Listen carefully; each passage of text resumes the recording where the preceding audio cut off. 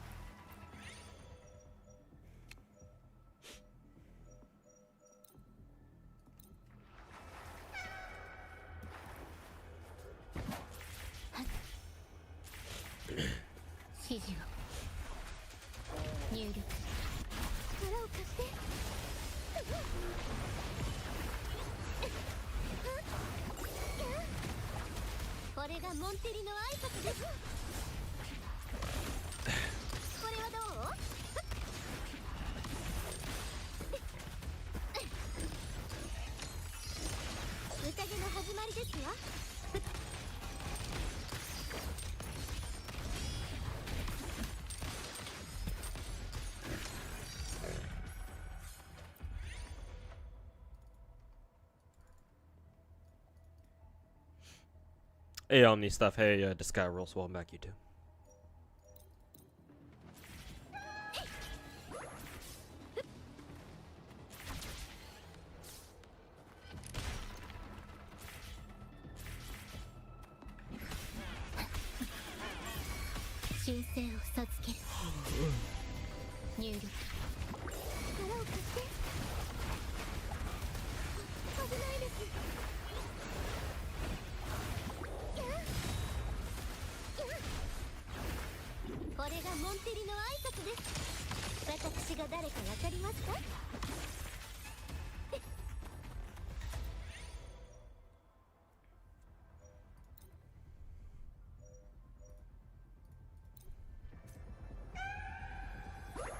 Juicy JPF Geo content in 2 hours room. Oh, are they having a stream today?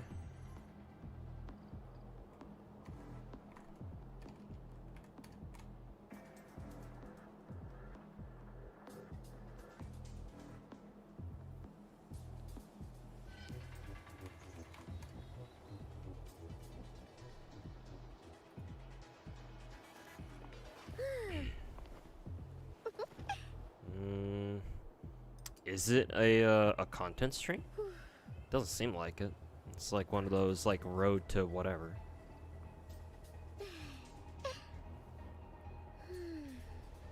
Not a lot of people are in the waiting room for it either, so I don't think this is a I don't think this is one of those like content preview streams. This is probably just like some random fucking bullshit.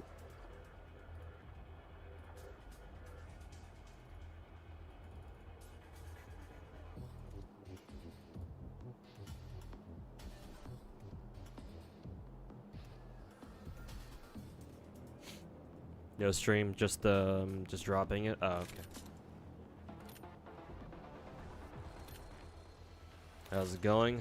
Actually, I don't know. I don't want to say it's been going good or it's going bad. Whatever. Actually, today was kind of complicated. I'm not too sure how else to describe it.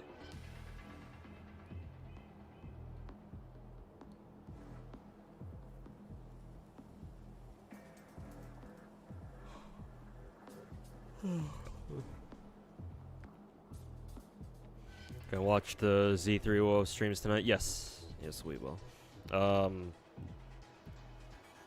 guess I'll probably just have both streams up at the same time, because I think both streams are happening at the same time, right? Kind of strange that they're not like staggering it one after the other, but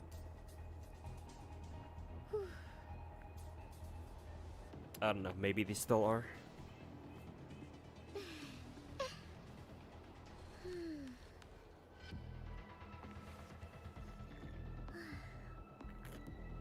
Heard Gura NA's getting Gura today too. No, not tonight. Maybe tomorrow.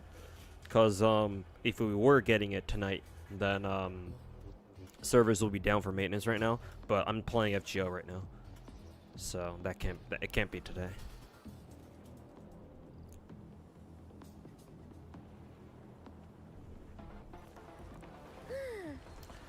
Put both of them on the same screen. Yep, that's what I plan to do. Probably just have one stream muted while we listen to the other one, I guess.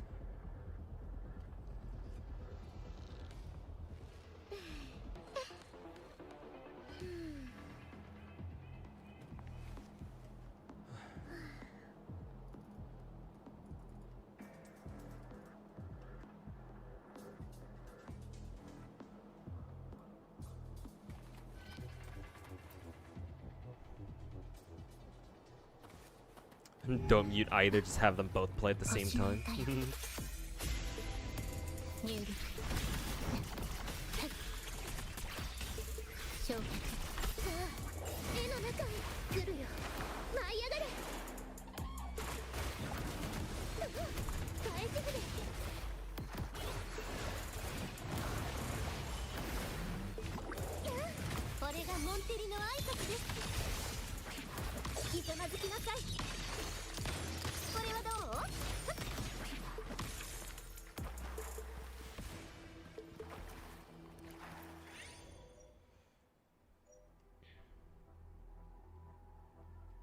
Another great video today. Oh, thanks. Thanks for watching that one.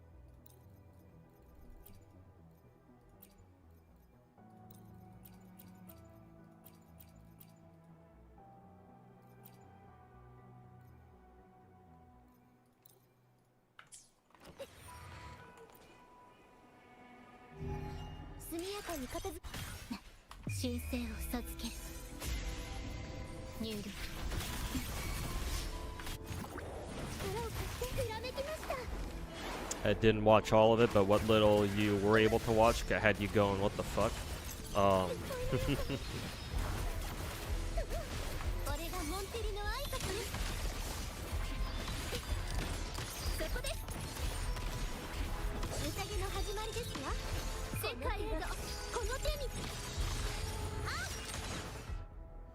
Wild situation all around.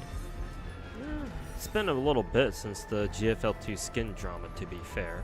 I think most people have like made the decisions about how they're going to handle that kind of drama moving forward. So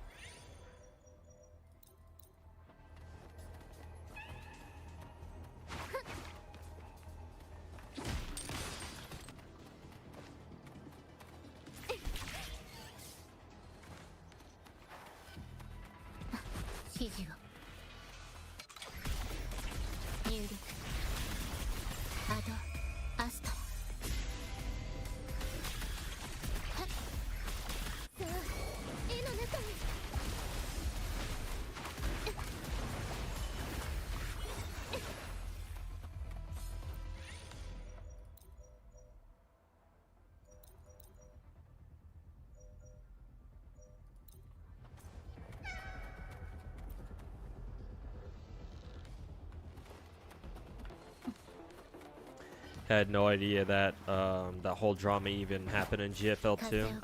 Okay, I see. Yeah.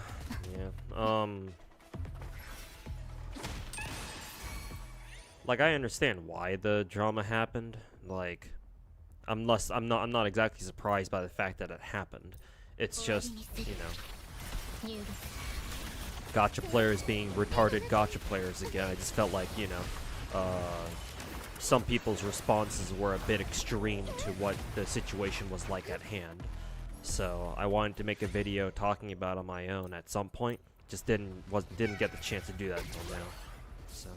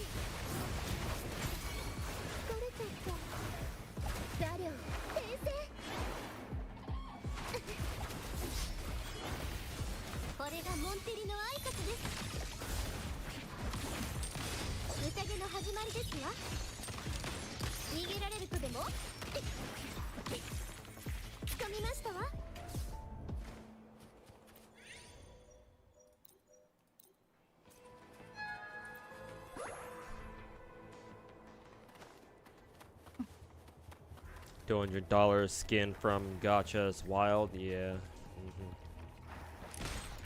Like, even though I've dealt with worse from the first game, it's like that doesn't make a $200 skin any you know, like much better.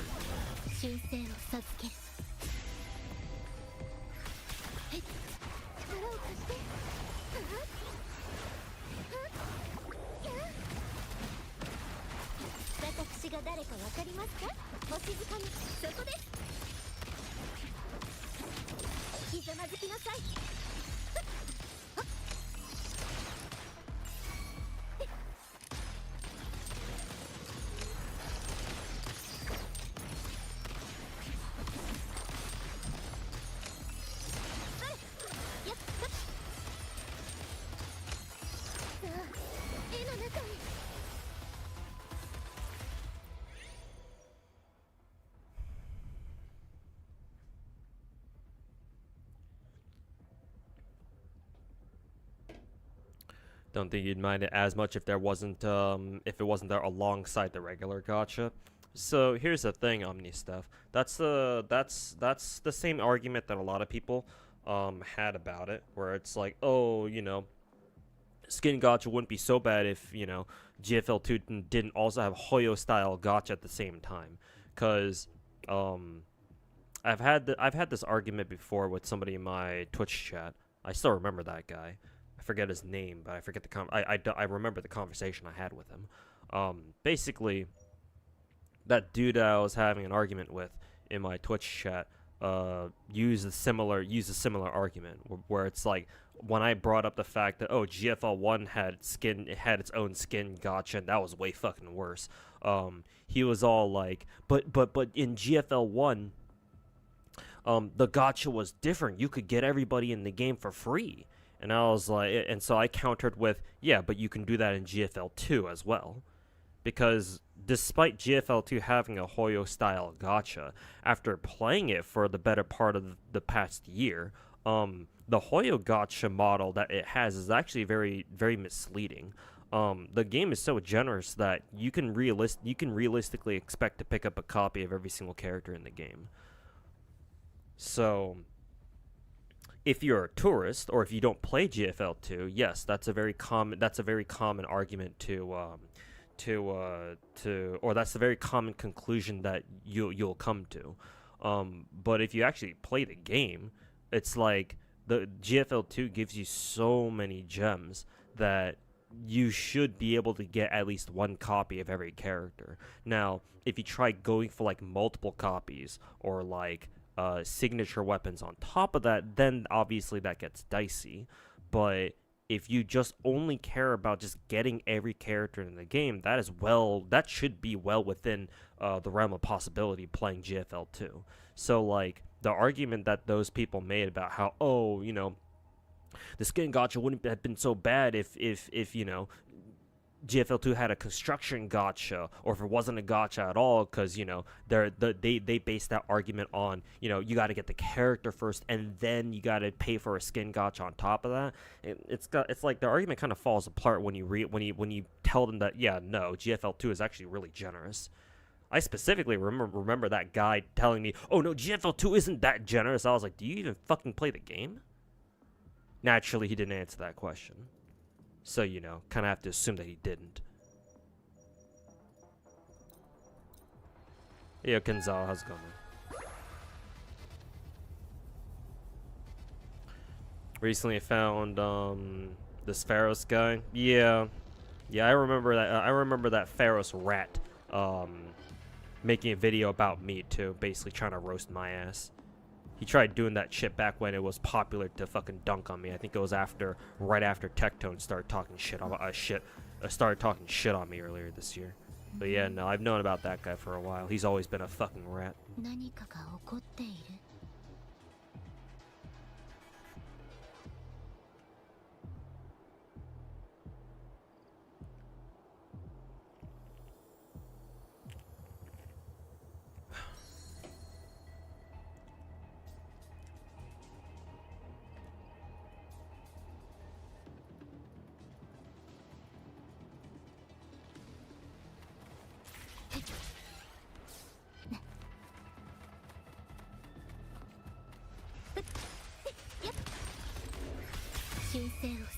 In your case, it feels icky to have a skin gacha alongside normal character gacha. Under normal circumstances, yes, I would agree, but like,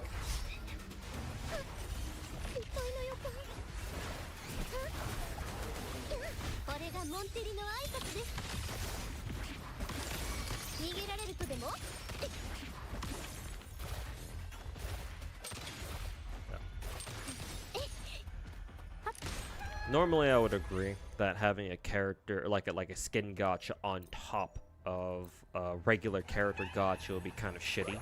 Not kind of, it would normally be pretty shitty. But again, GFL2 is so generous that you should be able to get every character in the game. At least one copy. So at that point, it's like, okay.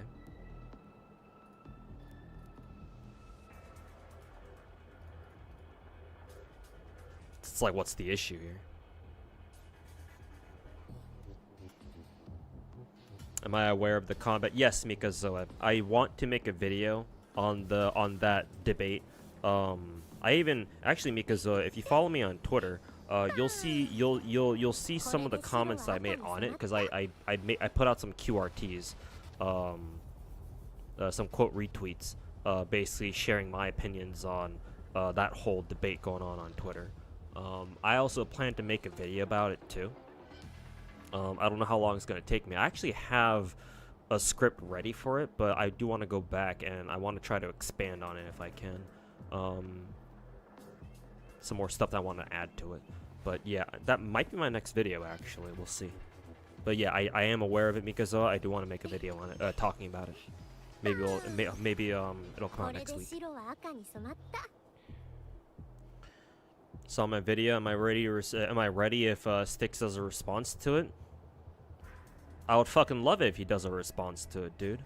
I would love to see what kind of a fucking rat he is. What kind of a dog shit response he's gonna give. Hey man, I got a reference for how shitty those gacha fucking dog shit gacha CCs, how shitty of a job they can come up with a fucking response to my fucking takes on their dog shit behavior. You know? Remember that one time last year when I made a video trashing MTash's involvement with that one Godforge game? And all he said, basically all he said was, "Bro, I have an Epic 7 account, bro." Like, realistically speaking, what the fuck is Styx gonna say about it, you know? I would love to see it.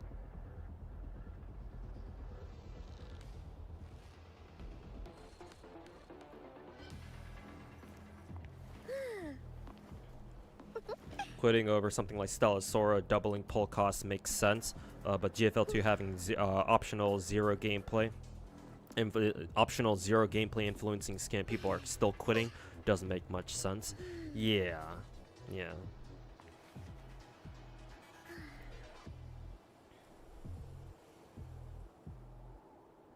Like, to me, I still don't think that quitting Stella Sora just because they doubled the fucking gacha cost going from beta to full launch, that still doesn't make quite that much sense. But then again, I'm a veteran gacha player, so I know otherwise. To your average gacha player, yeah, that's gonna set them off. But yeah, at least that's way more understandable than fucking quitting over the skin shit in GFL2. Like literal fucking smooth brain Twitter user behavior.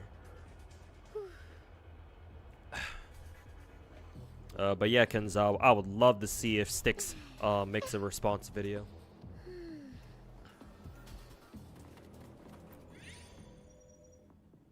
I mean, hey, he's kind of a fucking pussy, so you know, I would love to see what he has to say about it.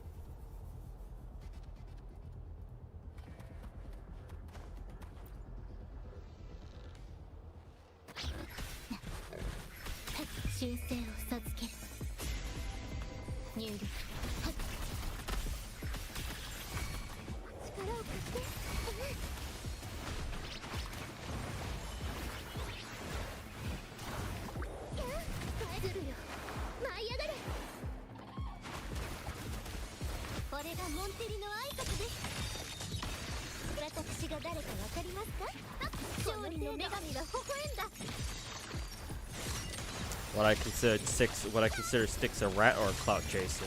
Well, technically they're both. But no, Styx is not a rat yet.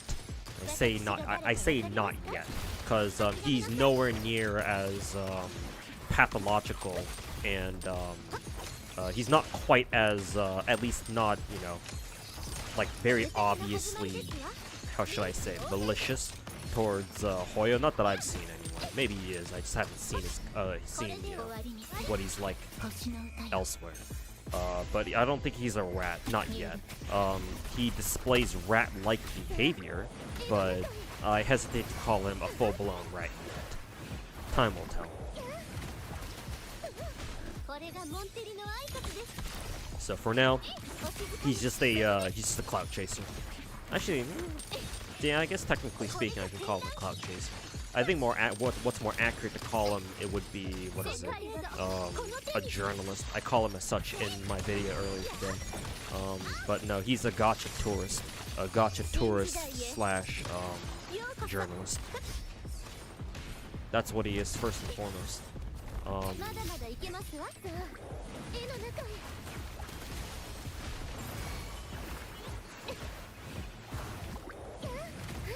And like, don't get me wrong, like, I don't think there's anything wrong with you as a content creator if you decide to go down like a journalist style path, right? Like content creators who make videos on like very surface level stuff, just like such as like, you know, introducing their viewers to like a new gacha game that's coming out that maybe is flying under the radar, and they're like, oh, you guys should try out these gacha games that are kind of flying under the radar, right?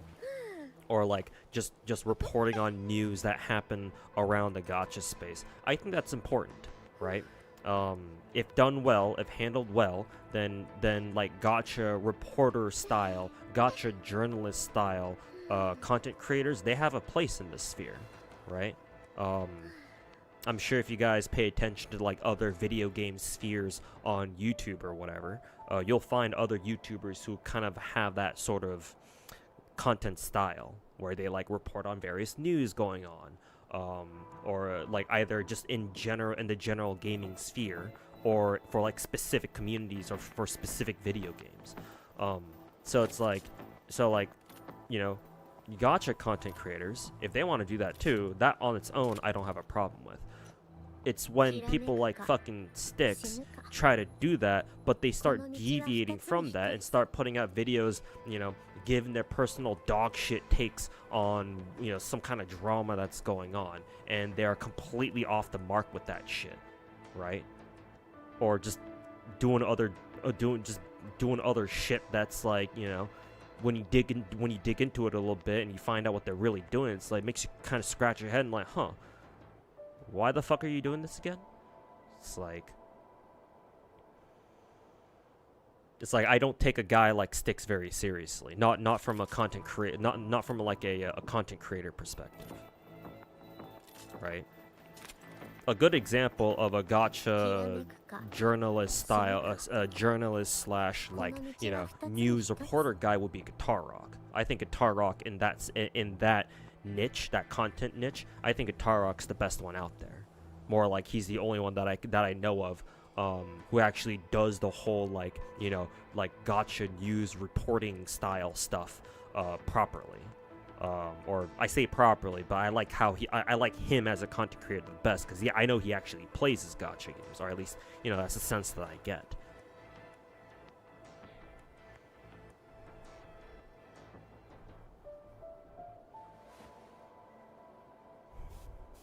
Kind of like Yongyi, yeah, people like him and others.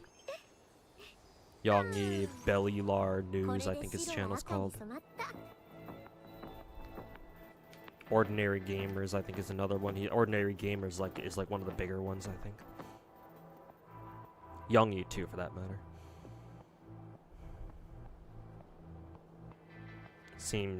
Stick seems like a more annoying M-Tashed. I mean, they're both annoying, that's for fucking sure.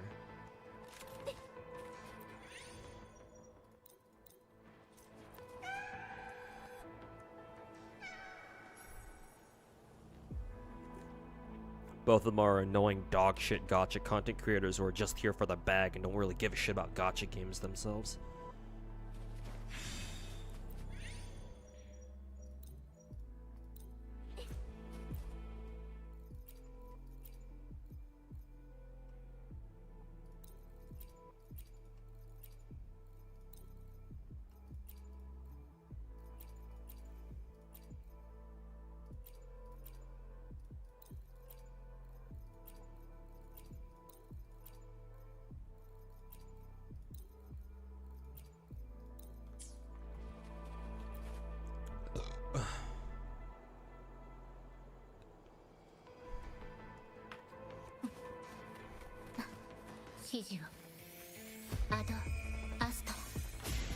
Ordinary gamer just covers general tech stuff. Gaming happens to fall into that. Just happens to fall under his umbrella. Oh, I see.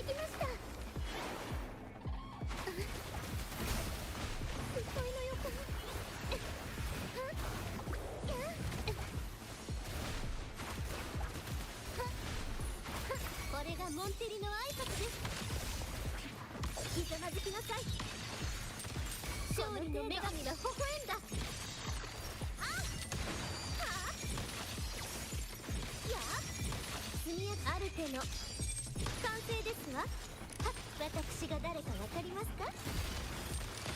これはどう？終わりにする。神聖を授ける。入力。さあ、絵の中に。His primary niche is actually cybersecurity and privacy. Oh, that's pretty cool. Nice.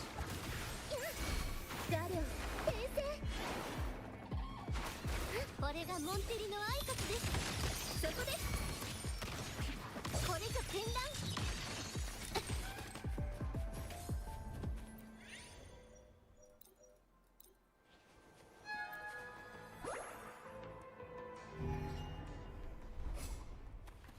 He makes it obvious how much he loves using Linux.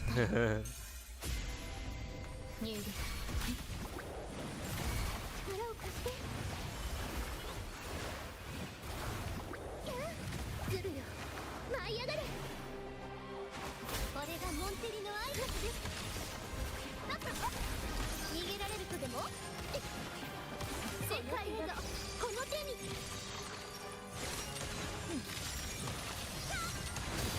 この程度新時代へようこそ。私が誰かわかりますか？対のちぎりを告げる。修正を授ける。入力。 Just wish Gachas worked on Linux better. Yeah.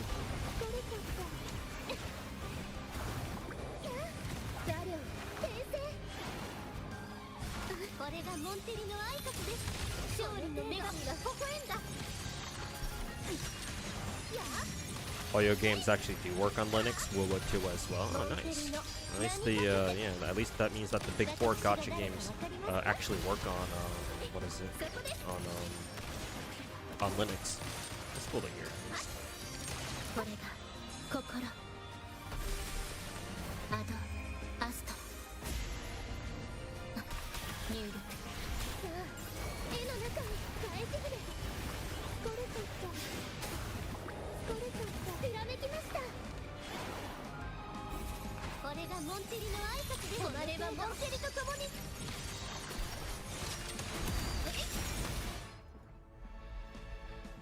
GFL2 does as well, but Nikkei doesn't.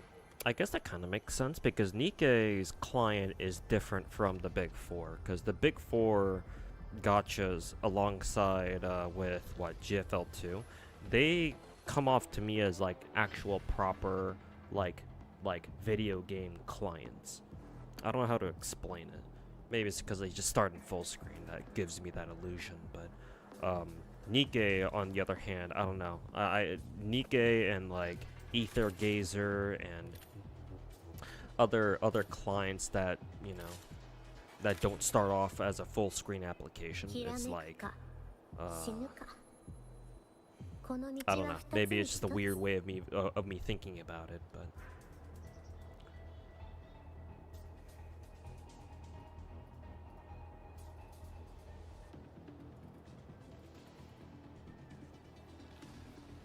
Nikkei's got kernel level anti-cheat. That's it. Okay. Rip.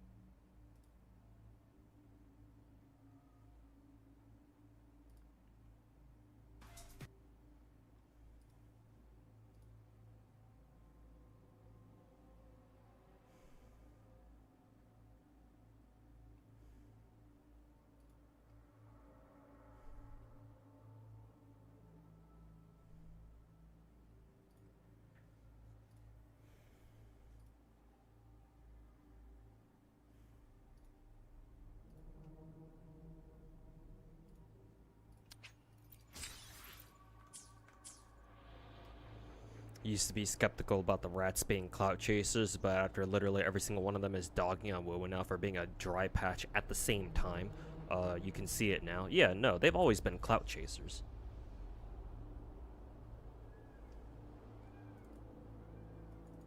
Yeah, everything they do, or just about everything they do, is to chase clout.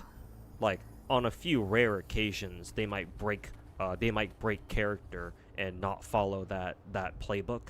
But nah, most of the time they chase clout.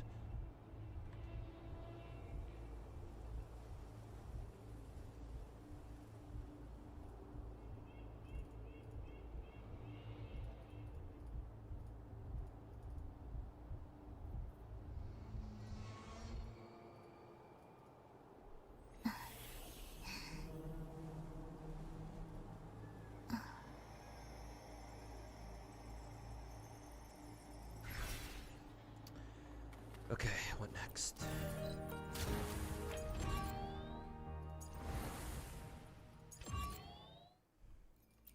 Okay, I guess we can go do TOA.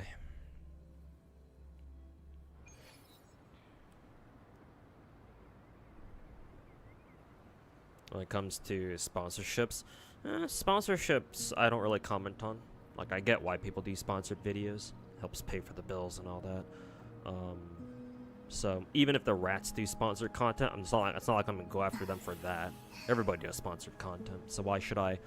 It doesn't make a lot of sense for me to go after the rats for doing sponsored content. Every now and then I might do that though, just if it like supports a specific argument that I'm trying to make against them. But in general, no, I don't usually criticize people for doing sponsored shit. Like I get it, you know.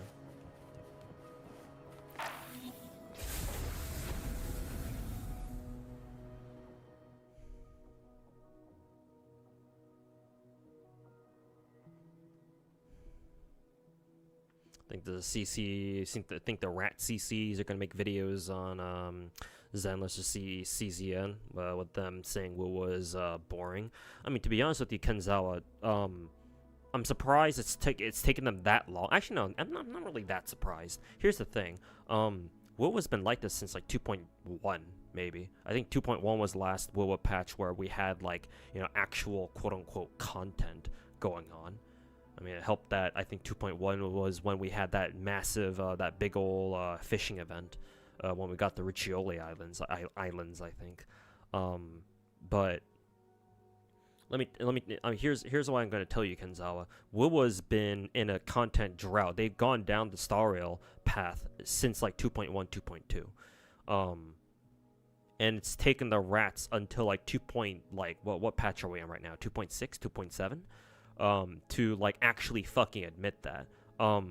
Anybody with a fucking brain who plays WoW could tell that, yeah, like since 2.1 or 2.2, WoW has been in a fucking content drought since then, because again, Kuro Game has gone down the fucking Star Rail path where they shove all their resources into like its story, into their story development, right?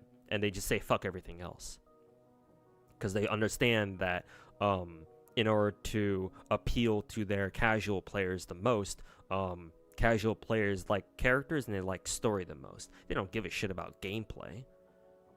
So naturally, Kuro Game, you know, trying to appeal to their casuals, just like Hoyo does. It's no wonder they had to sacrifice, you know, like actual content for story, like story stuff. And like character like fucking drip marketing stuff.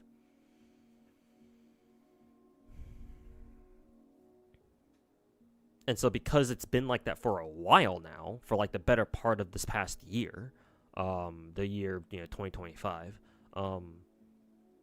like the rats can't ignore that forever, or at least that's what I feel like. That's what I feel like is going on here. Like, if the rats had any fucking brain cells in their fucking retard ass brains of theirs, they would have seen, they would have realized that. They just didn't want to talk about it until, you know, it started becoming obvious that, you know, oh, you can't hide it any longer, right? When it gets to the point where even Wuthering Waves players are like, bro, where's our fucking content? Then the rats will realize, oh, wait a minute, we gotta start talking about this now. Because, like, oh, you know, other people started talking about it, so we'll talk about it too, you know? You know, yet again, the whole fucking clout chasing mentality, the clout chasing mindset. Hey, Scar, how's it going, man?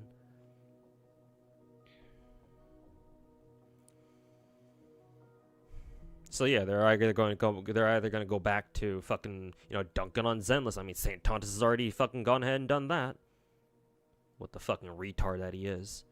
Sorry that, or they're gonna play CCN. I don't know how much they're gonna. I don't know how many videos they're gonna make on CCN though, because CCN you actually have to play the fucking game, and yeah, play the game. Good joke.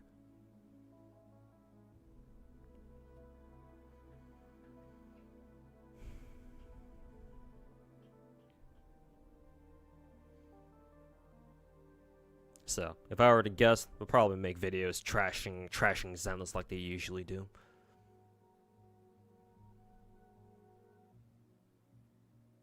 I just look like I came back to my usual setup. Oh, because I moved back. I still have to, like, organize clothes and stuff like that. Been busy lately. And I have to put the body pillows back up. Might take me a while before I do that, because I do need to call a few people in to my place to, like, fix some stuff up. Got some stuff in the bathroom that I gotta fix. So I might keep the body pillow stashed away until after all the repairs are done. No idea when that'll be though. Cool. Then yeah. The last place I was at, that was just a temporary setup. I just didn't know when I first moved in there. I just didn't know how long I would be there for, but now I'm back. And thank God too, cause holy fuck, the internet at the last place was fucking dog shit. Holy fucking shit, man. Like, it was fine for like the first like week or two that I first moved in, but after that, oh my god, it fucking fell off a goddamn fucking cliff. So thank God I'm back here, cause this place has fiber internet. The other place did not. So thank God for fiber.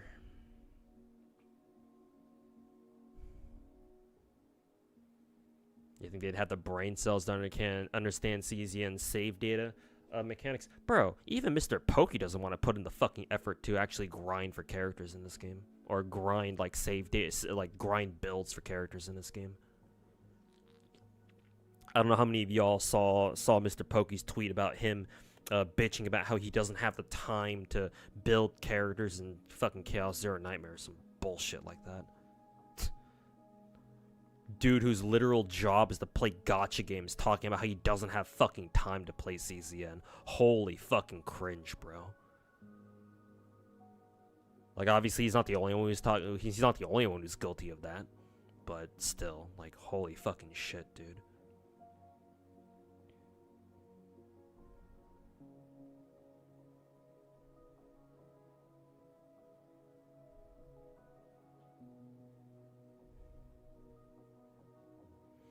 Or when they realize they got a manual through Chaos Sims, they'll just give up and call CZN trash. Yeah, something like that. Hey, Teddy Grams, how's it going, man? Welcome to the stream.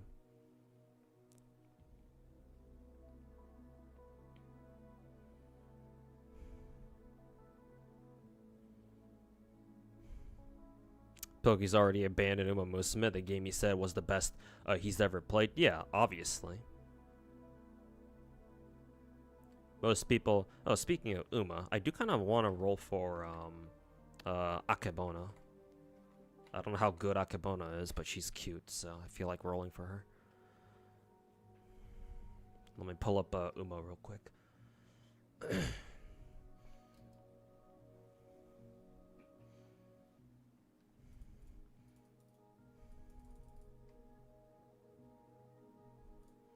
The entitlement behind that statement was palpable. What, Mr. Pokey's tweet, or whatever, were you talking about whatever I was saying? I'm picking up CZN too. Thought it wasn't my cup of tea. When did I ever say that? I don't recall saying that CZN wasn't my cup of tea. Nah, bro. I've been playing CZN every day since it came out. I haven't been able to grind it as much as I would like to because I've been very busy the past like week or so. I'm hoping this weekend I'll be able to get some. I'll be able to put some good hours into it.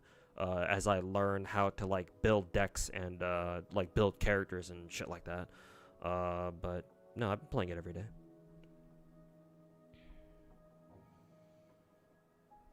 I can pull up my CZN account right now for you if you well, I'm not trying to say you don't believe me, but you know, I could bring it up I could pull it up anyway and show you my progress. Matter of fact, I still got to record this month's series of like whales logs and dolphins logs, and I do want to make a new series for CZN too. So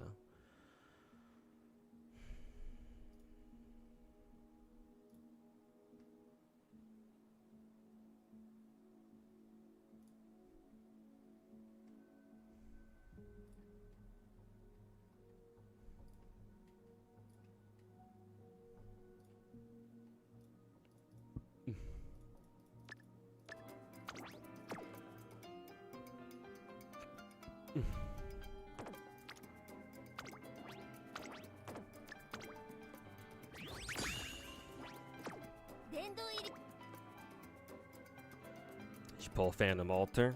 Is he available right now?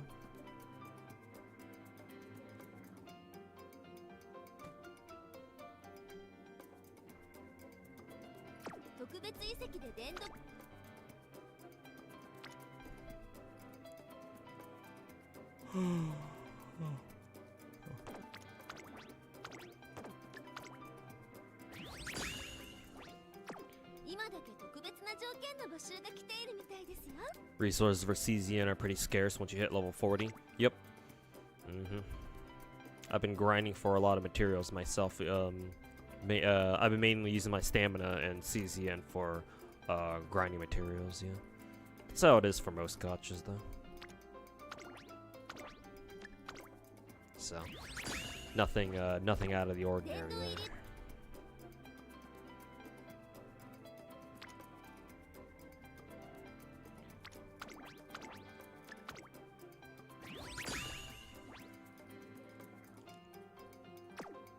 If your sprint team isn't complete, she's a good pull.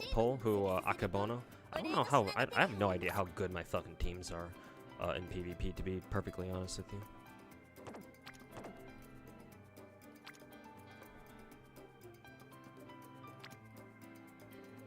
I'm still kind of like fucking YOLOing that shit.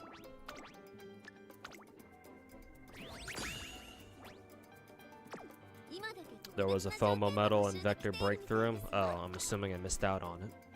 Well, rip.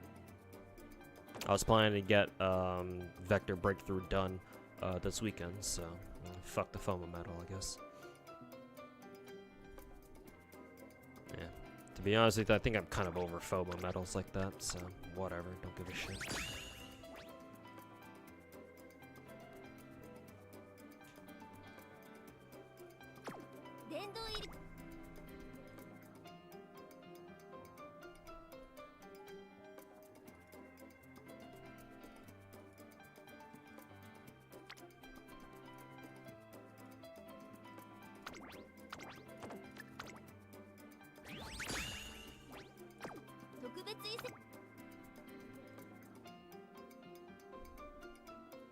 Free 10 pulls, and what most of them is giving super generous, like holy fuck.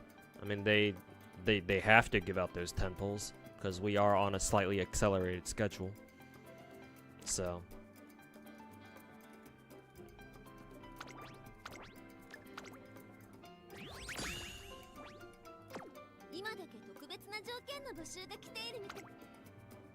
okay, one on. Do I have a favorite gacha at the moment?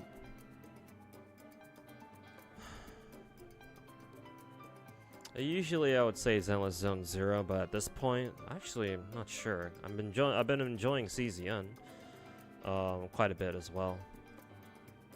But, you know, mainly because it's new, so still very fresh.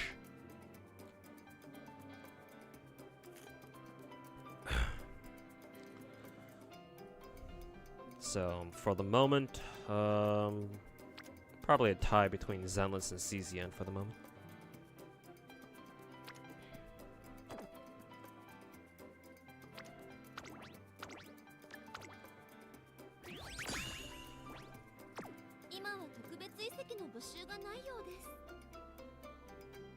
Have you tried Nikkei surface content at all? No, not yet. I also want to do that on stream too.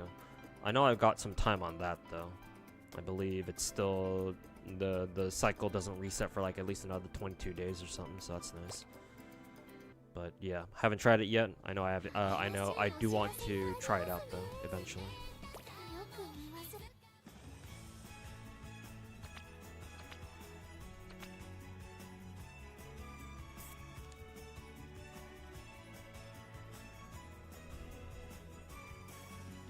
You still get the medal, but the trimmed version is before when you complete stage 12 before November 6th. Yeah, whatever. Yeah, I'm way past that already. So yeah, fuck that shit. What accelerated? Uma Musume Global's release schedule, content release schedule. It's like slightly accelerated, not by too much, but I believe there is some acceleration. So that's the reason why they've been giving out. They've been like occasionally giving out like free multis for everybody. I think they've done that like twice or 3 times so far. So.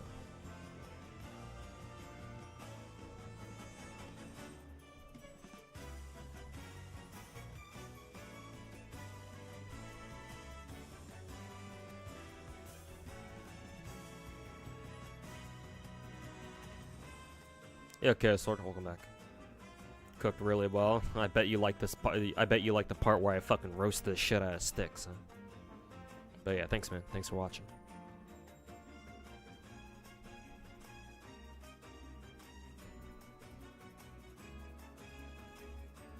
Thought that beta was just for fun. There are actually some time-gated resources. Oh god, like weekly reset shit.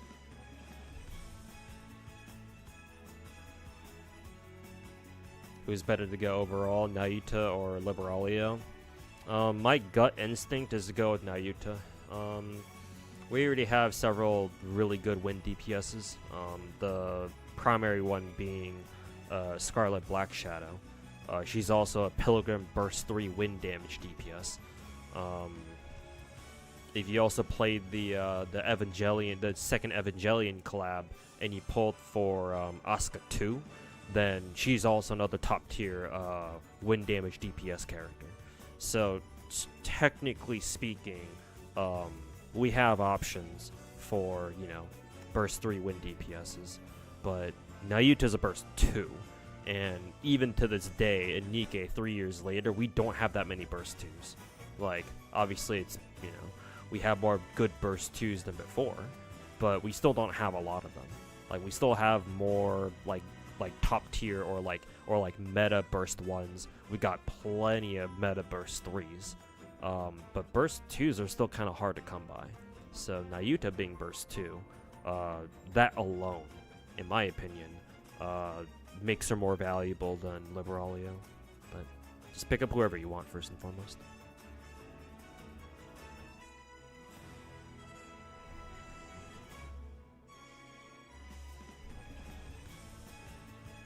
Kind of wish they made a selector instead of a premium 10 pull. What, in Uma? I mean, that would be nice. That would be a bit too generous, though.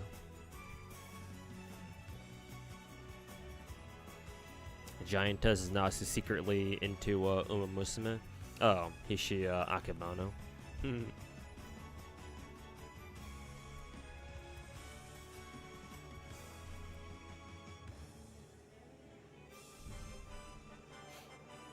Lots of gems, daily tickets for Blue Rocks. Really? Jesus. Well, that means I've missed out. How long have we had that surface content mode for? Like 2 weeks now. That means I haven't touched it at. That means I've missed out on God knows how much of it. Like assuming that shit resets weekly. Hopefully it doesn't. Hopefully it's on the seasonal cycle and not like a fucking daily or a weekly reset. That would fucking suck. But I guess we'll see when I start playing it myself.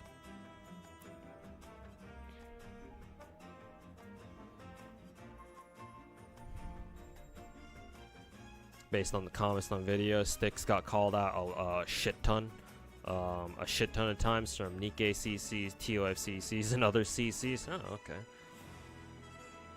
So I'm far from the first one to fucking call his bitch ass out for it, huh? Hey, GGE's TV. Welcome back, man. Yeah, leisure. How's my day been? Complicated. Let's just put it that way. I don't know how else to describe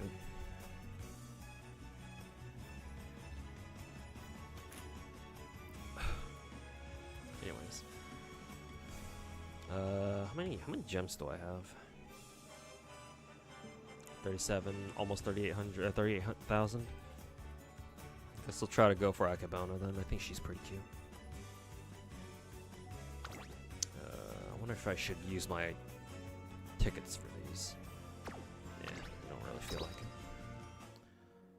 Whatever.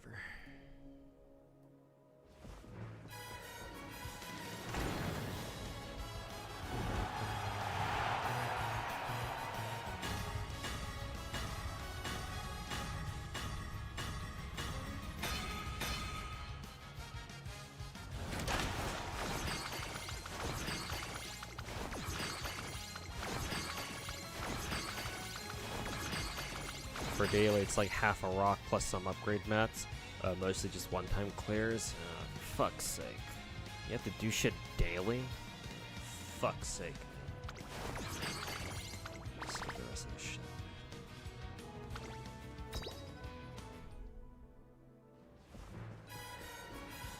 I mean, you say it's only half a rock, but still, that shit adds up like real fast over time, you know?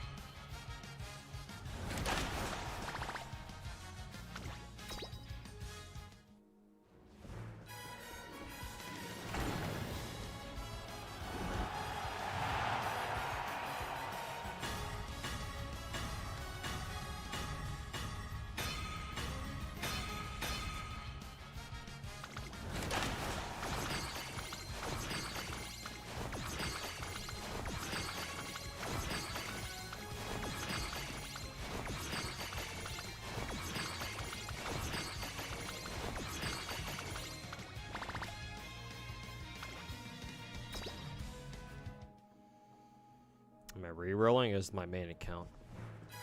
I think that's the first time I've seen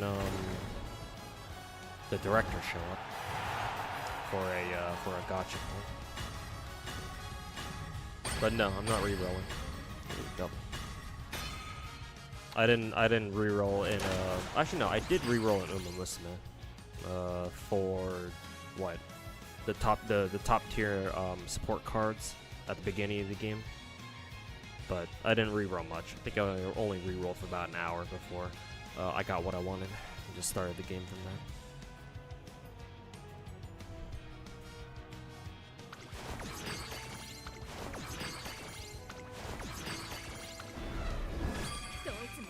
That didn't look like Akabona, I don't think. I think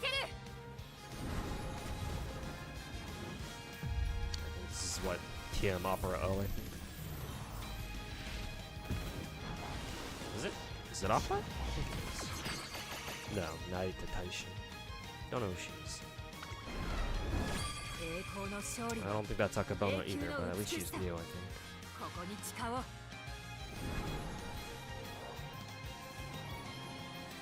Oh, it's Airproof.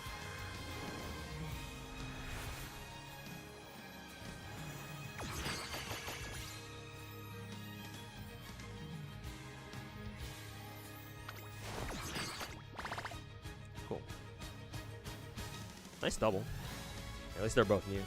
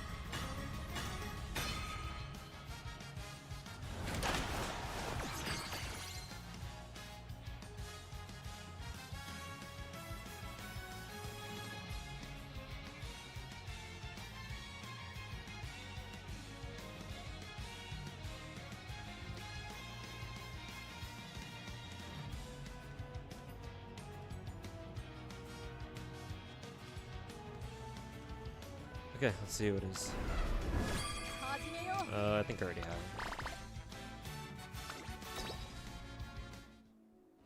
it. I'm pretty sure that one was TM Bro.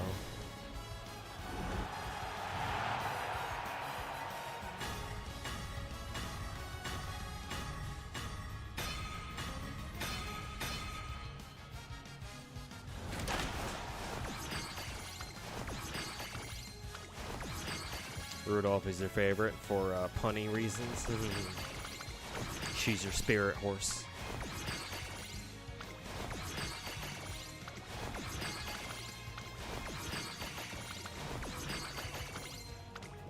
Let's go gambling. Yes, sir. Gambling with money I didn't spend.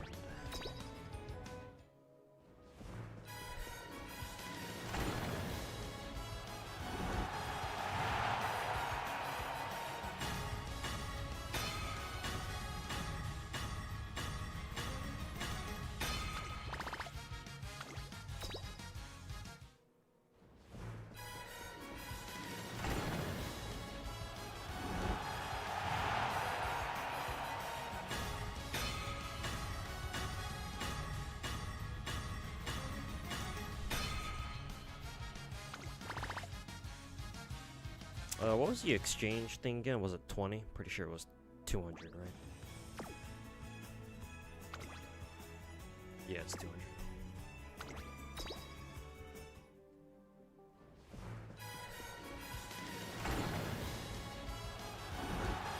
Save your carrots next week when they're gonna disappear.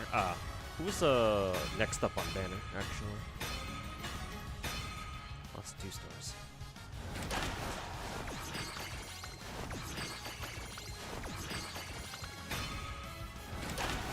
So I know they drip marketed Halloween shower, Halloween rice shower later this year or later this month.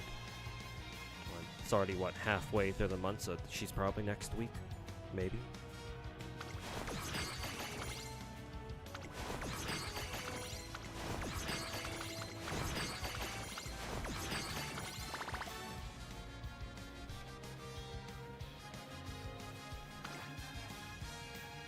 Agnes digital, the funny in-game Yuri horse girl.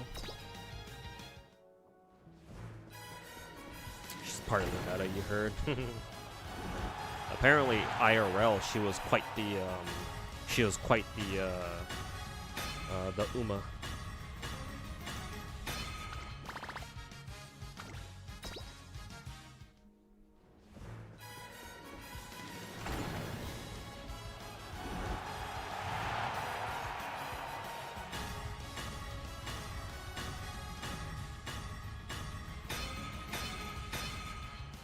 These poles fucking blow dick.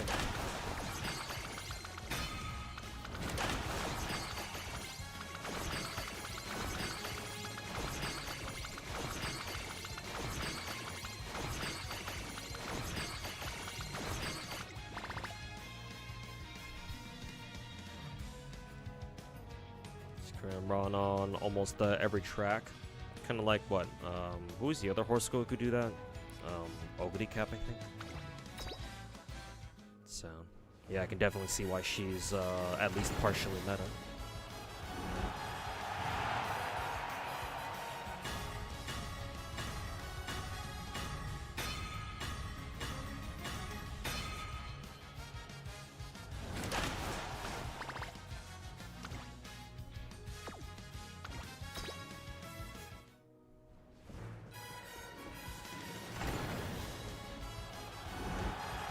Anyway, dipping. All right, take care on these stuff.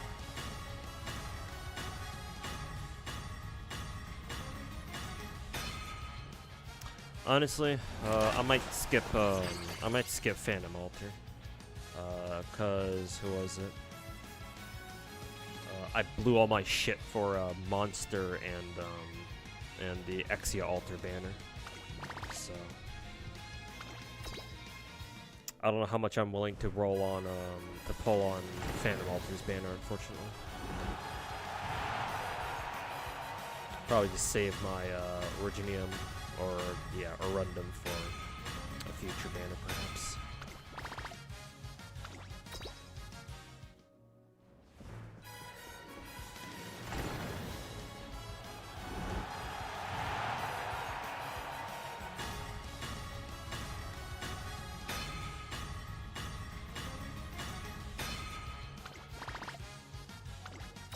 Man, these polls are fucking hot dog shit.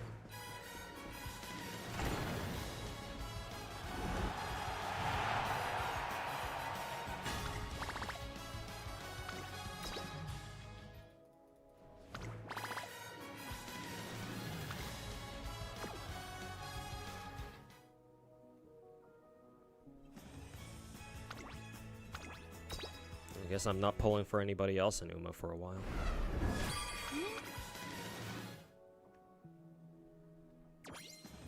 Not gonna bother watching her fucking dog shit animation.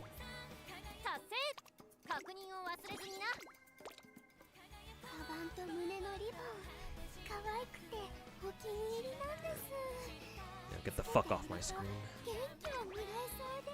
Fucking piece of shit Japanese gacha. No wonder the Chinese took over the world.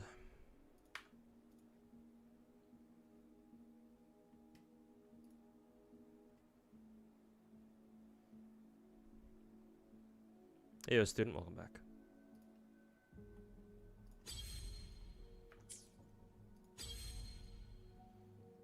Uma Poi session's killing someone? Oh, it's killing someone out there, I'm sure.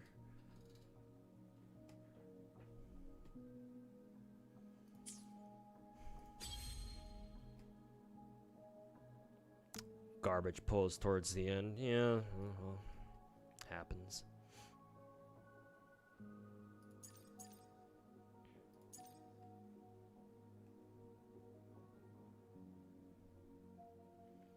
Negative status. Effective enemies are affected by Havoc Bane. The fuck is Havoc Bane?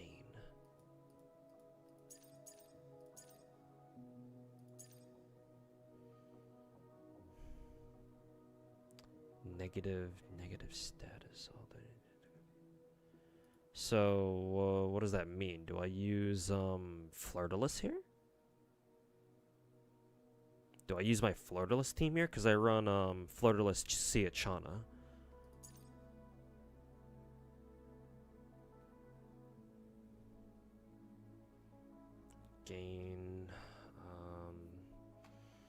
Gain heavy attack bonus. Oh, they really want you to use what was that fucker's name? Chiyuan here, no?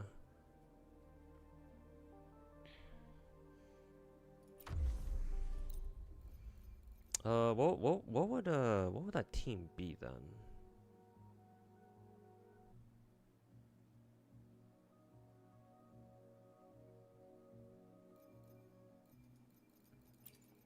Do I go Verena, Chiyuan, Galbrina?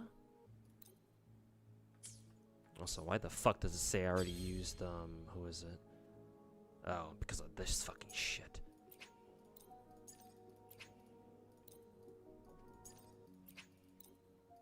Fuck off.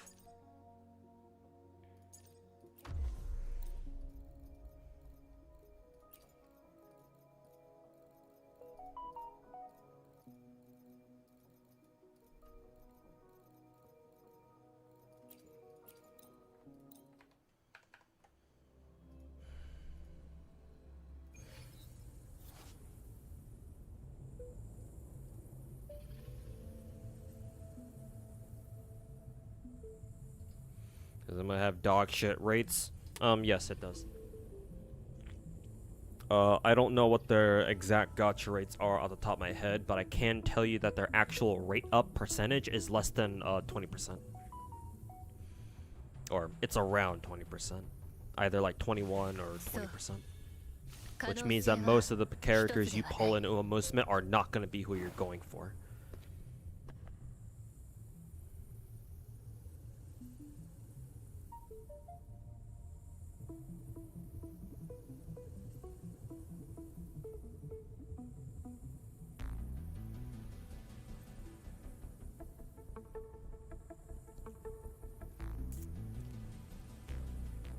Yeah, Thesia, welcome back.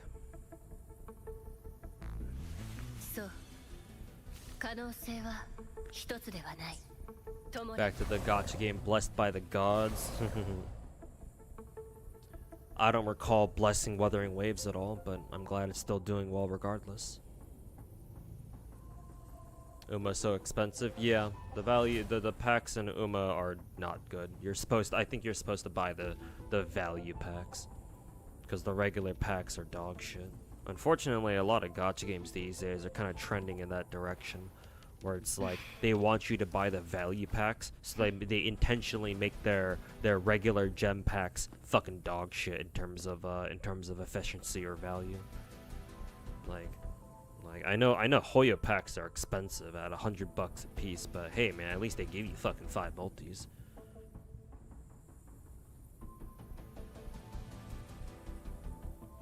You're more likely to get a Pilgrim and Nikke than a normal Uma in Uma Musume. Yeah, honestly, because at least in Nikke they have a flat 25%. You don't even have that. You don't even have that in Uma Musume or Blue Archive.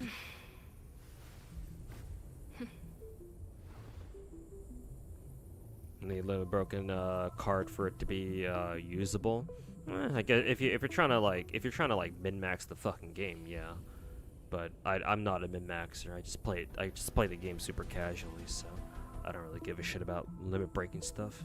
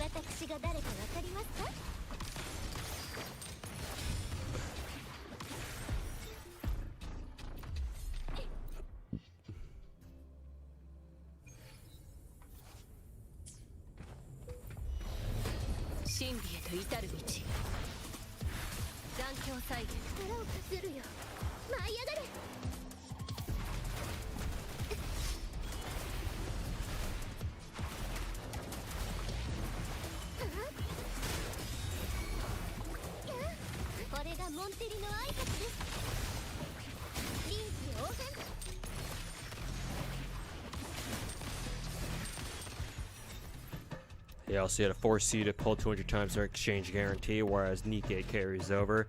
Yep, unfortunately. I'm already used to that though, because I play Blue Archive, and Blue Archive, the pity works the exact same way. So nothing that I'm not used to anyway.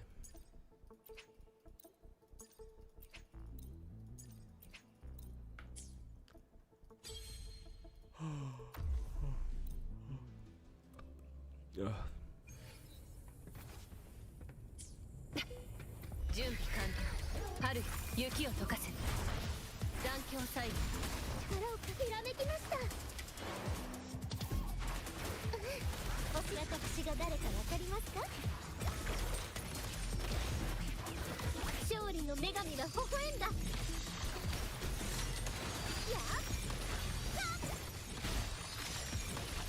あ。アルテの完成ですわ。私が誰かわかりますか？ 残響再現。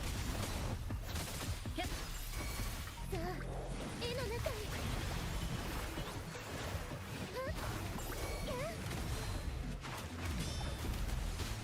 これがモンテリの挨拶です。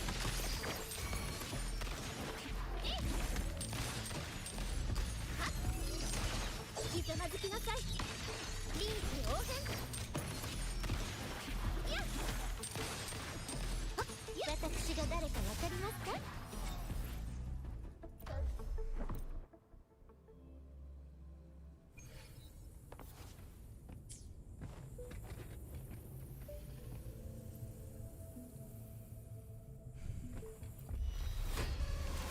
真理へと至る道。膨らん鏡祭しゃっで油断は禁物。絵の中ガリョン先生。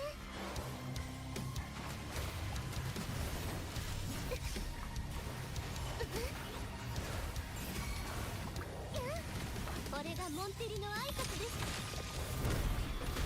誉れはモンテリと共に。あっブレーナせいモンテリの名にかけて。私が誰かわかりますか？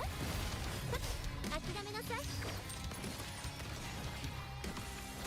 残響祭春雪を溶かせ。さ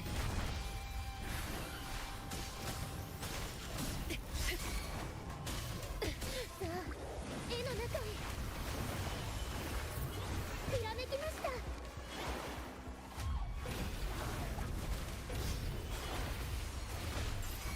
これがモンテリの挨拶です。私が誰かわかりますか？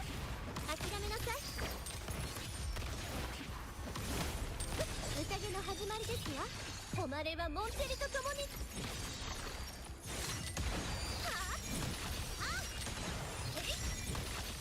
新時代へようこそ。私が誰かわかりますか？お静かに。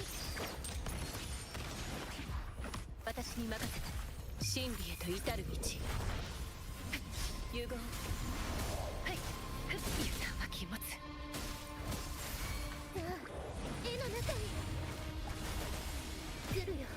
舞い上がれ。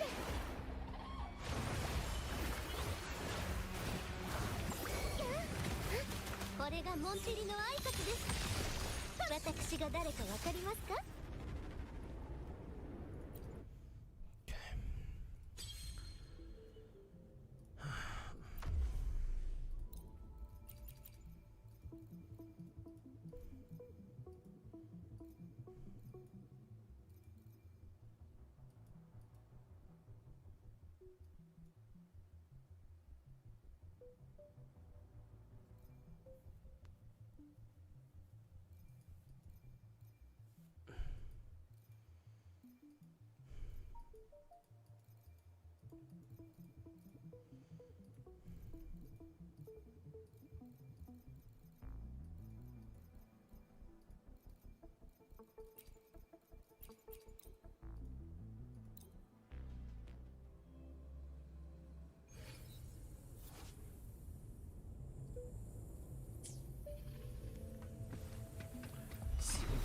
？Let's try this without using any spectral characters.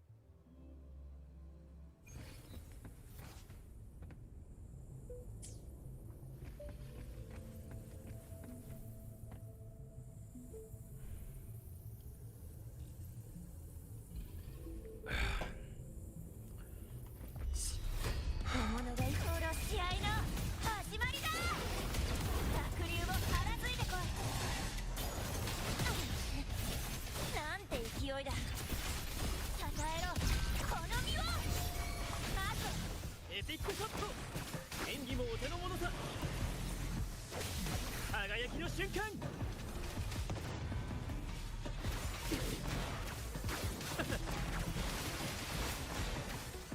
の俺に耳を澄ませ。任せて。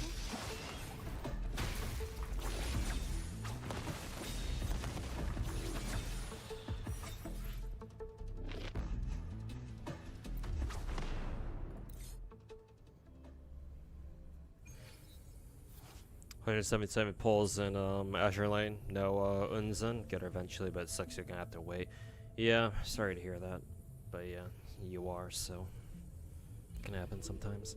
But yeah, you'll get her eventually. Just sit tight.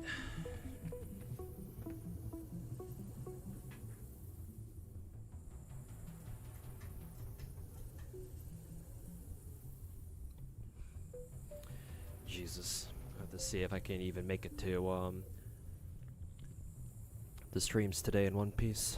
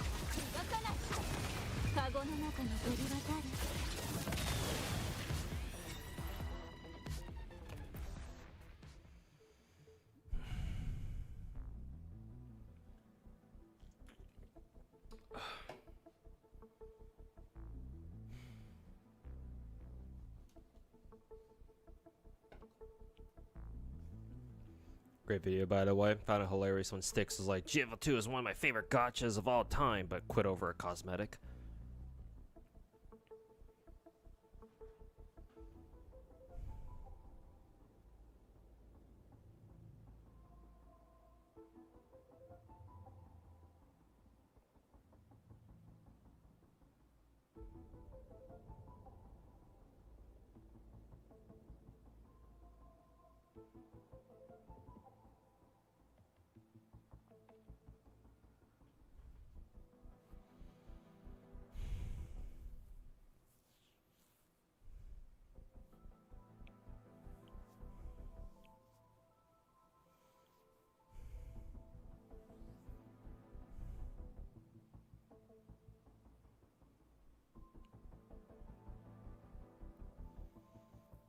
Styx used to weigh like 400 pounds. Apparently, Jesus. Well, I mean, hey, if that's true, then good on him for losing all that weight.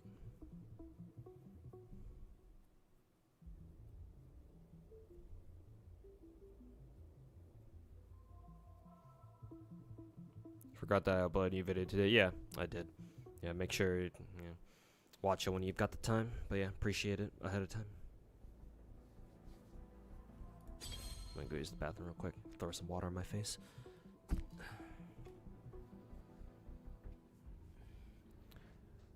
Did you try Blue Archive? Heard it was a flop? By whose metrics? Have you only been listening to like Western gacha content creators who all call Blue Archive fucking dog shit pedo slop? Because maybe the NA server, maybe the global server is not as successful. I mean, it's not as successful as the other servers. MTashed, you should stop watching MTashed for anything gacha related. I'm just gonna say that straight up. MTashed is not somebody I would call a gacha content creator willingly. Yeah, no. If I wanted to be more vicious about it, Mtashed has no right to be a fucking gacha content creator. He should go back to doing fucking MMO content, but he's not going to because he sees that gacha content is what brings in the fucking money. So he's gonna keep doing dog shit gacha content, because that's what brings him the fucking bread every day for him. But the problem with that is that he has no idea what the fuck he's talking about when it comes to gacha games. So yeah, stop listening to him for gacha opinions and stuff. However, Blue Archive is not a flop.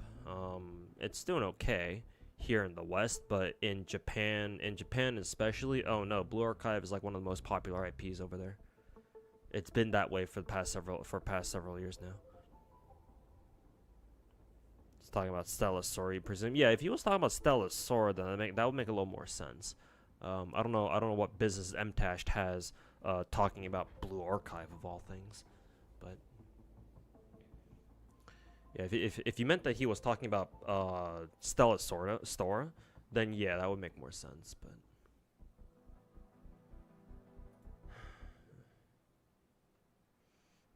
But excuse me, give it a try. Since you're asking about it, let me tell you this.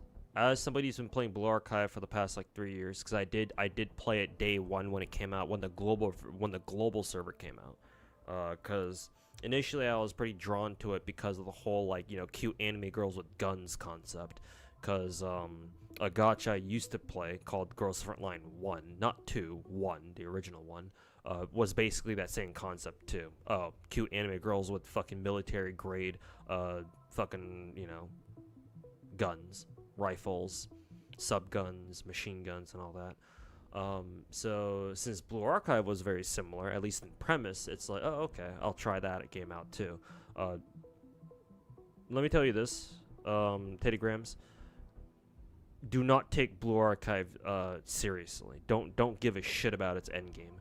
Blue Archive endgame is probably the most godforsaken piece of shit I've ever had the displeasure of participating in. Like the first year of the game, endgame was actually not that bad, but past the first year, once we started getting insane difficulty and like fucking other like even higher raid difficulties and stuff like that, oh fuck no, fuck that shit, bruh. Give Blue Archive a shot. But don't get whatever you do. I would highly advise against becoming invested into its endgame. Blue Archive endgame is among the worst I've ever seen in gacha gaming. I mean, I know that's not really saying much, but like, how should I say? Like endgame in most other gacha games, right? Especially when you think about like the big four gacha games, like the Hoyo games or Wuwa or stuff like that, right? In those games, endgame is mainly a question of basically, oh, do you have the right characters that each of these endgame modes are asking you to bring, right? It's like technically you can still do the endgame stuff without like the preferred characters, right? Whoever's basically on rotation during that time. But it's not easy, but you can do it at least. With enough time and patience and just playing the game, it's like, oh yeah, sure. You can get end game stuff done, even with characters who like the game doesn't even recommend for them, right? Or yeah, whatever. Like I think you get the point. Blue Archive is not that. Blue Archive is not just do you have the right characters if you care about fucking scoring top scores or high scores for like to get into to enter the top like threshold of rewards, because that's how endgame works in Blue Archive. It's not just that. The fights themselves are incredibly RNG. The endgame of Blue Archive is dog shit. Doing big anime raids seems really appealing to. Never have really expectations of story anymore. Blue Archive story-wise, I heard that its first arc was really well written. I think it should. From what I've been told and what I've seen and what I've heard, the first arc of Blue Archive should be really good. So I recommend you give that a try, or give it a read if you have the time for it. Otherwise, you can just skip everything. Blue Archive does have those like big anime raids. Matter of fact, they've got like 3 of them. The main one is called Total Assault. Those are our main style of raids. The second one's called Grand Assault. It's basically a variation of that. And then the third one that we got most recently is called like what? Fury Simulation. I forget what it's called. But it's a very different style of raid where like the game lets you bring in like way more characters than usual into your team, and you try to beat like this big ass boss that has like difficulty layers on top stacked on top of it. So but that's endgame for sure. I would advise you, no matter what you do not take Blue Archive endgame seriously. But since it seems like you really like the idea of participating in like big anime raid stuff, I don't know, maybe you would like to check out Blue Archive's endgame. I would not advise you to do that, but I mean, you know, I can't stop you. If that's what you like, then that's what you like. Just if you plan to like take that kind of content seriously, like if you want, because how raids work, like how the reward tiers work in Blue Archive is that, like for total assault raids, for example, the main ones, if you want to score the highest threshold of rewards by the time the raid period ends, you have to have a top 5k score on the entire server, on global at least. If you want to do that consistently, that means that you have to pull for most, if not all the meta units that raid requires. You might still be able to get it done without the top tiers, but that's gonna mean you get very lucky with scores, or you just get lucky in some other area, either or. In order to place consistently within the top 5k, each raid is going to demand that you bring in a meta team every single time. And we have like how many different raid bosses now? Like fucking, I don't know. Like I'm pretty sure we have like over 10 different raid bosses now. Every single raid boss, mostly anyway, requires like a slightly different team. There are some bosses that roughly share the same teams, especially with all the top tiers we have now. But there are still some other bosses where it's like, oh no, you are bringing a whole different fucking team for this.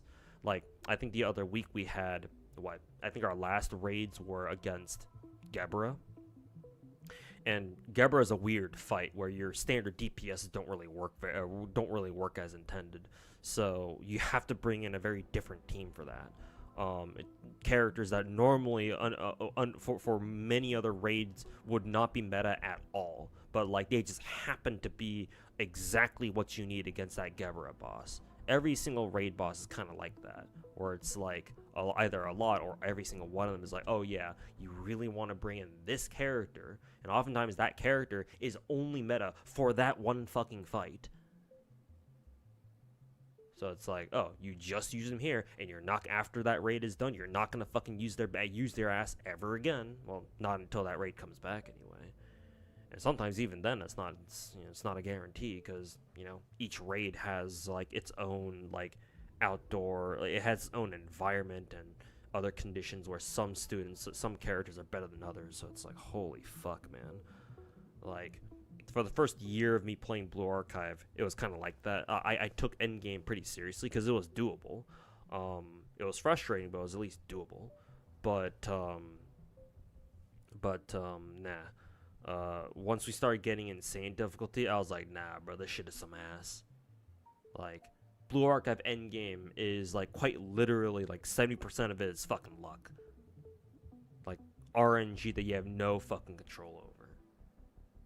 And some bosses have some bullshit RNG. So, again, for like the last time, because I've been rambling about this, I would highly advise you to not take Blue Archive's endgame seriously, Teddy Grams. If you still want to, just be warned. If you want me to explain in more detail, I can pull up my Blue Archive account for you to show you exactly what I mean. But that's only up to you. That's only if you want me to. I would still recommend you try out the game, Blue Archive. That is, Blue Archive is a fantastic casual game. It's like one of the best casual gachas out there, in my opinion. But as an actual end game player, like if you want to take the game like actually fucking seriously, oh god no. That's like I'm not gonna tell you no, you can't do it, but like just be warned. Clear middle tower. We'll find out after I come back from the bathroom.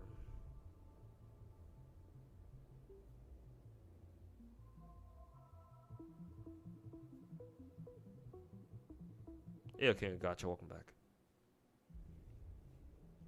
Alright, play Stella Sora. Yeah, I totally understand. Because Stella Sora actually has gameplay worth fucking talking about. It's all good. Look into it more. Looking more, appreciate it. Yeah, no problem. But yeah, check it out. See if it's for you.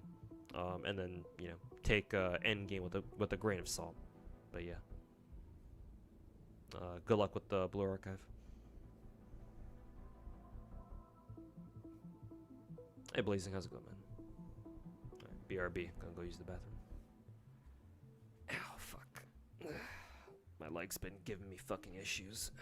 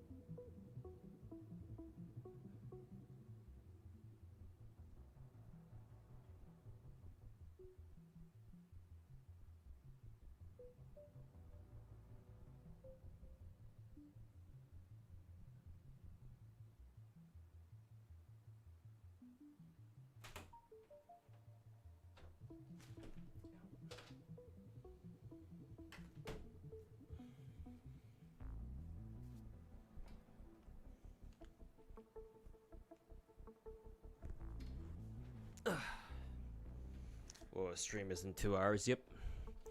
Gonna stay up until then. Gonna watch both the Wowa and the Zenless streams on stream. Some people in your local chats defending this shit nonstop. PvP or raids, totally thought out game modes with no RNG whatsoever. What? You're saying that you have people in your local Discord servers or whatever that defend fucking gacha PvP and raids? Are you fucking serious? I mean, most gacha PvP is very unserious. The only gacha that I can think of that actually has serious PvP is like what, fucking Epic 7 or something. I guess I'd have to also throw in that Chinese ripoff of Epic 7. What was that game called again? You're dead ass serious? Oh boy. Gacha players.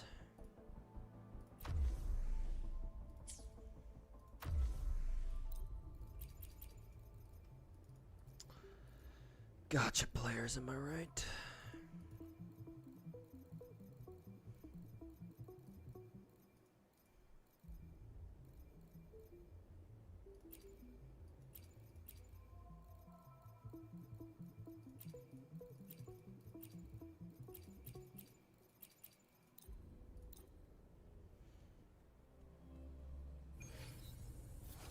Well, it's starting in 2.5 hours.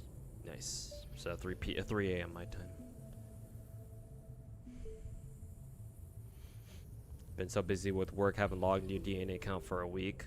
Yeah, I feel you, man. I haven't been able to play DNA since the last time I streamed it, too. I'm hoping that I can play some of it during the weekends, but I guess we'll see.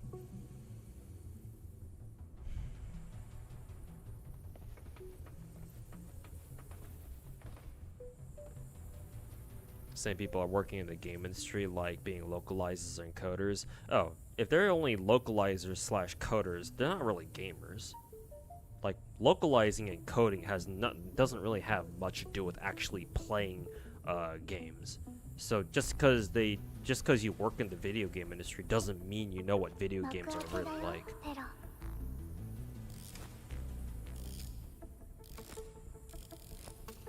The only gacha PvP you know is still widely popular in CN is Langrisser. Well, I heard about that gacha. Gacha's been around for a while, I think.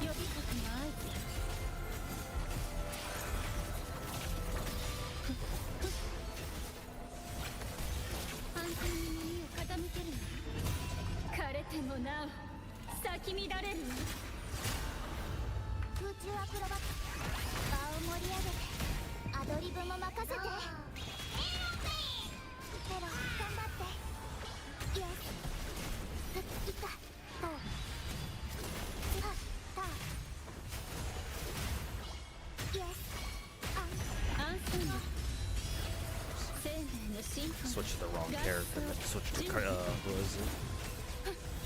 Switch to Kentorel at first. Also, did I hold on? Did I accidentally start on?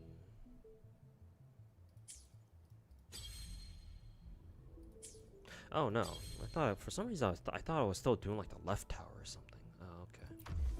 I went out with the exact wrong fucking team then.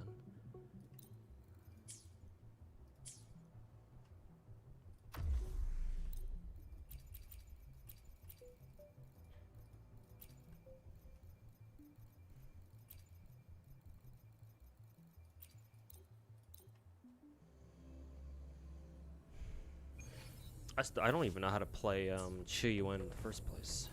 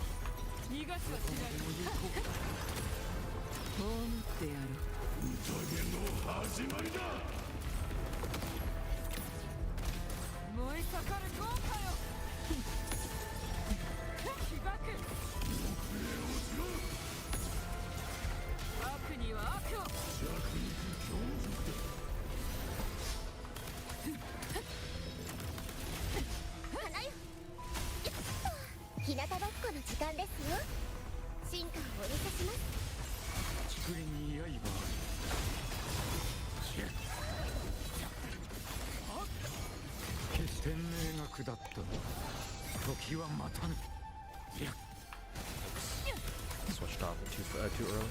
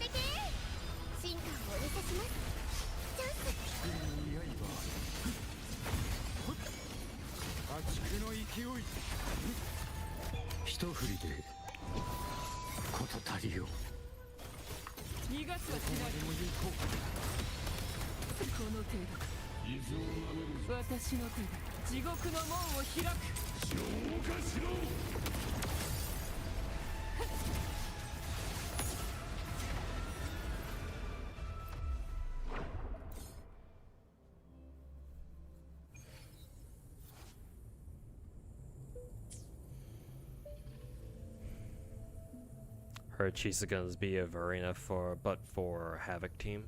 Like a global Havoc buffer. That's kind of nice. Cause yeah, yeah,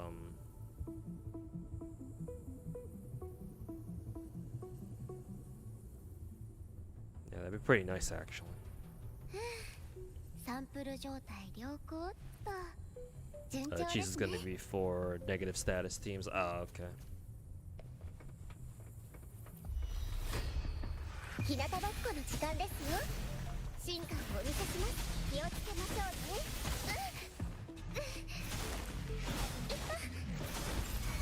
竹林に刃一振りで事足りよ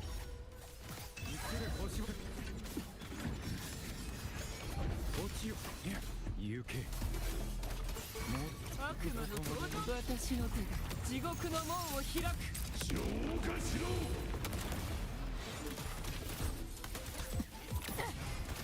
この程度か傷を舐める時間はない豪華を燃やす燃やし尽くせ任せてください植物だって生きてるんです進化をお見せします竹林に刃ありその命もらい受ける決した逃がしはしないでも行こそろそろ終わりの時間だう食い尽くしていりゃこの身に煉獄を豪華を燃やす燃やし尽くせこの程度か傷を舐める時間はない花よ日向ぼっこの時間ですよ進化をお見せします竹林に刃あり一振りで事足りよ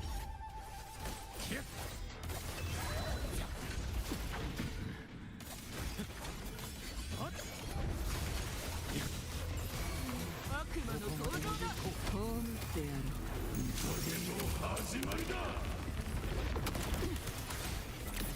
燃え盛る豪華よ悪には悪を弱肉強食だ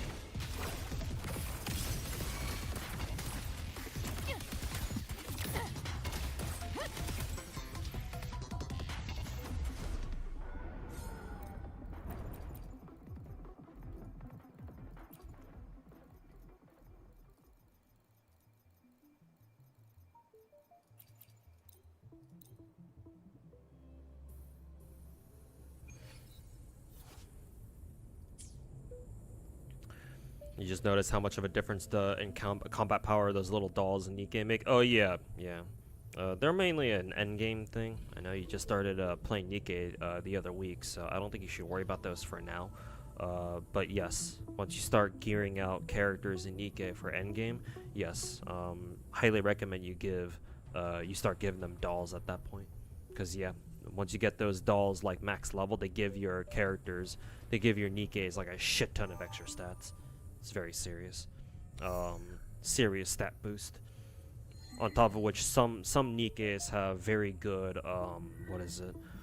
unique items, and yeah, you gotta give them the way you give them their unique items by giving them a doll first, then you upgrade that doll into a unique item. I think, pretty sure that's how it works. But yeah, we don't have to worry about it for now, student. We can worry about it later.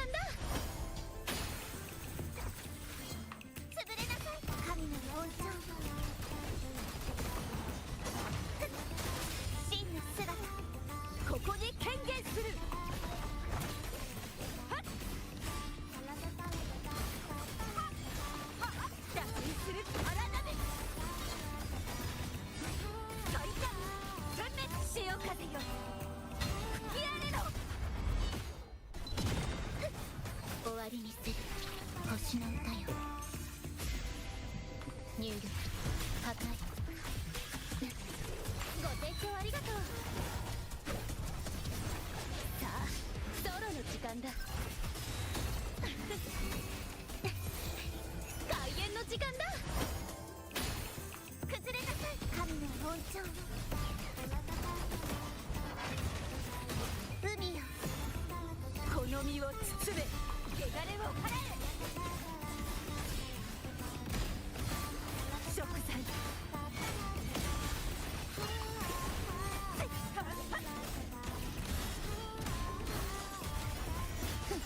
潮風よ吹き荒れろ。終わりにする。アドアスト入力。ご清聴ありがとう。さあソロの時間だ。はっはっこれが運命のアンサンブル。潰れなさい。はあ真の姿。ここに権限する。罪の浄化。あっやっやっはっ謝罪。神様この一振りで悪を滅ぼそう。終わりにする。修正を授ける。入力。ご清聴ありがとう。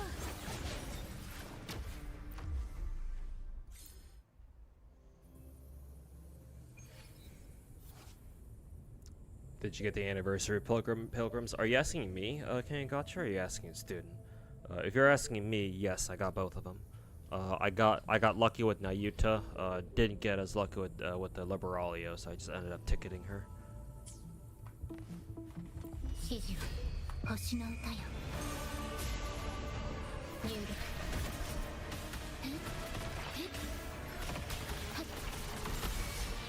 ご清聴ありがとう。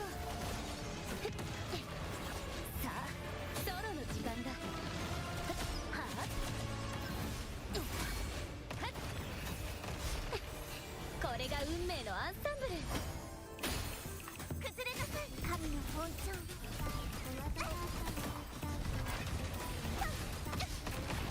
海よこの身を包め。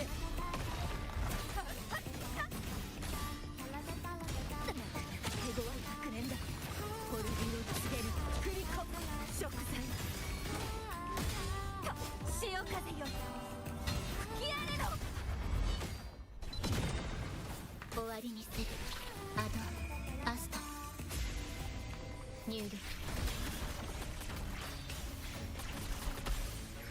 ご清聴ありがとう。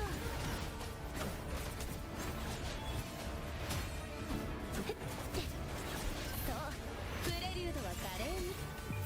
この詩をフィナーレに捧げよう。滅びなさい。天幕よ落ちよ。縮まる。悔い改めろ。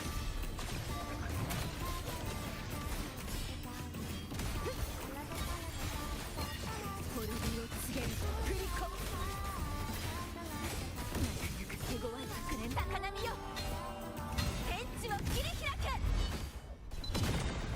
終わりにする。星の歌よ。入力。ご清聴ありがとう。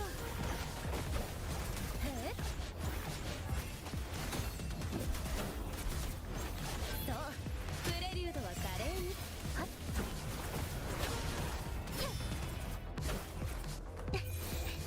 開演の時間だ。崩れなさい。汚れを払いましょう。海よこの身を包め。罪の浄化。救済。水素打開する荒波。潮風よ吹き荒れろ。終わりにする。修正を授ける。入力。ご清聴ありがとう。さあソロの時間だ。はあはっやっの詩をフィナーレに捧げよう。滅びなさい神の王朝を。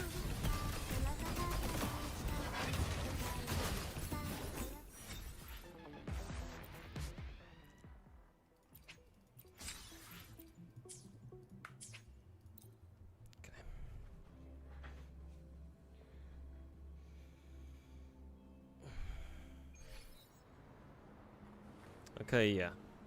分断と融 I don't need to pick up Chiryuen's signature then. He's good enough with Emerald Genesis, so that's good.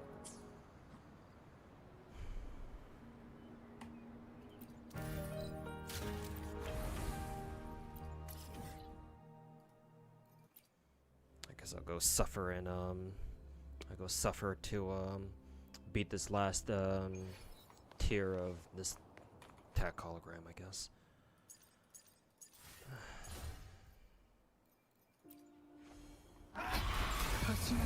Time to suffer on this piece of shit. 入力ご清聴ありがとう。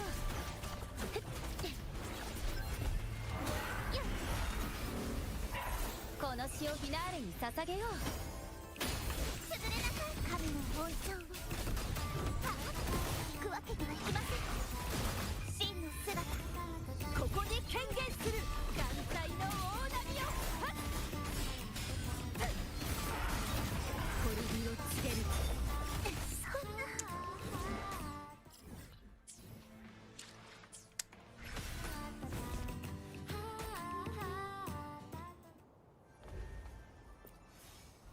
アドアスト入力ご清聴ありがとう。これが運命のアン Gotta サー start finishing the Emporia story. Yep, same here. I gotta go. I gotta read through Genshin's. What is it? Genshin's story too at some point. 始まる。悔い改めろ。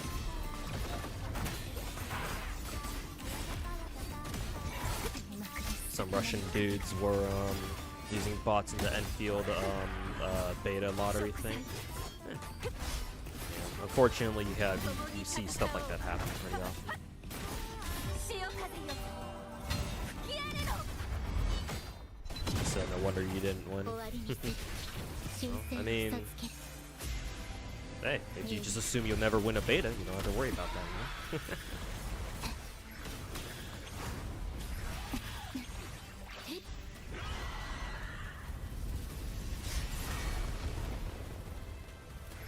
ご清聴ありがとう。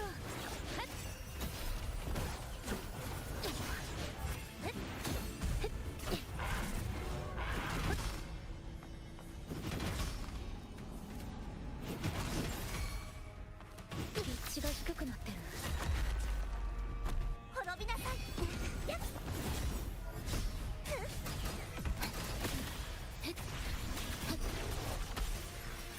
アドアスト。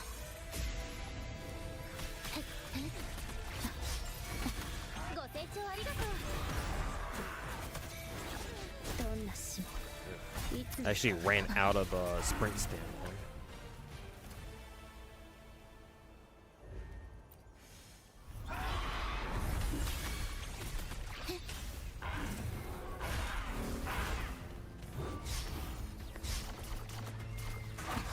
申請を授ける。入力ご清聴ありがとう。開演の時間だ。崩れなさい。試練まだ続きます。真の姿ここに権限する罪の強化。滅びを告げる振り子。食材。分別。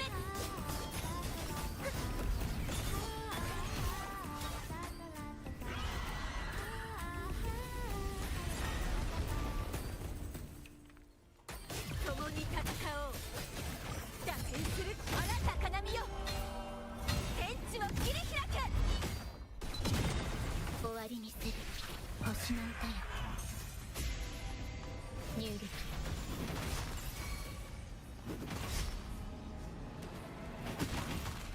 崩れなさい。試練はまだまだ続きます。この機運だけは兵器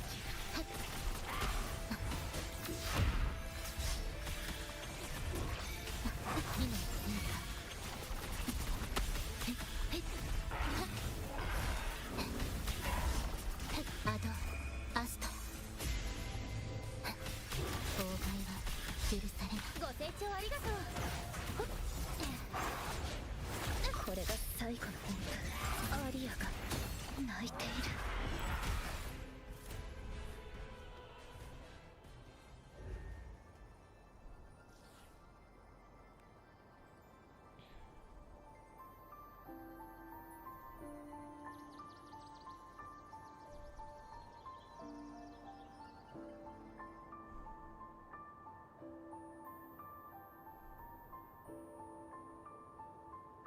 Afraid that the Advil community will be similar to whatever the fuck's going on in the Big Four. Yeah, it probably will be. Just gonna rip off that band-aid right now. Yeah, it probably will be. It shouldn't stop you from trying out the game, not regardless, but yeah, it's probably gonna be like that, to be honest with you.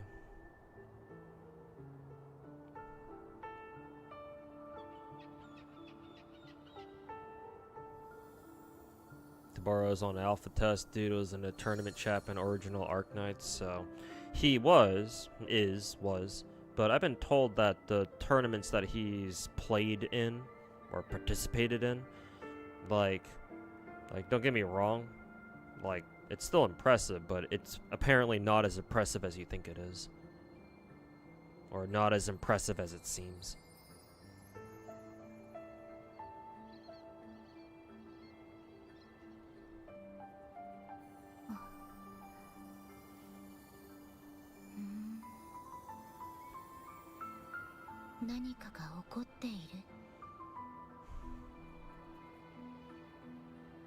I think he was even the reason Global Arknights got a lot of QOLs, because he was able to talk to the devs during his winning interview.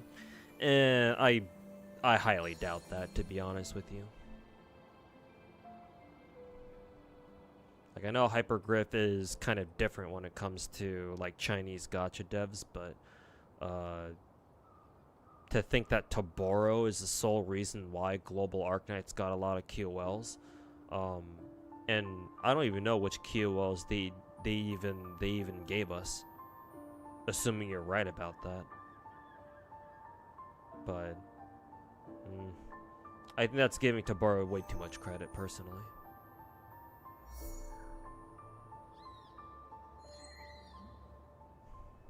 We're used to it from the Big Four, most people, I think. I wouldn't say most people. Like, you and I were definitely used to it for sure, but,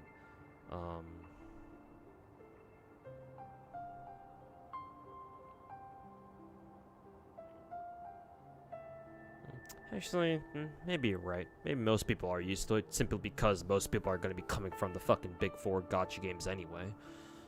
So, just on merit of that alone.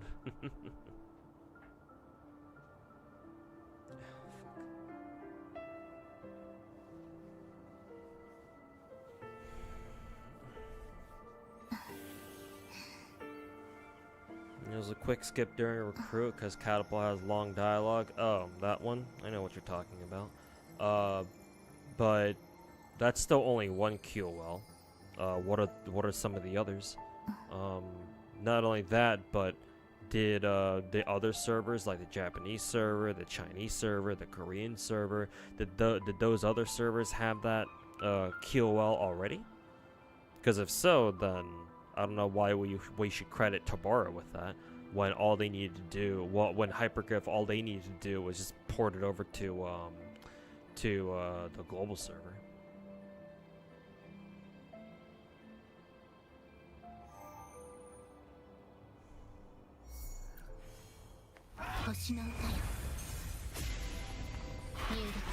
Dark Knight's Anthem will be more popular in DNA and NPE, right? I don't know. Hard to say.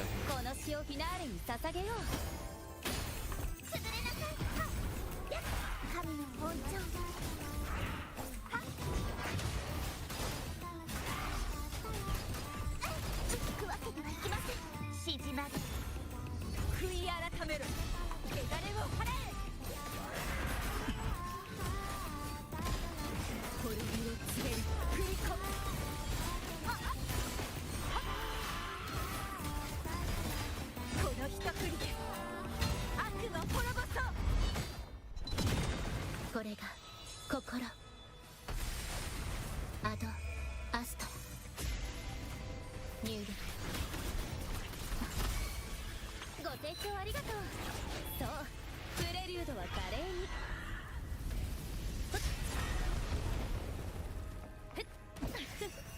美しいハーモニー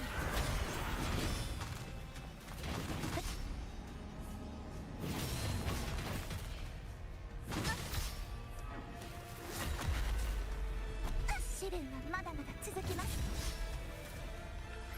入力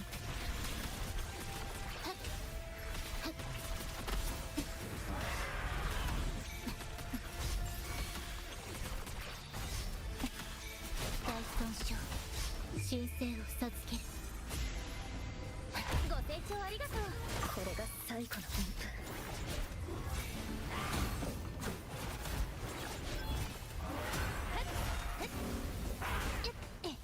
どんな死もいつの日か歌われる。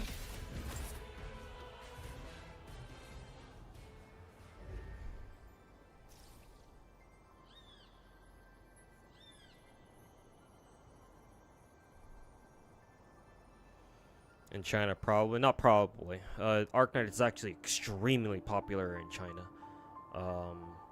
It's like only a couple steps removed from being like a big gacha itself. So Enfield will be very popular in China.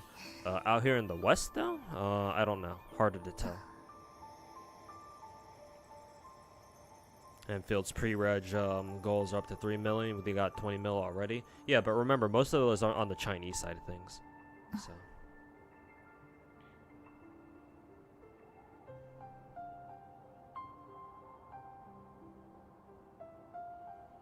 As a reference, CZN at 2 million pre-reg, is that a viable metric? Not exactly, because I don't know if CZN has a Chinese server. Maybe it does, maybe it doesn't. I would say right now it probably doesn't. So remember that Enfield has obviously Chinese numbers backing it, whereas a game like CZN doesn't. So remember that whenever you market something to China, your numbers are just going to be overinflated just because of that. So if you wanna include the Chinese players, then you know, sure, you can include the Chinese pre-reg numbers too. But if not, then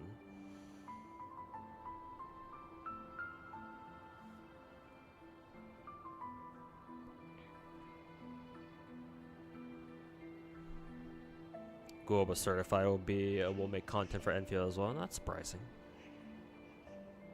I didn't think he would leave the Hoyo bubble, but good for him. Or good for them, rather.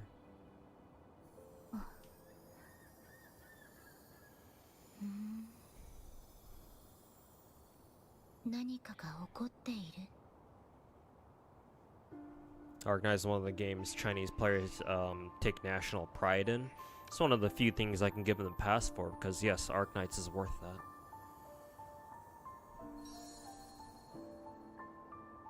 Also found out China just got their own Nikkei version. Yeah, the Chinese server is its own thing basically. It's basically a different game. They're even starting to get their own unique characters too on top of it.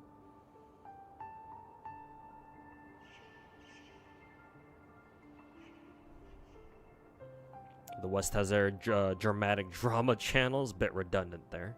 Talking shit about games like the Wuwa drama CCs. We're gonna see a lot of the drama around those. We're gonna see a lot of drama around those CCs again. That leech off, and yeah, of course. Because what else are they gonna do? What other content are they gonna make? They can't make good content, so they have to always fucking make their dog shit, fucking dick sucking content like that. Because that's what their fucking dog shit viewers want to see. So they have to put up dog shit content because they themselves are dog shit content creators.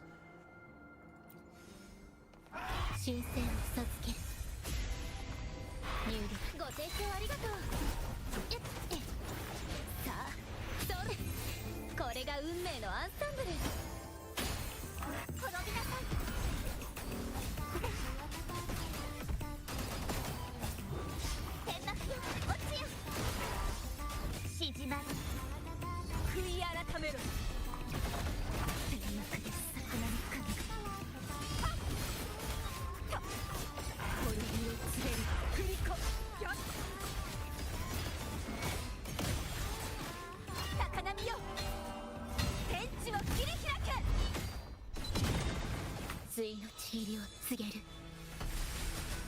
星の歌よ。入力。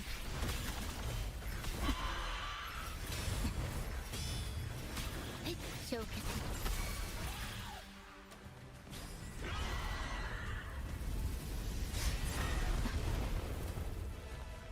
ご清聴ありがとう。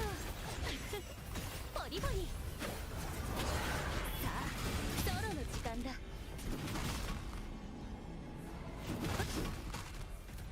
ピッチが低くなってる。これが最後の音符。どんな詩もいつの日か歌われる。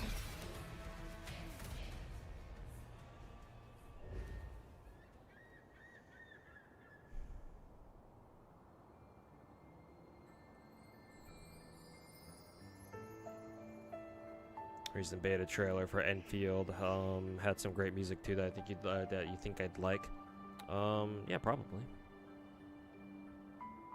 Especially if they got Star Set to make them another song.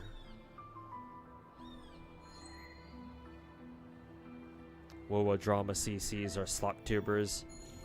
They make bad videos because you watch Tectone, so they fucking copy his shit. I know, right? Hey, you know exactly what's up. Hoyo has worse slop tubers. I don't know if I agree with that, man.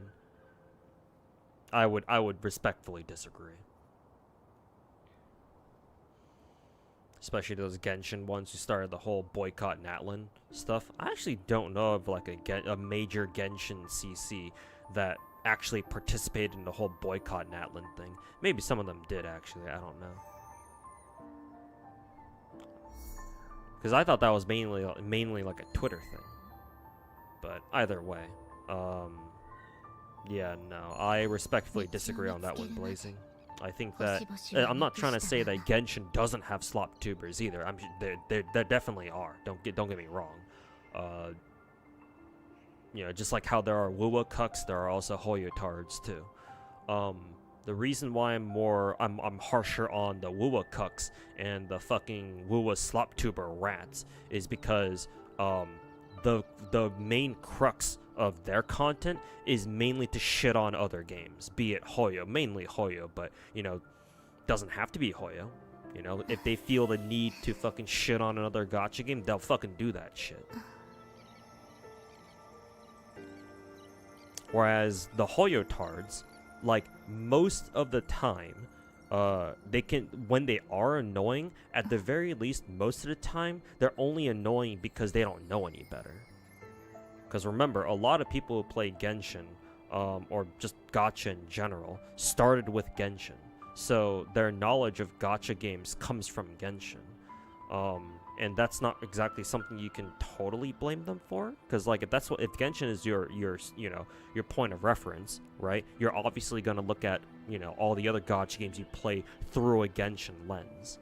So you can't really blame them too much for that. Like, yes, you can definitely blame them for not having brains that were developed enough to let them graduate from fucking middle school. But you can at least make I can at least make some excuse for the Hoyotards or the Hoyo slop tubers, however many are out there. But with the Wuwa slop tubers, no, I can't give them that excuse. They came from Genshin, a lot of them anyway, you know? And yet, you know, a year and a half later, I fucking look at Twitter and they're doing the exact same shit that they used to do. They used to do as Hoyotards, just they're under a different umbrella now. And they got an additional target on their fucking hit lists.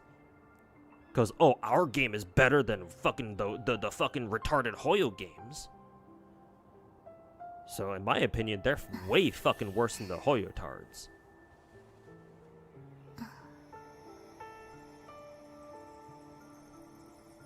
Wuwa cucks versus Hoyotards. Hey, you heard it from me first.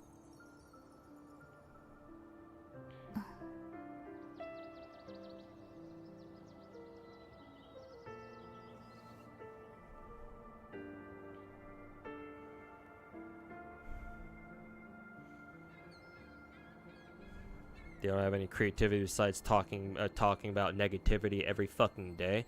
Hey, Infinite Gotcha Sunrise. I've been saying that shit for the past like fucking 5 or 6 months, man. I don't know if you. I don't know.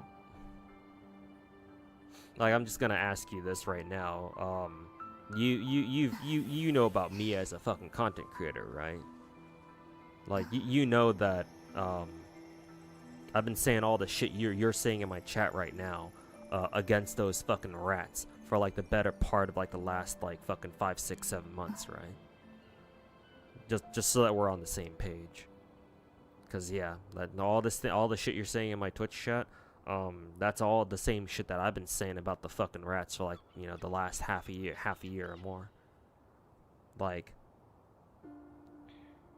I hope that more people, you know, since 6, 7 months ago, I'm hoping that more people are aware of that now, but I'm not sure.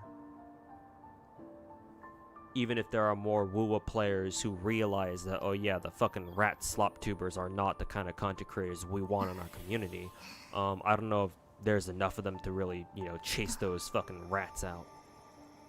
Maybe one day they will. I just don't think that time is now, though.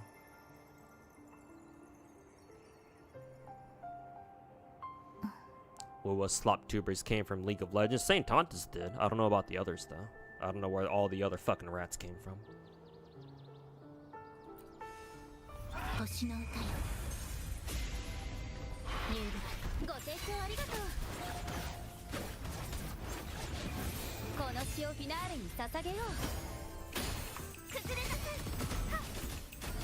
Pretty excited, right? About Enfield? Yes, of course. 静まり悔い改めろ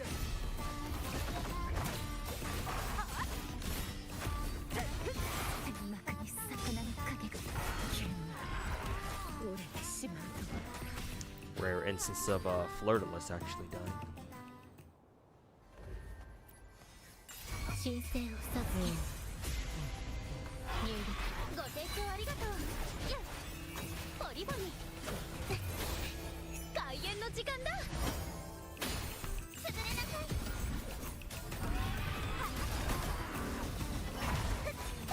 真の姿ここに権限する天幕の魚の影潮がざわめいた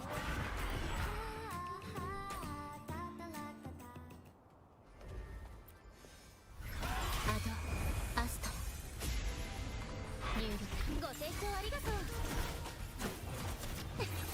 これが運命のアンサンブル滅びなさいはっ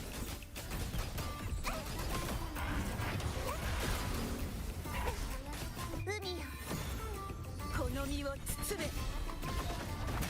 天幕に魚の影がまたして暗くならんよ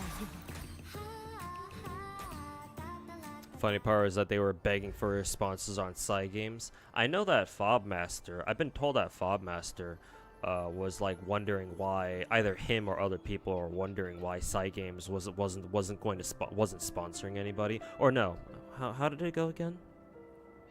I was told that over on Fobmaster's stream, Fobmaster mentioned how he was talking with some other content gacha CCs where they were talking about how to get sponsored to play Uma Musume.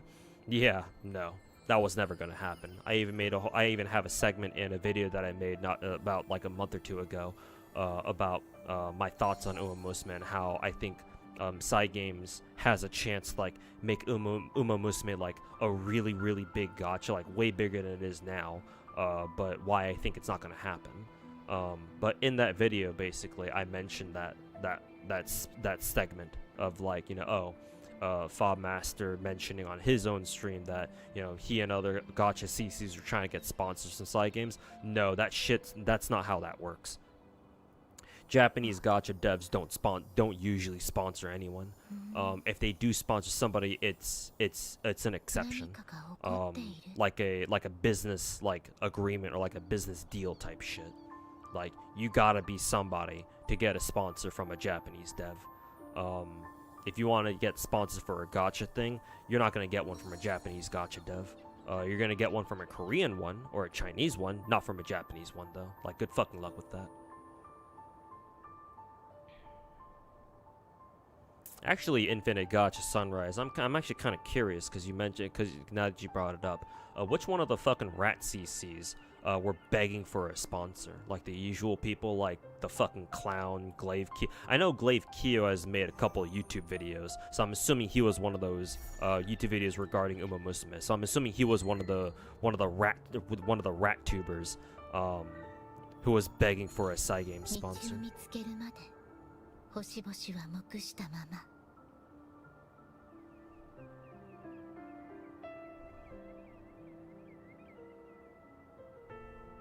And Dan Ditslice Mugen is not a gacha game, right? Apparently it's not, no.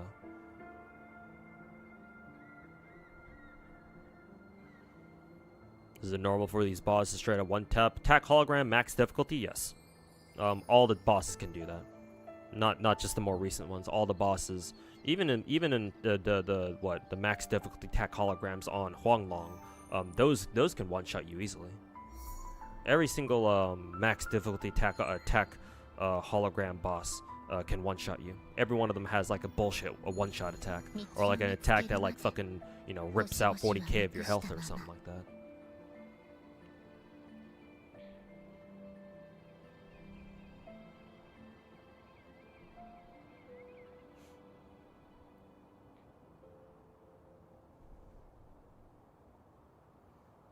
Currently desperate for a new sponsor since apparently Loop Bar can get you banned. Really? Huh.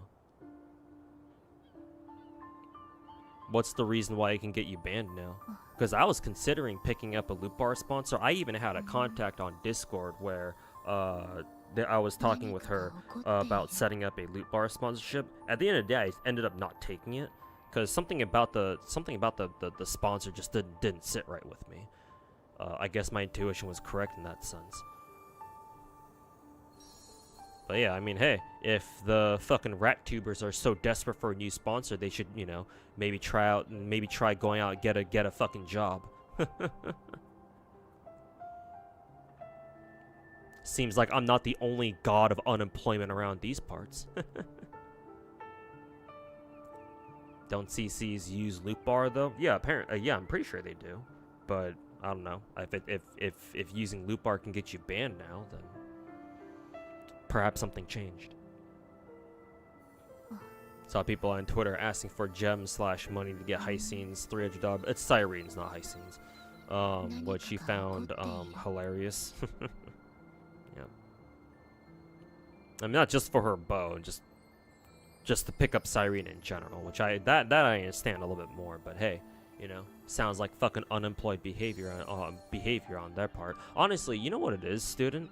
Honestly, I will bet you not an insignificant amount of money.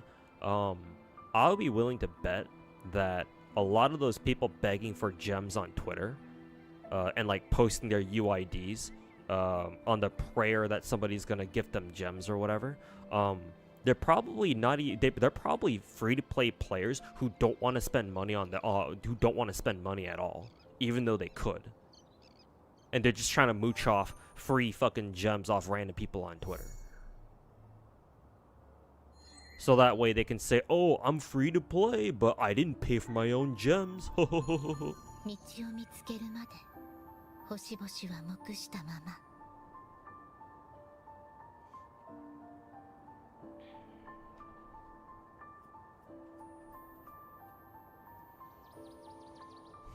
Jenna and Fobmaster were on the recent CZN livestream. Oh, were they?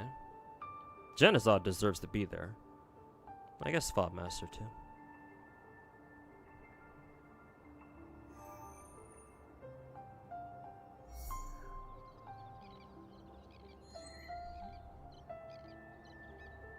Yo, David, welcome back. Having fun with Pokey's community at the moment because they all avoid drama now. Well, that's because Mr. Pokey took the initiative and made sure to not get involved in any drama himself.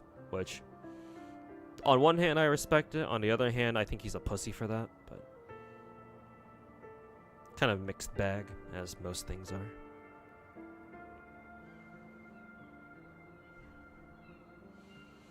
But yeah, as long as Pokey's community itself is cool, that's fine. That's all that matters.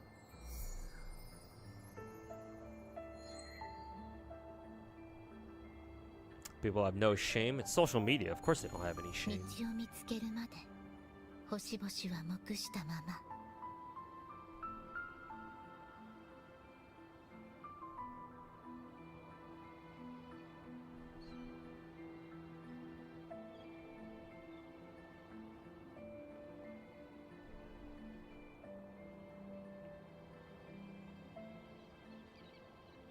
Stellasaur is a pretty good game to manage with their QL quick battle stuff, but people get mad over the game, never care about it. Well, yeah, of course not. They're too busy whining about, you know, gacha cost and other fucking retarded issues like that.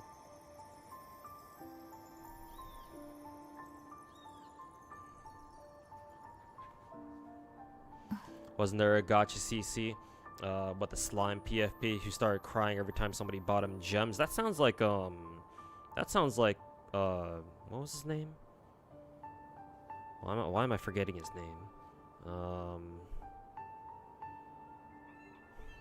Enviosity. Yeah, that sounds like him. Because I know Enviosity had the fucking slime profile picture. Always hated that cuck. The one thing the one thing I know that I've, like, I don't want to say I fucking hate Envy or anything. I just don't know the guy enough. Never watched any of his streams, didn't really consume much of his content.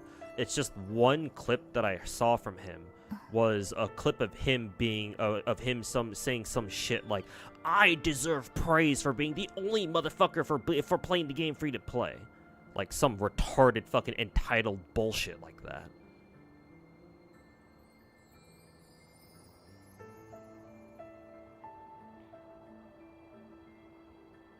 So, like, you know, I can roast his ass for that, but only that. I don't know anything else that he's done.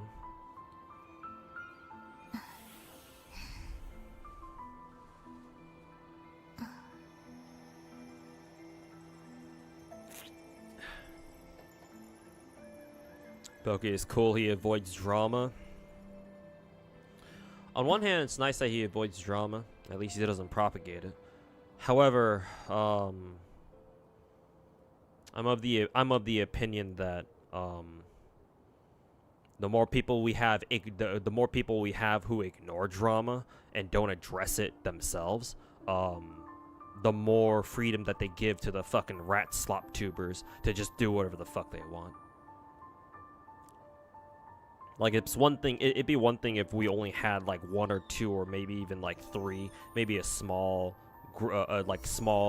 irrelevant number of slop tubers, but unfortunately there's enough of them out there who can rally around like one main game as like their main base of operations, and from there they can go on and fucking make all their fucking, and flood the gacha space with all their fucking dog shit content and all their fucking dog shit takes.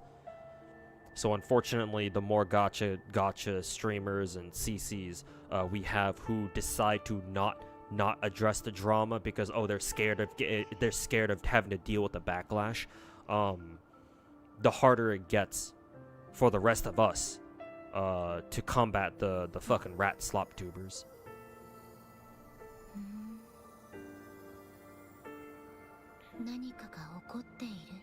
His voice was annoying. I think I know what he sounds like. It wasn't that bad. I'm surprised you find his voice annoying and not mine.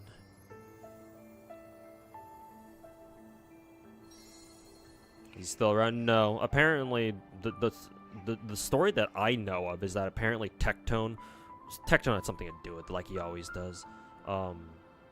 Tectone did something that chased him out, I guess. I don't know. Maybe Tectone stirred up enough drama against Enviosity where Envy couldn't handle it, so he just stopped playing gacha altogether.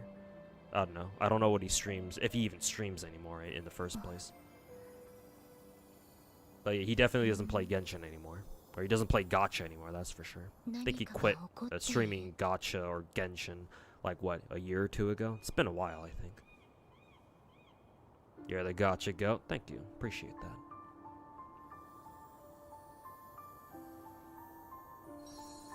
Envy can't be that bad. Tectone hates him, so that's a good sign. That doesn't really mean anything, though. Tecton will hate anybody if it gives him good views.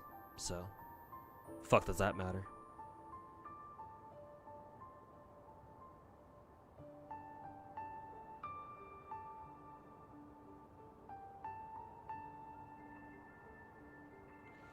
He still streams Genshin too? Oh, really? Okay.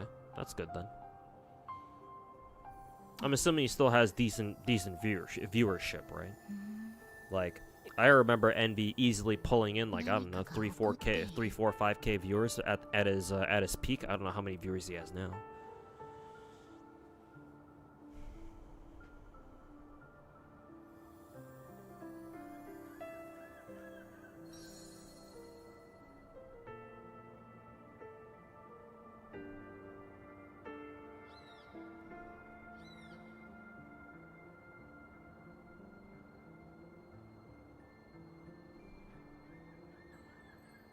They unfortunately have influence.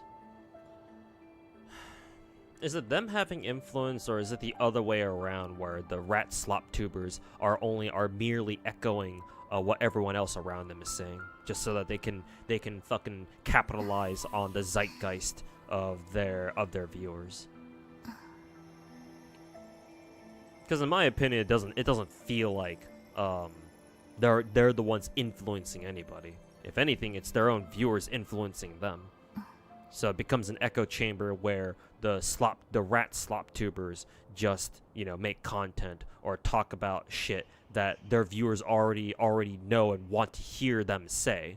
And in turn, their viewers feel emboldened or empowered because, oh, my streamer agrees with me, guys. You know, fucking soy pog fucking behavior like that.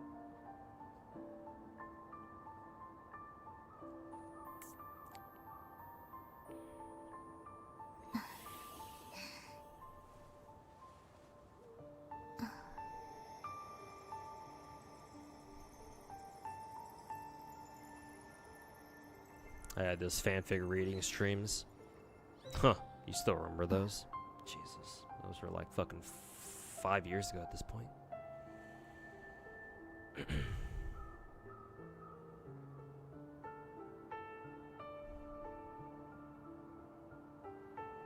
Streams live, Pokemon TCG too. Technically, the Pokemon TCG is a gacha. Viewership took a hit after getting attacked by Tectone, though. That sucks.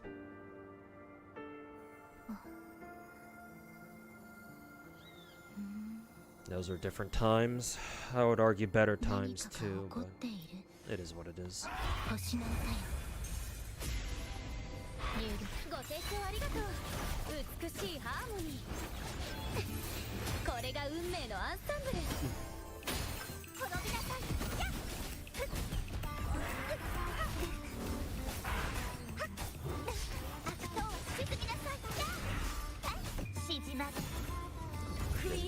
Get a third sword.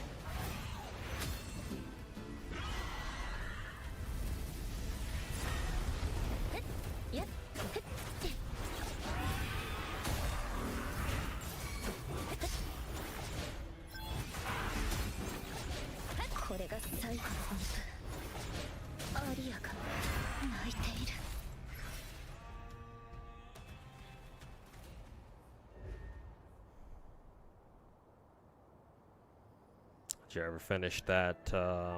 No, I never did. Blazing. Just didn't have it. Ended up becoming too busy to finish it.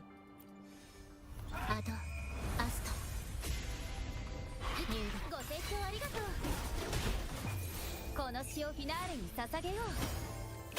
潰れなさい、神の本庁。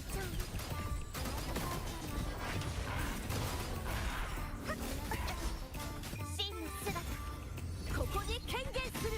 罪の浄化。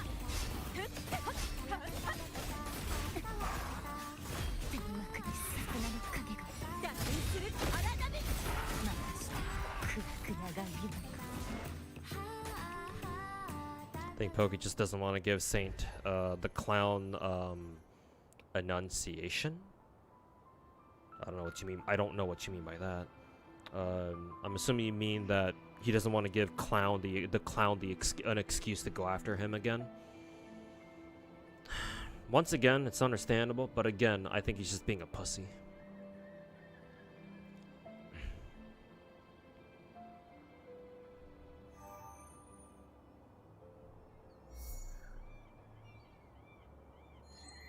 Like, again, if the clown were the only rat tuber out there, that's one thing.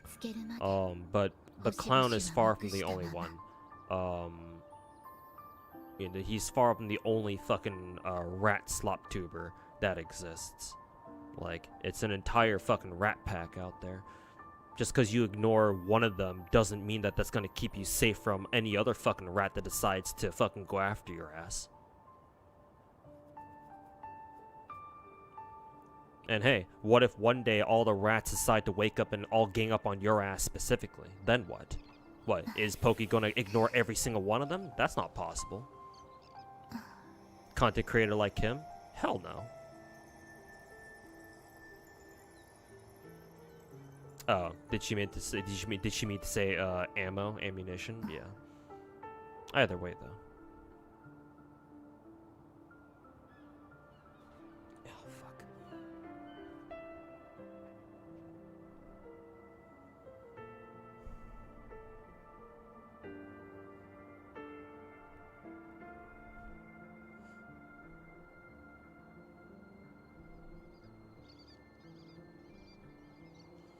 Hate to admit it, but Saint is growing fast in terms of popularity and subs.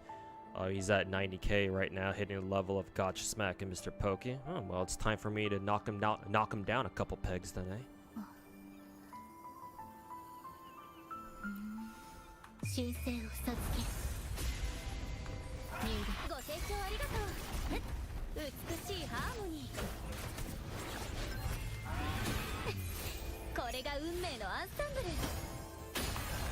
潰れなさい神の本庁やっ汚れを払いましょうくわけにはいきません海よこの身を包め汚れを払い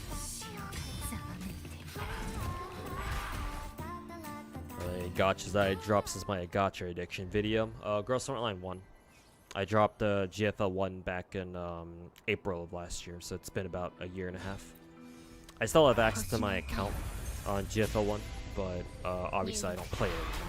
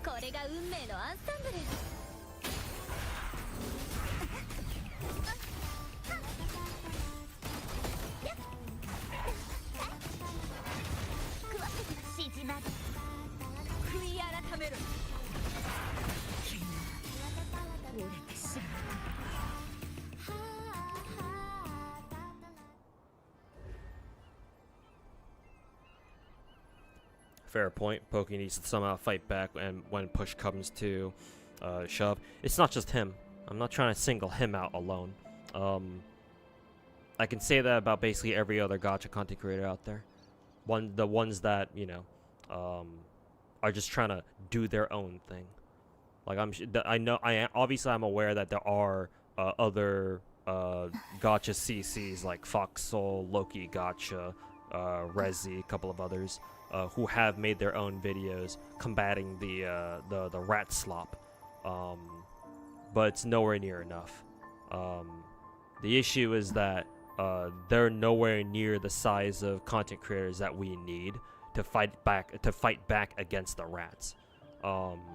If like the bigger gacha CCs that we have these days, like Mr. Pokey, like Genozod, like Sweetly, like Fobmaster, if they all took much more active roles in pushing back against like the rat narrative and the rat slop content, then we would have a much better chance of, you know, being able to crowd them out basically. But none of them want to do that.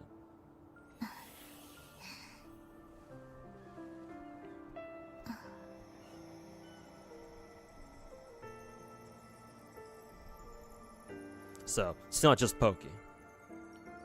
Like, let me be perfectly clear here. It's not just him who needs to do that. It's everybody. Anyone we can get. What does my gacha routine look like? Do I do dailies on my side during my side hustle? Sometimes, but usually I usually get all my gacha stuff done before I have to go off and work.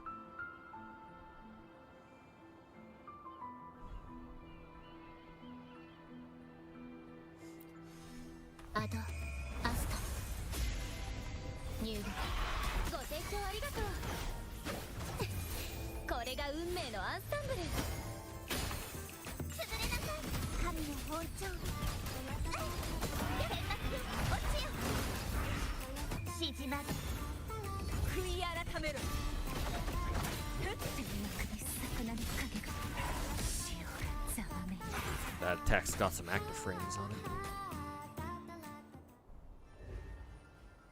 It was a mistake for Ryuku to be too forgiving of the clown. Ryuku is part of like what was official content creator program or some shit like that. So he can't be too aggressive like he used to be. Like I'm sure he'll make a video talking about whatever dog shit slop the rats are up to, but he can't do it quite nearly as harshly as he did before. So honestly, not sure if Ryuku will be of much help here either. Basically, he's from effectively he's also in like the camp of, you know, just leave me alone, I want to do my own thing type shit. 星の歌よ入部ご清聴ありがとうこの詩をフィナーレに捧げよう滅びなさい神の本庁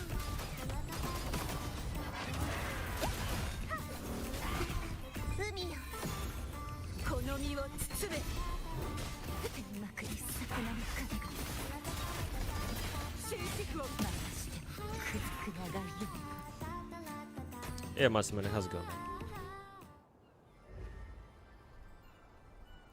Problem with those people, they don't stay on their peak game like we also need to plague their misery on other games with their fucking drama. Yep, that's what they do. Because they're rats. I don't call them rats for no reason. They carry, you know, the modern gacha equivalent of the fucking bubonic plague, and they gotta fucking spread that shit to every corner of the fucking globe. 神聖を授け入力ご清聴ありがとう開演の時間だ崩れなさいやっあとは沈みなさい真の姿ここで権限する With Ryuku, I had a chill conversation, right? Yes. Yes, I did. So, we don't really have a problem with each other.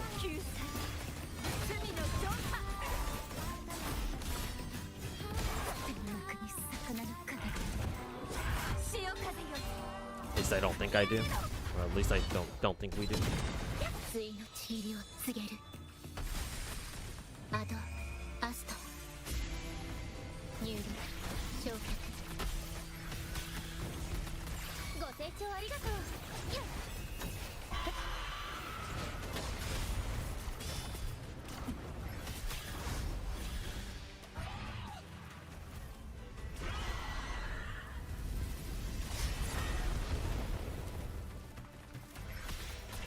入力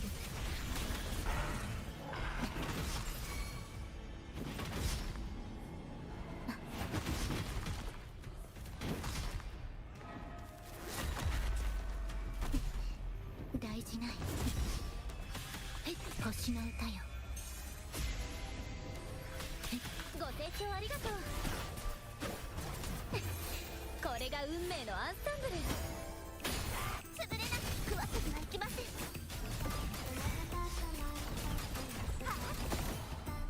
汚れを払いましょう。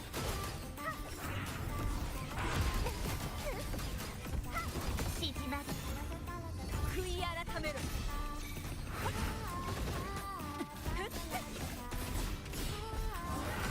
滅びを告げる振り子。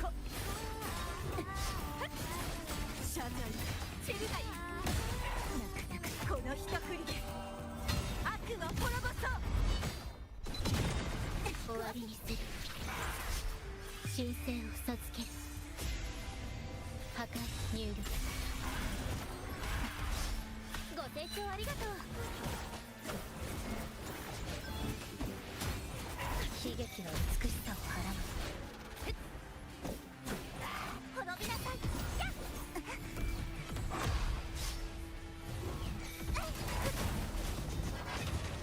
行くわけにはいきません。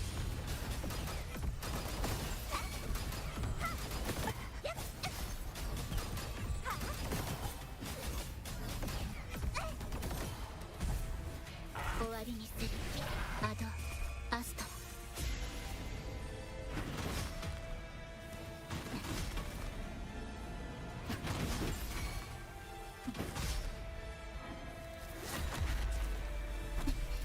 これが痛み、火の低下。入力ご清聴ありがとう。美しいハーモニー。この血をフィナーレに捧げよう。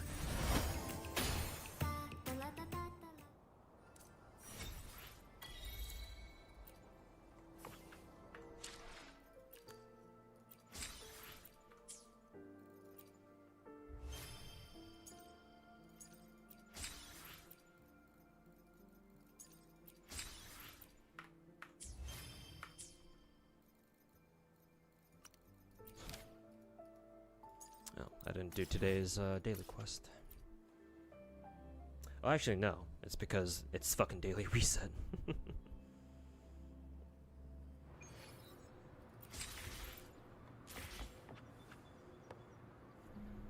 Do you think those people are gonna attack Azure Promelia even though they would never play it? Oh yeah, Infinite Gacha Sunrise. Yeah, for sure. Remember, Azure Promelia has lollies in it. So a very easy attack angle they can exploit is to call it pedo bait, or to call people who play Azure Promelia pedophiles. Anytime Azure Promelia starts doing something, or like if the rats don't like the Azure Promelia community for whatever reason, then all they gotta do is just start calling Azure Promelia fucking pedo bait.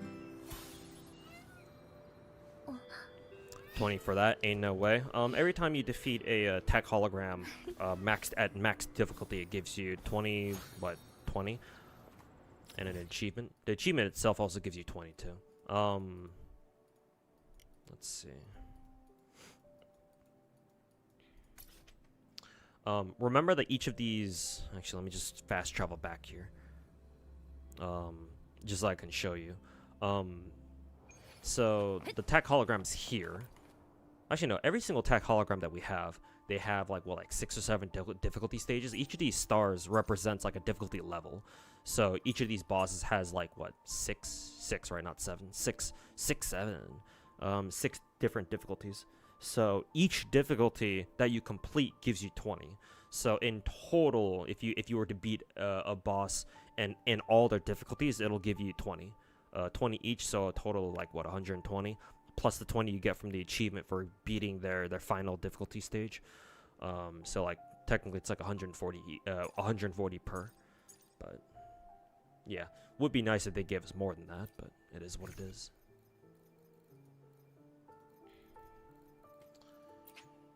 It is what it is.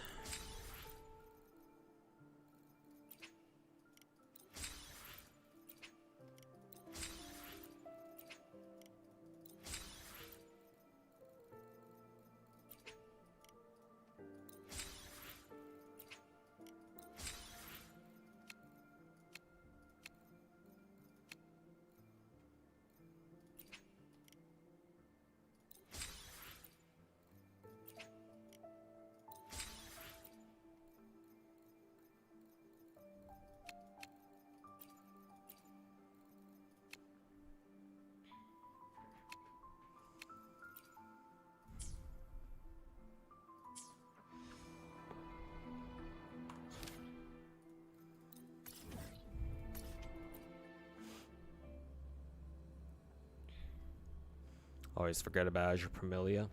Radio Silence. I mean, it's shaping up to be a pretty big game, so yeah, they gotta take time with it.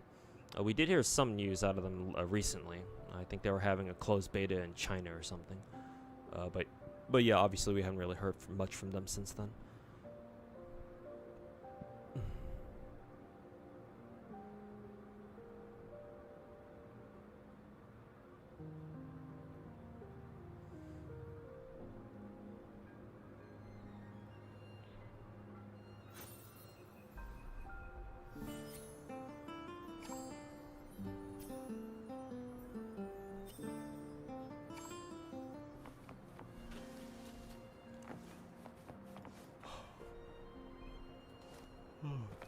リズムに乗って。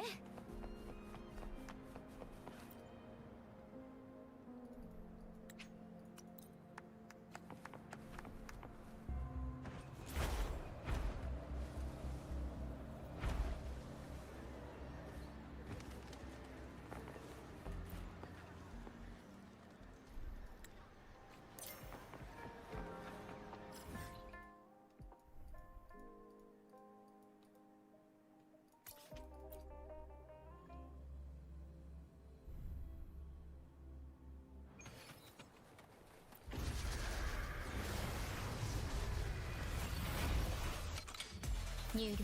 美しいハーモニー。神の本調で。さあ、騎士のライバルが現れる真の姿。ここに権限する。はっ。これによってクリコ。はっ。この一振りで悪を滅ぼそう。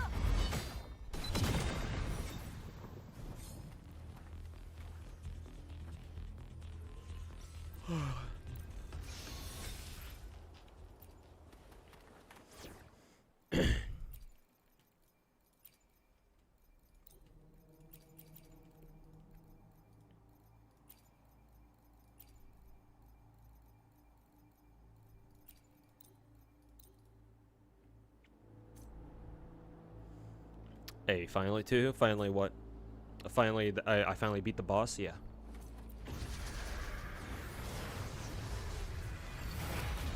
星の歌よ。入力。それに刃この剣を受けて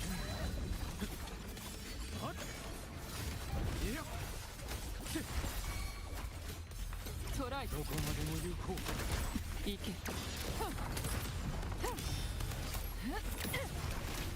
燃え盛る豪華よ悪には悪を弱肉強食だかられに来たのか葬ってやろう宴の始まりだ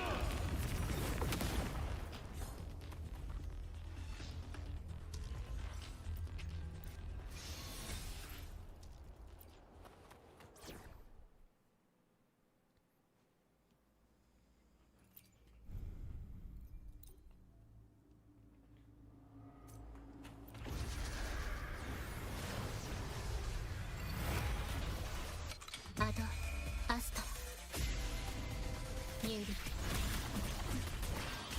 はい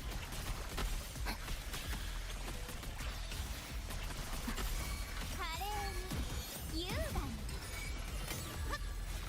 私が好きよ楽しませることね全て導きよ私が見届けるわこれが私の決意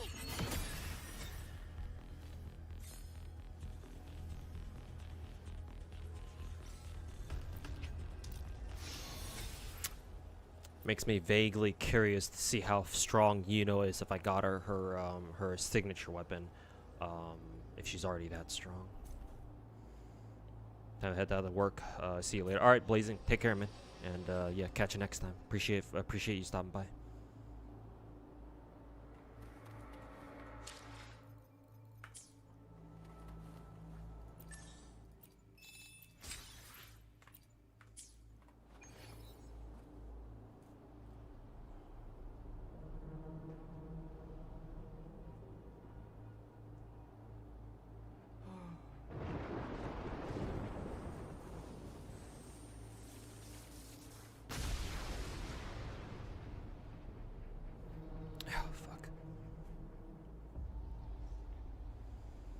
I should get 200 for beating max level, because the constant one-shots are fucking annoying. Yep, they should. Unfortunately, they haven't. That would be nice, for sure. Oh, backpack's full.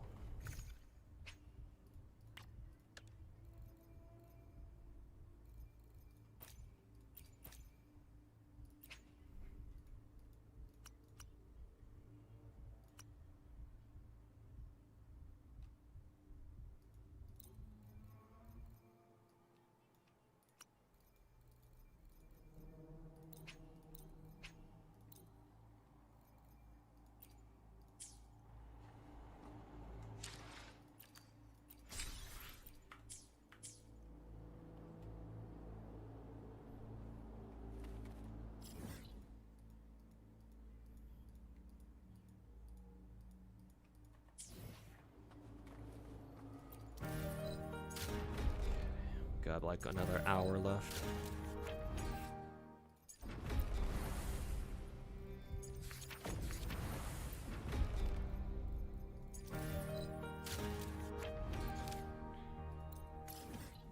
Actually, what is? Let me go do the event first. Event takes priority.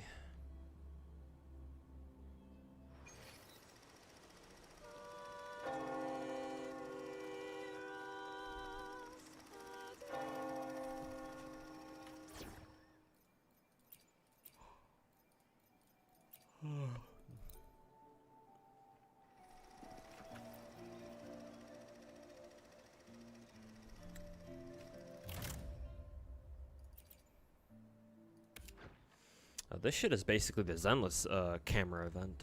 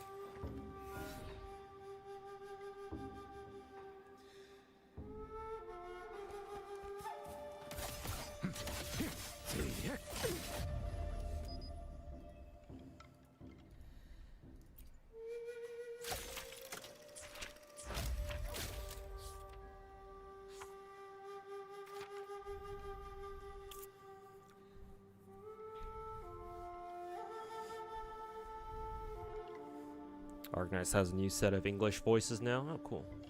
New Mountain ENVA has a Texan accent to him. Really, that's funny. I think Mountain is supposed to be because the Mansfield break event took place in what? Colombia? Or not Colombia. I forget what America's called in Arknights. Columbia something. Kind of funny that they gave him they decided to give him a Texan accent. Especially because I don't know if Texas has any mountains per se. Maybe it does, but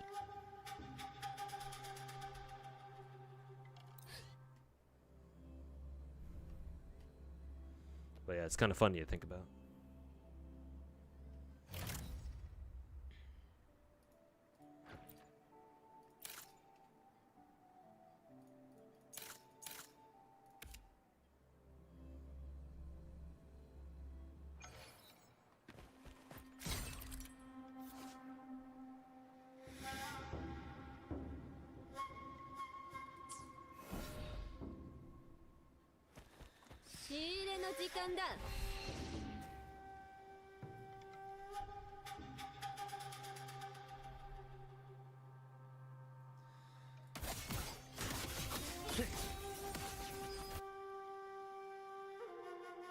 Is he supposed to be drinking something?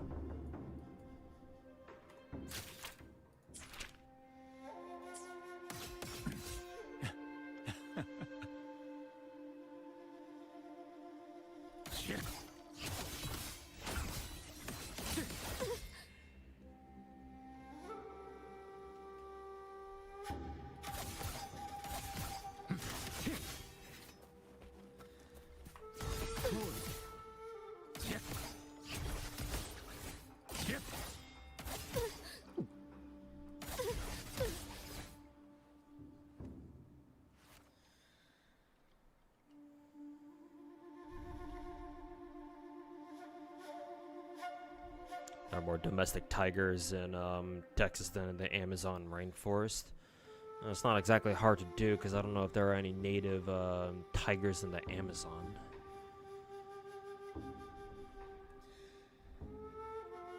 And, you know, Americans with more money than they know what to fucking do with, buying fucking tigers.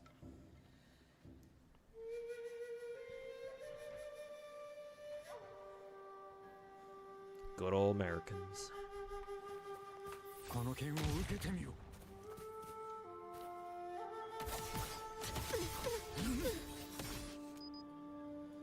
I just keep taking pictures of this shit? No, gotta find something different.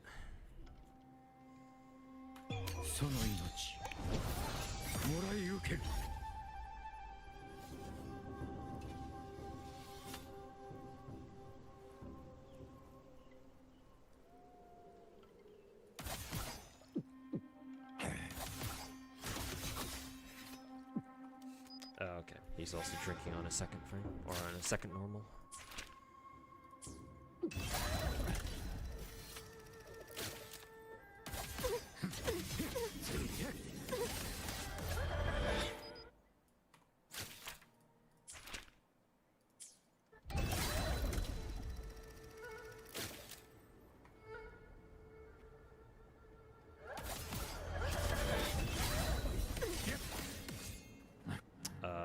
Wearing his bamboo hat.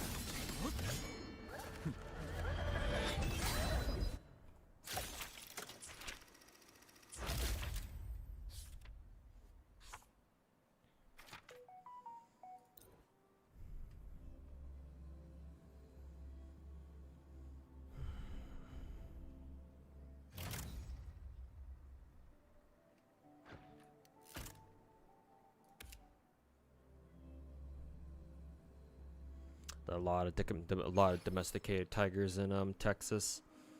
Yep. Texas and Florida. People like it's not just those two states, but you know those two states are, I think, are the bigger the bigger suspects when it comes to states where, you know, Americans like to buy exotic fucking pets and bring him into the country, and then realize, oh shit, this isn't what we signed up for, and they fucking let him loose in the streets of their fucking states or whatever. Well, they do that more in Florida, I think. There are tigers in Texas, yes, because rich-ass Americans who don't know what to do, don't know what else to do with their fucking money, decide wake up from their beds one day, decide, hey, wouldn't it be cool if we bought a tiger and kept it as a pet? And yeah, it happens way more often than you think.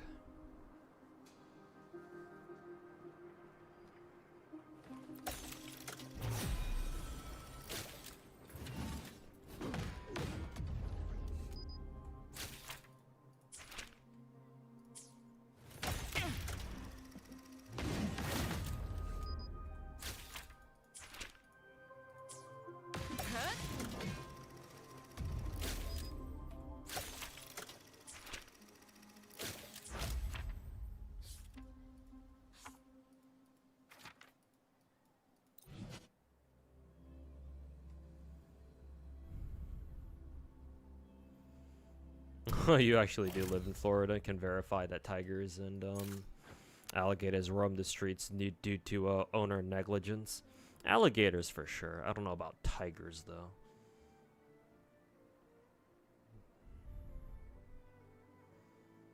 I've heard of pizza snacking crocodile crocs and stuff, but tigers not yet.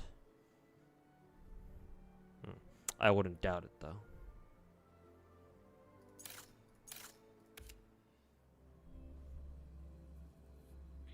But yeah, Florida's a wild state.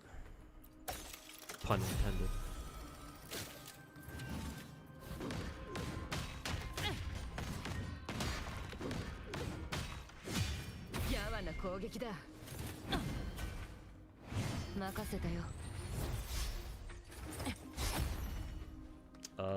Let's see. Throw.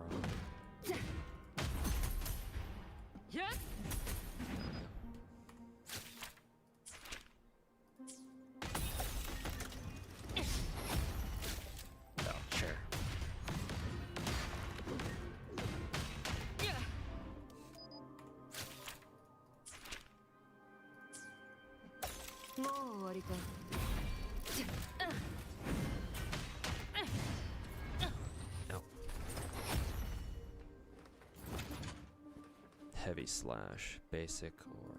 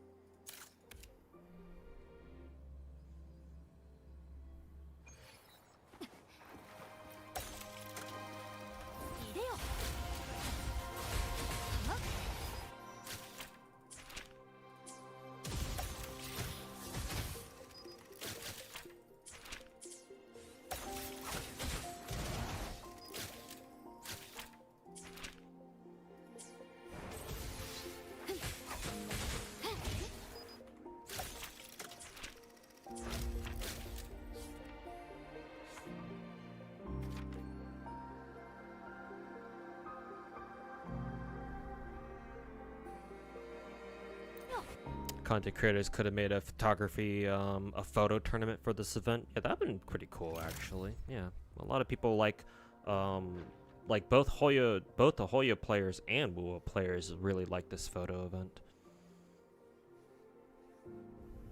So yeah, I could definitely see, I could have definitely seen, you know, a couple of the bigger content creators for both games, organizing some sort of like photography tournament or something. To be fair, how you would be able to judge that would be very difficult, but yeah, it's definitely an idea for sure.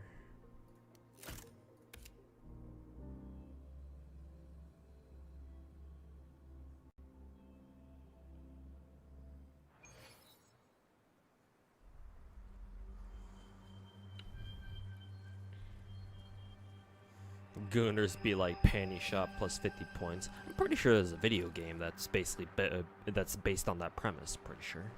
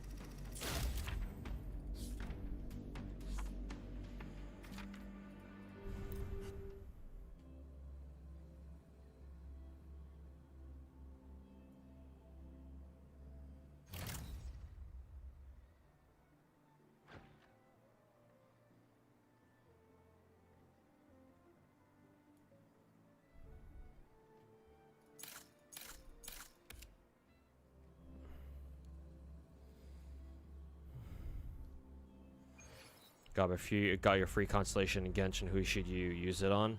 Waifu or husbando first. If you don't have anybody you can immediately go for, in as either waifu or husbando. I believe the meta pick right now is one of the Mondstadt characters.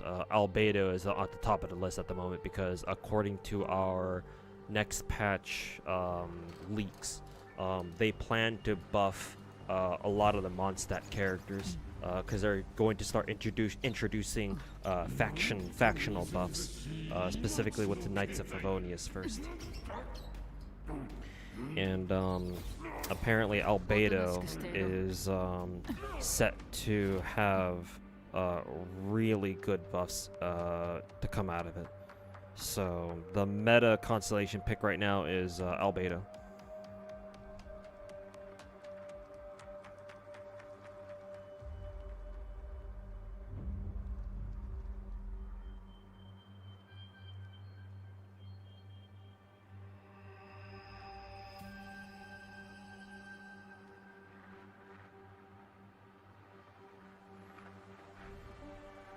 So it's either use it on Albedo or maybe Mona.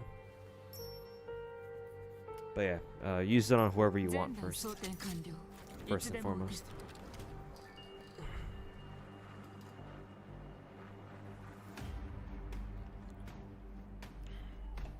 I went for Nilo. How about me? I use mine on Hutao because I have most of the characters on that who are eligible for the free constellation thing. I already have most of the I already have all the characters that I care to get extra constellations for already at C6. All the other characters are either I don't care or Hutao, so I went with Hutao because my Hutao was still only at C4, so decided to get her to C5.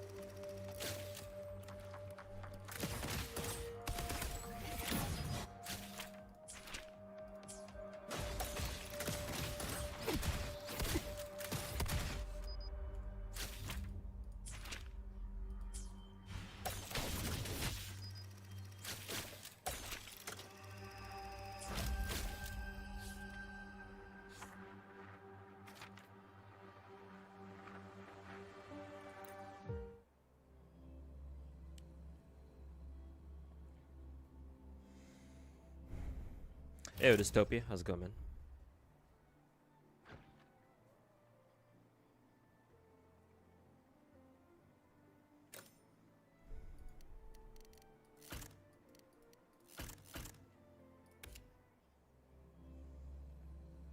And yeah, hopefully you're having a good morning over there.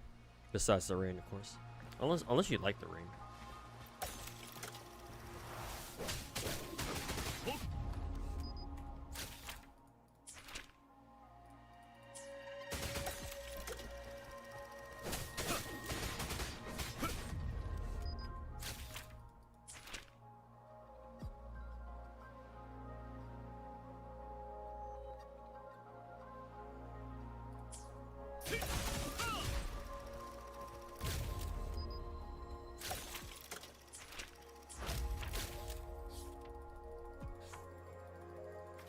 Thinking about getting Black Ops 7 next month when it goes on sale for the holiday season.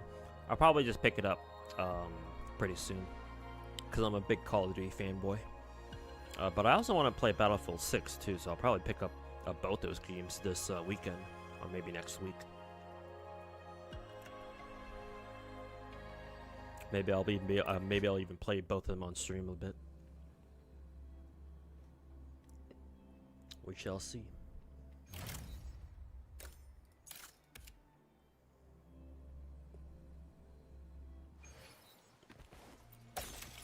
Oops.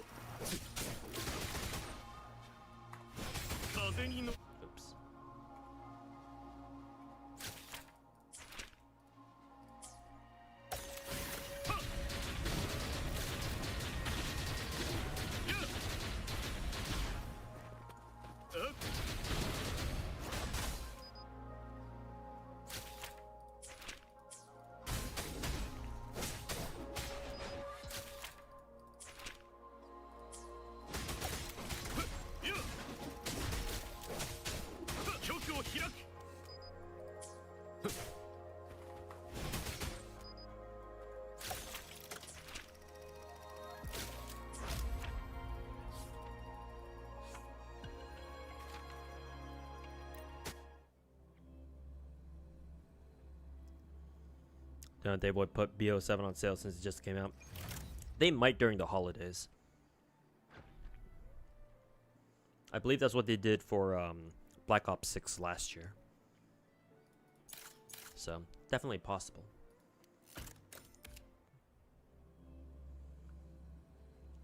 But yeah, not within like the next month or so.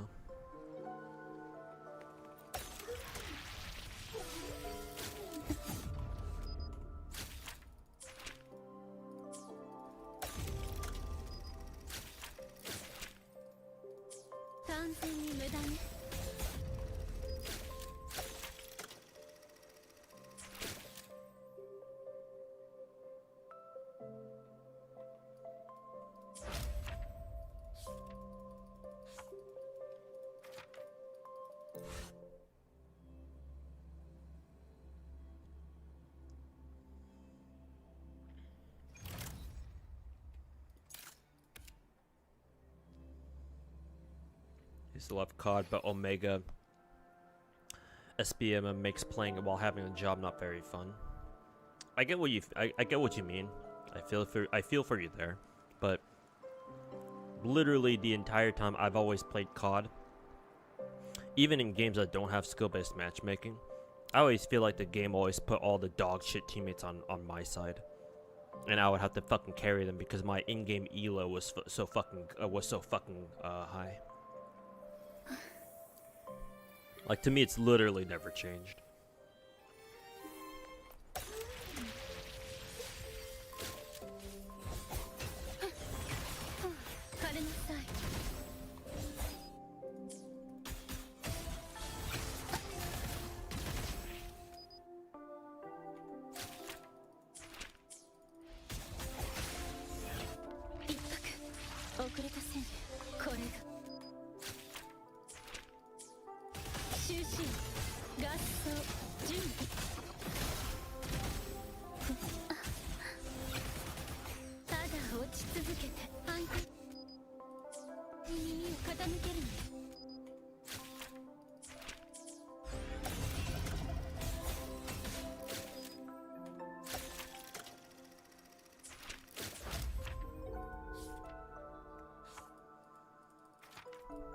Common feeling for all games.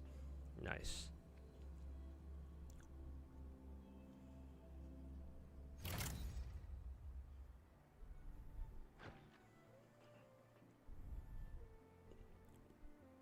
Hey, welcome back, Shimazaki. BF6 quite good. Map design is a mixed bag, but lots of new maps are coming out for free. Yeah, that's good to hear.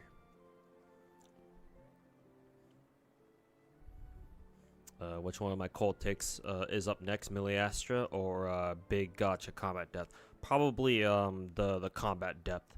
Yeah, you probably know about the Twitter drama that went down between the Hoyotards and the Wuwa Cucks. I actually already wrote a script for it, so at some point over the weekend I'll go over that script again, see if I want to add anything to it, and yeah, I'll get started on working on that, or more accurately, I'll start having my editor start working on that video, hopefully soon. So it's gonna be the Combat Depth one. The Miliastra Wonderland, I don't know if I want to comment on that, just because I haven't really played much of it myself. Actually, I haven't played any of it other than just, like, you know, setting it up initially. So I'll be talking about the Combat Depth more. So that's probably going to be my next video, probably.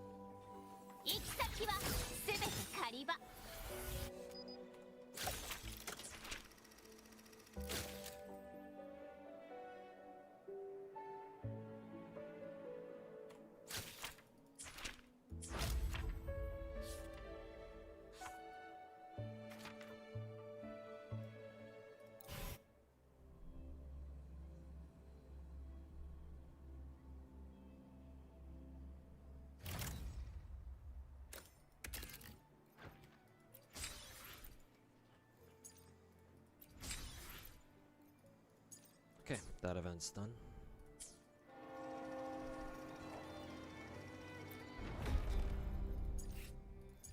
So now I gotta grind this Vampire Survivors mode now.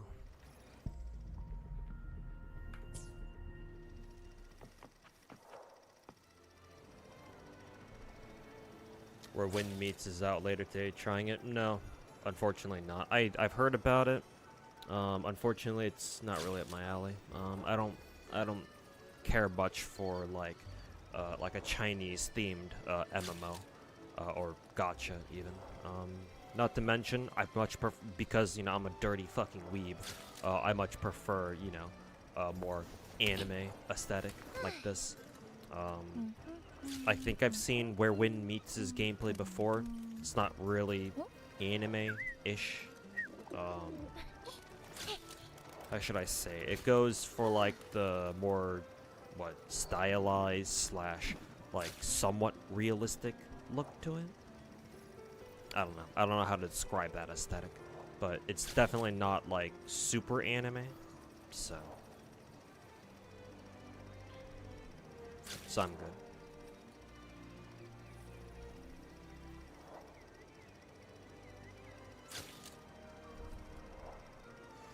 It's DNA for lads fans. I guess that's a. I was gonna say it's a good way to put it, but then again, that sounds a bit insulting. But no, you're definitely right on the money with that one. Yeah, basically DNA for lads people, for lads players. And again, I don't mean to say that in like a derogatory way.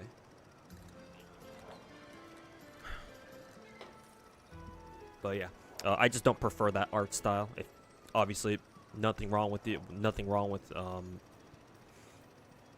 enjoying it yourself. It's just not for me. We talking about MMO that? No, we're not talking about that one, Scar. We're talking about a different one.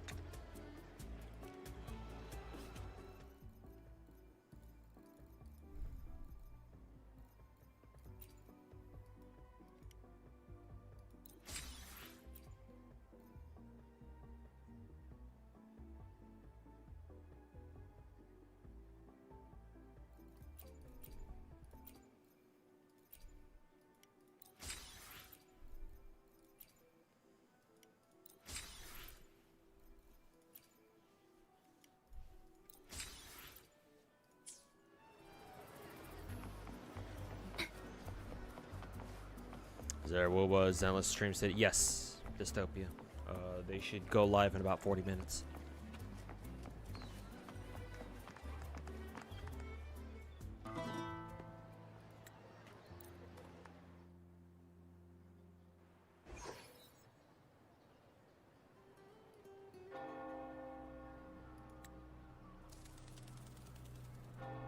Eh, そちらの方、こんにちは。名式の手先か。いや、杯よ、来い。戻れ。いや。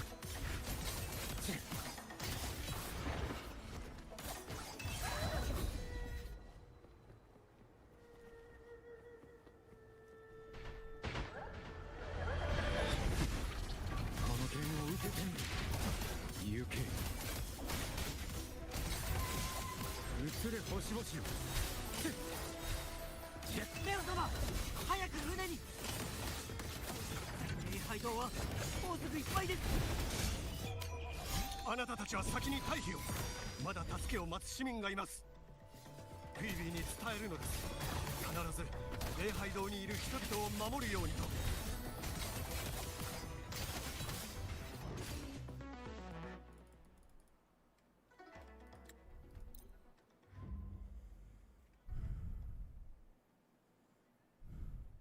Hey, Haviland, can you guess who the Grand Archer is over in JPFGO? No need to guess. Somebody in my YouTube chat already said who it was. It's Gilgamesh.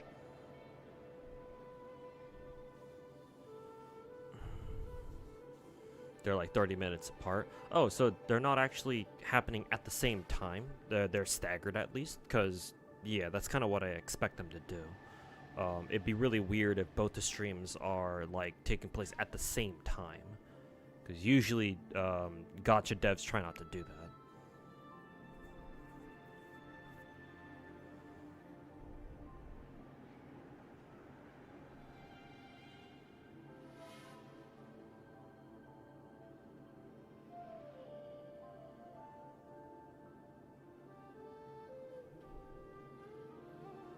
Burned out from playing DNA every day to get the end game. No idea what to do there from do next from there. Weird, but after DNA, you start to consider the resin system as something good. I guess in the sense that it forces you to pace yourself, but I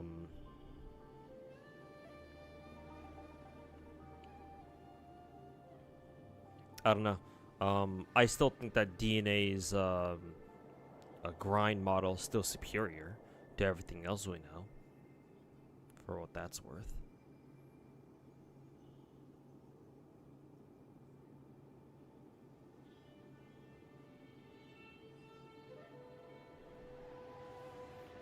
But yeah, it sucks to hear that you burnt out from DNA from overplaying it, my dev, or yeah, my dev. But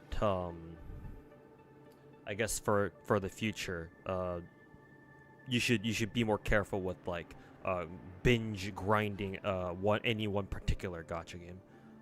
When a gacha or just a video game in general has no like caps or like it doesn't arbitrarily stop you from like being able to farm something or like grind something, then you gotta take it upon yourself to pace yourself, so that way you don't feel burnt out by the end.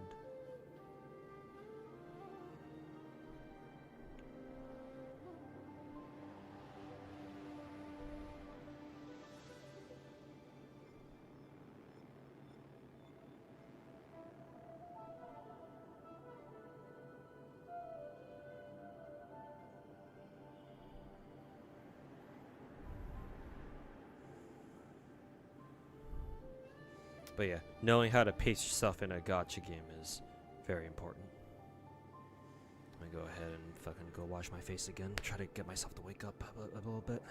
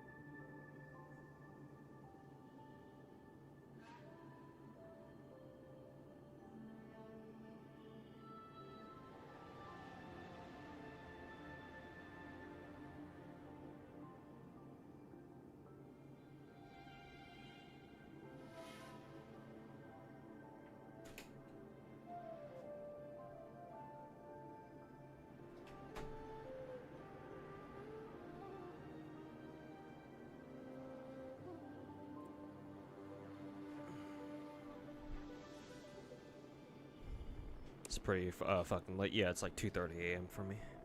But yeah, reason why I'm staying up so late is because I'm staying up to watch the Zenless and the Woo preview streams.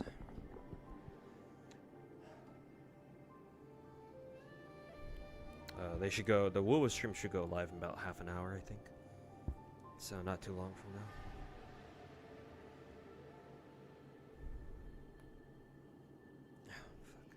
You're gonna stream both live streams, yeah. It's gonna be kind of awkward if they could both happen at the same time, but I'll just pull both of the streams up at the same time, I guess.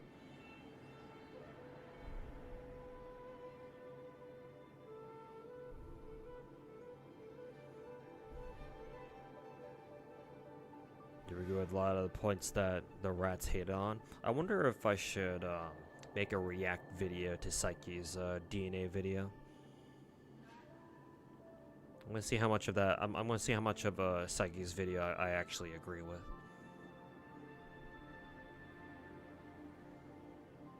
Does my side hustle take up the weekends? Yes, unfortunately they do have land. Technically, they don't have to. Like I can set my own hours and I can set my own like work schedules, but it's in my best interest to also work weekends too. Like I haven't taken off a single day, at least not willingly. The only time that I had to take a day off was earlier this week on Sunday because I was busy moving stuff, most of my shit back to this place, so I had to take a day off. But ever since I first started doing my side hustle, I haven't taken a day off. Aside from last Sunday, of course. So.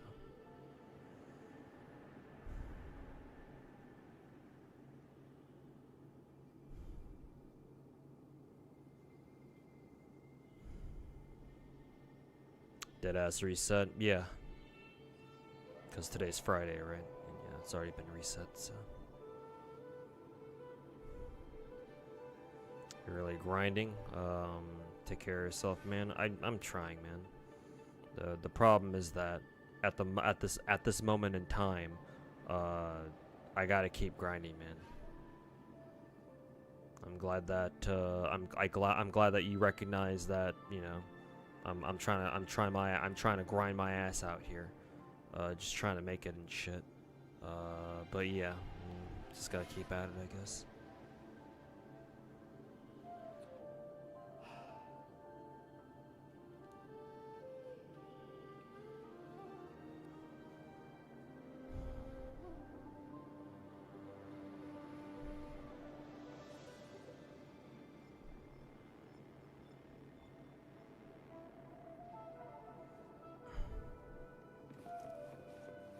気配から察するに彼女はここにいるはず。しかし別の異様な気配も感じ取れる。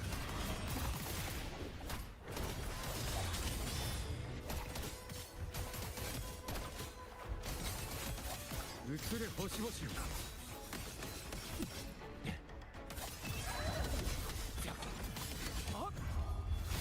いや、この剣を受けて一振りで事足りよう。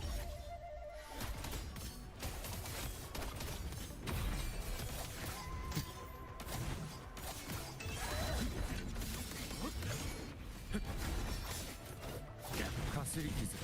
問題ない。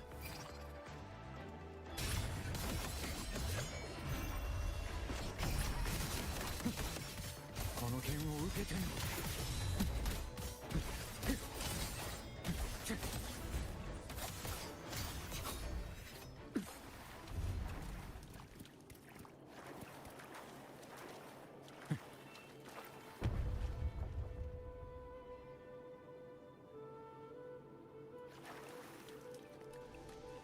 気配からして聖女が残したものか。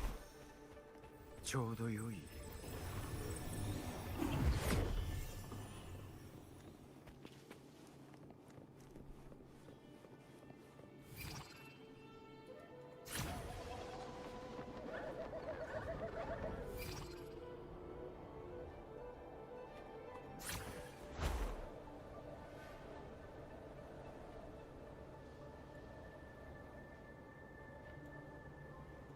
この風の息も聖女が用意したのか。だがここを通り過ぎたのはあの者だけではない。もう一人黒き炎を燃やす殺意が通り過ぎておる。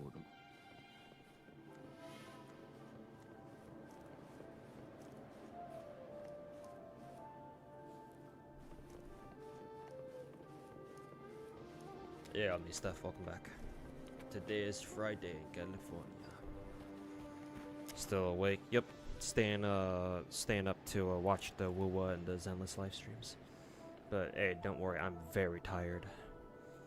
I'm starting to feel myself nodding off to sleep as usual. So yeah, I shouldn't be streaming right now, to be honest, but here I am. I'll turn the fans on a little bit higher.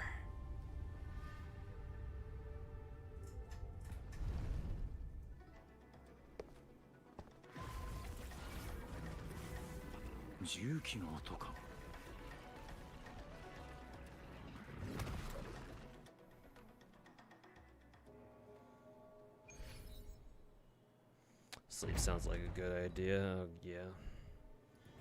God knows I could use some too.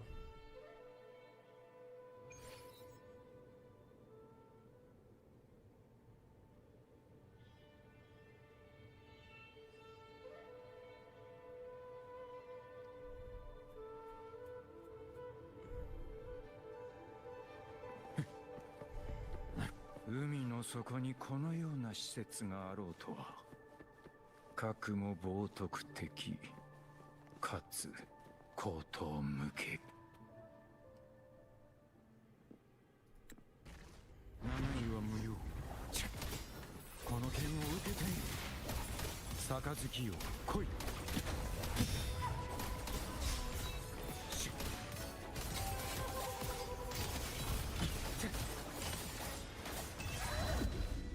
かすり傷問題ない。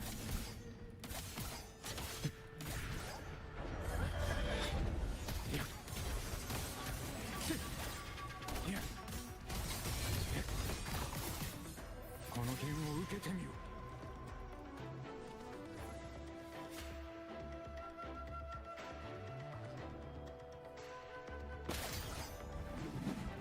一振りで事足りよう。決した行け。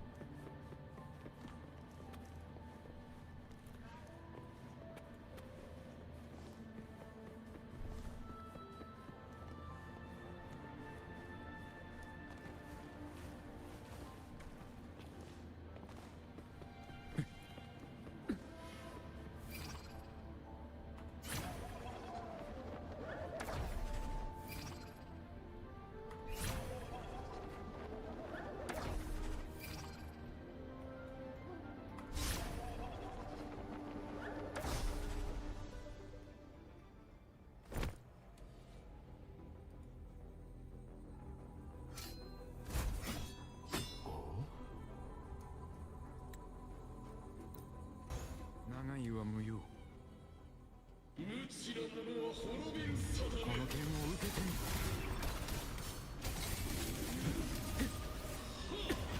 引き違いか。破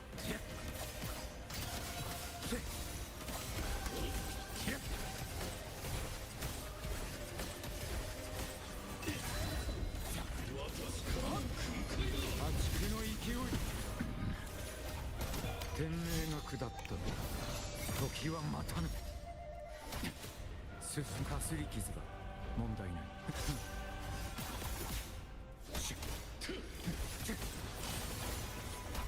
もうだ。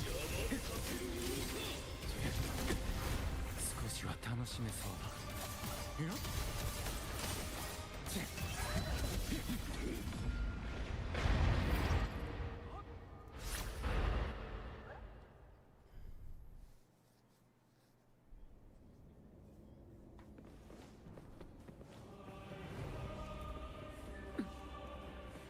長いは無用。この剣を受けてみろ。行け。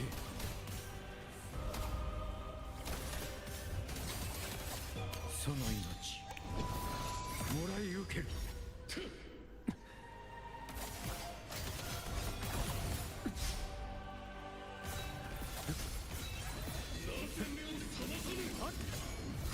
捨て身の陽動にも限度があったか。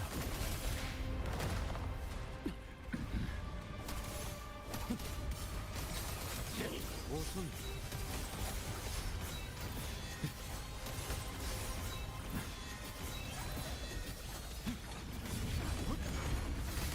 いや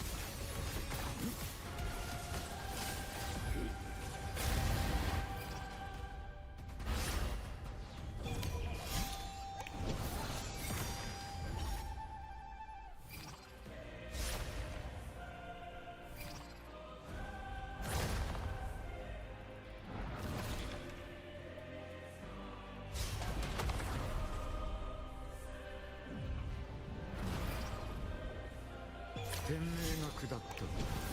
時は待たぬ。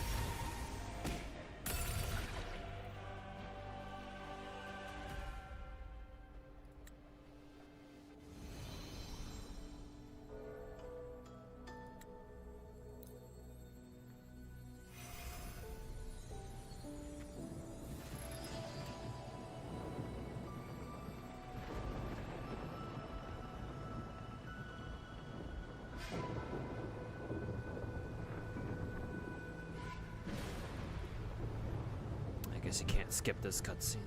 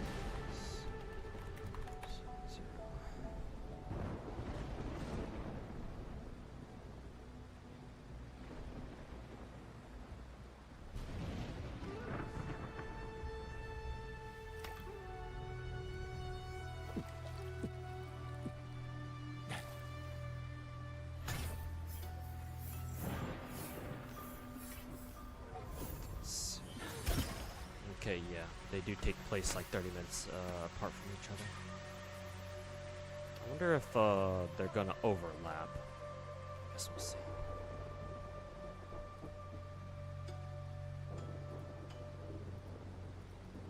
Oh, am I supposed to move him? Okay. Gonna head to bed. Nice catching you live. Take it easy. All right, Teddy Grams, thanks for hanging out, man. And yeah, good to talk to you.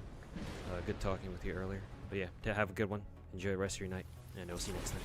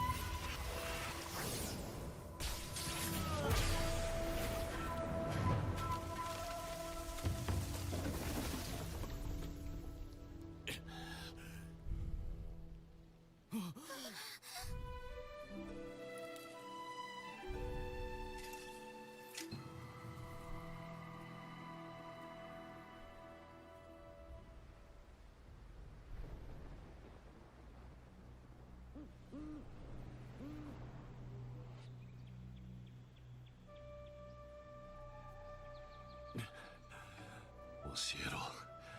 なぜだ。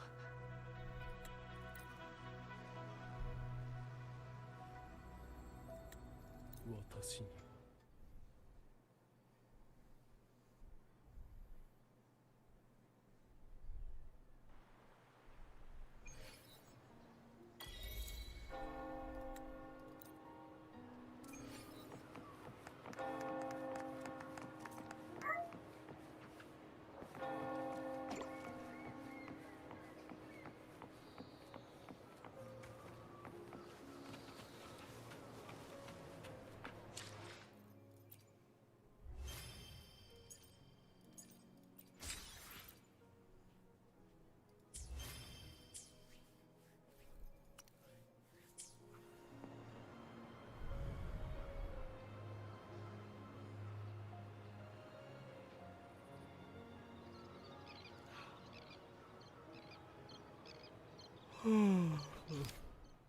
Oh god.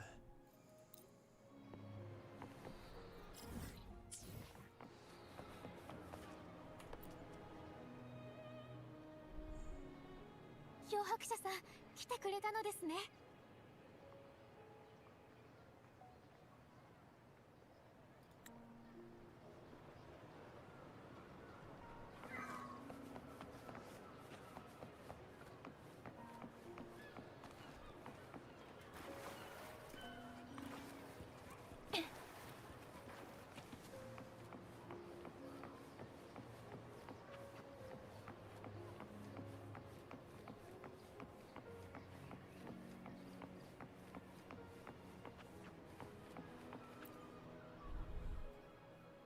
ラグーナの様子は確か。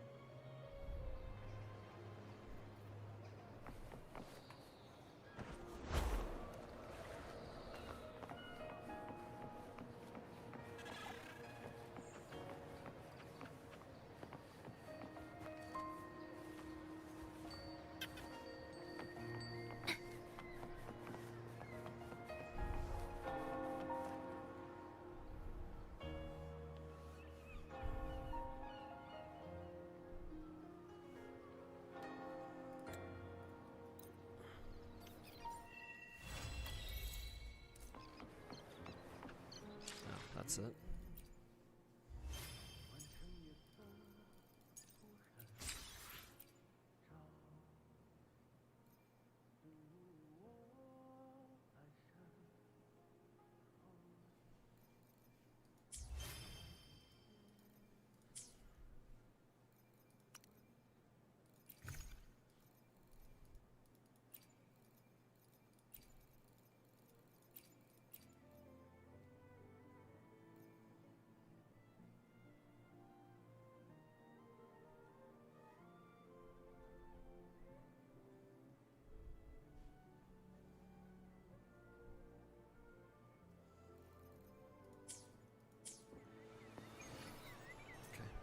I think for the rest of it, I'll just chill till the stream starts. Technically, the stream's already started.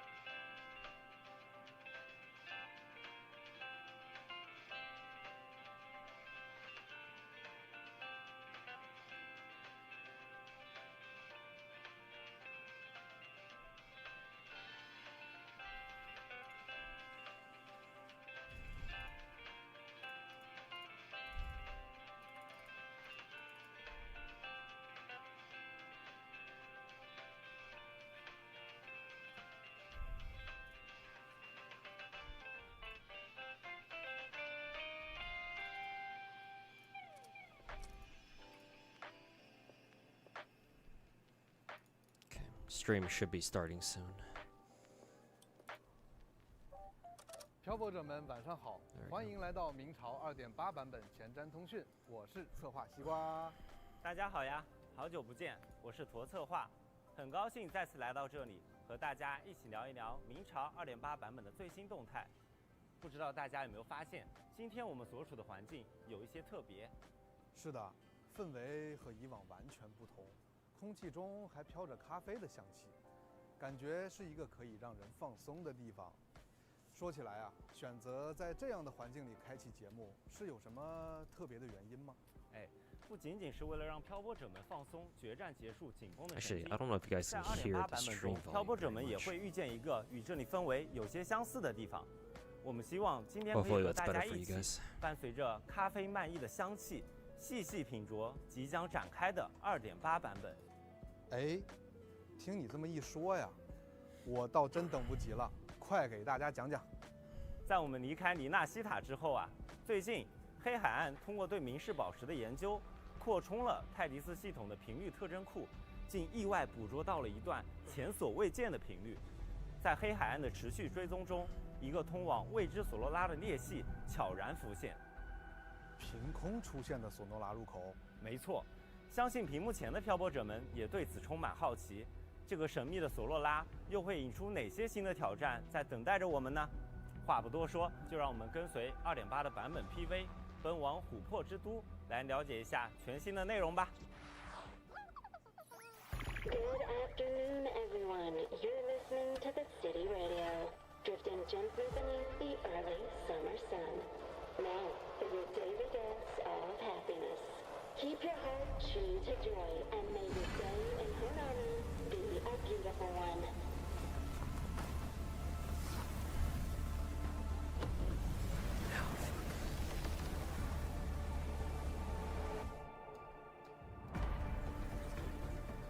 Before we go any further, I need to know where we really are. Inside the Sonoro, time and space are brittle. Delicate threads, twisted webs, a deadlock. It's trapped in a formation. It shouldn't even exist in this world. It's true. I'm the guardian of Honami. But by the time I woke up, the city was already like this. I will sever this deadlock.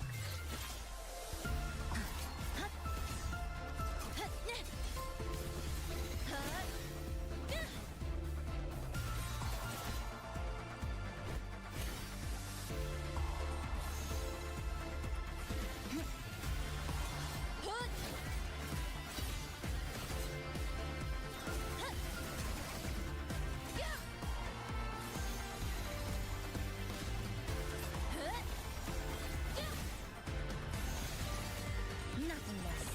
Deconstructed.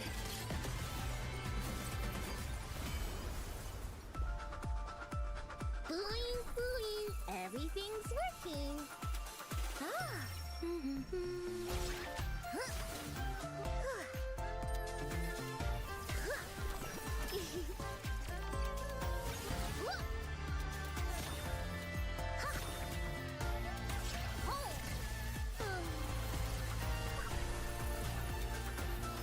Thunder commands, hell tremble.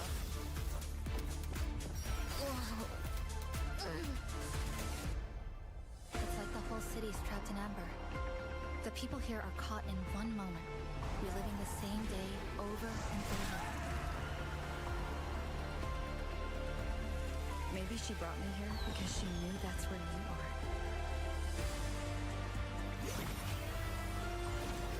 I don't care how impenetrable the tower is.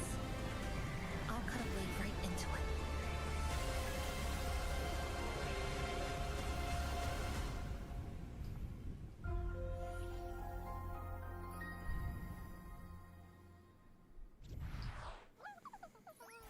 It's a 欢迎回 railgun 来。 reference. 在 What 2.8版 the 本， time loop 漂泊 shit? 者将通过这个出现 The 在 the 黑海岸的索 Groundhog 罗拉 Day 入口，进 shit. 入神秘的石系废都。石系废都，意思是这座城市被困在了时间的缝隙中吗？光听名字啊，就让人觉得有些好奇了。从刚刚 PV 里展示的场景也可以看出，这座虹彩流溢的都市似乎已经荒废，确实像是被封存在了琥珀之中。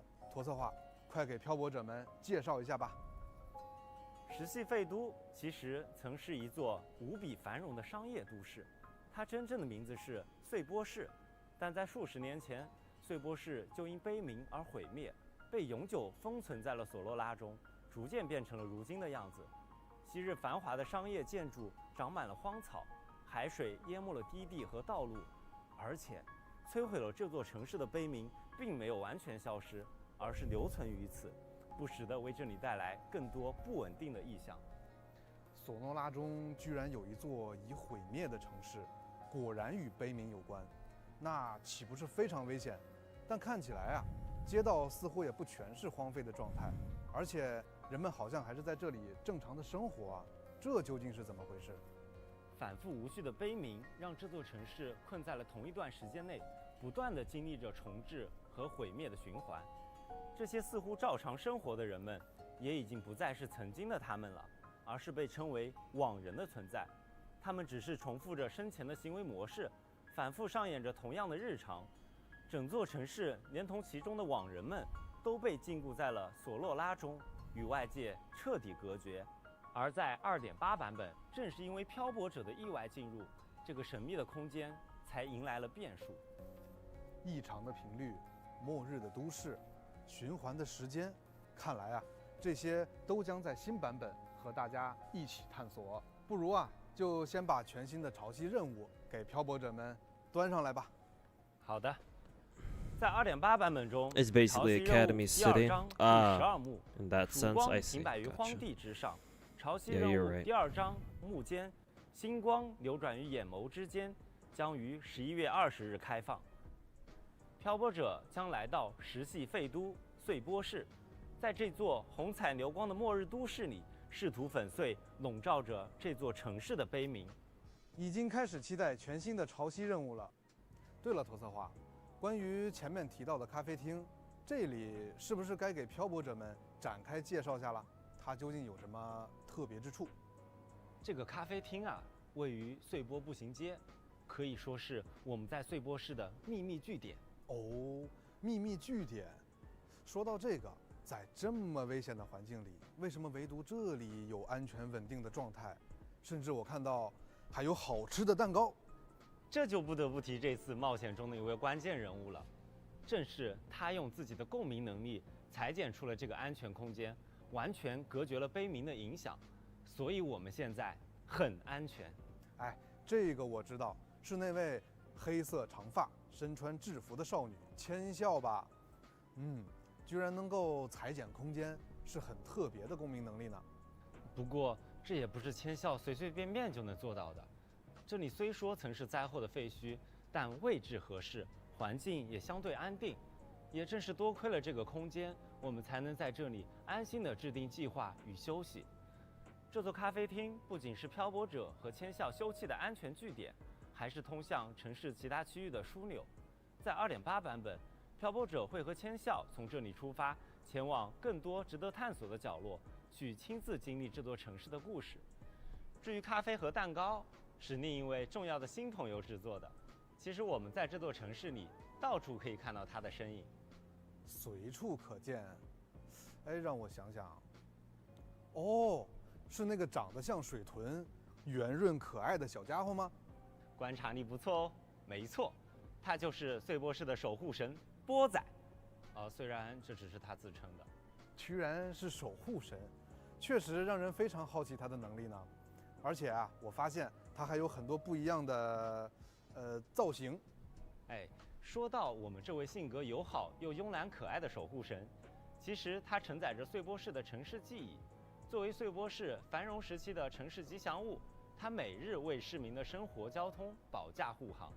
说到这个呀，感觉那些散落在城市各处的波仔画像，就像是市民们与他相处的印记一样，大家肯定非常喜欢他。是的，而当悲鸣来到之后，化为实体的波仔不仅承载着网人们的美好愿望，还拥有着一些特别的能力。首先，它比任何人都熟悉碎波市的城市地形与交通，为我们这次探索提供了不可缺少的助力呢。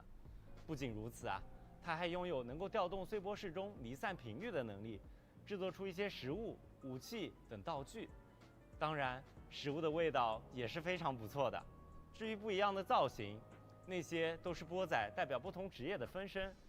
比如头戴交通帽的月台守护者，侦探造型的调查异常事件的福尔波斯，以及穿着小围裙的蝴蝶结管家等等。本体和分身都十分可爱，看来啊，波仔正以不同的身份守护着碎波室，不愧是守护神啊！是的，至于为什么波仔会以现在的模样出现，又为什么能在碎波室与大家同行，这些谜题就留给漂泊者们亲自探寻啦。已经开始期待遇到波仔了，相信各位漂泊者会发现更多关于波仔的故事。最后，值得一提的是，在这座城市，大家能够看到的不仅仅是泛着红彩的湛蓝天空、背离重力的高楼大厦，以及那座在城市光影中矗立的神秘高塔红鹰塔。伴随着漂泊者和千笑的脚步，微风流动间，粉鹰如云霞般重现天际。也会邂逅一些带来治愈与希望的美丽景象。感兴趣的漂泊者，请多多探索。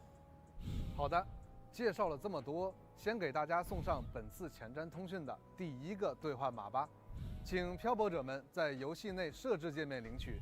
稍后回来，我们将会为大家带来全新共鸣者的情报，同时也请漂泊者们跟随镜头，品尝一杯浓醇美味的波仔特调吧。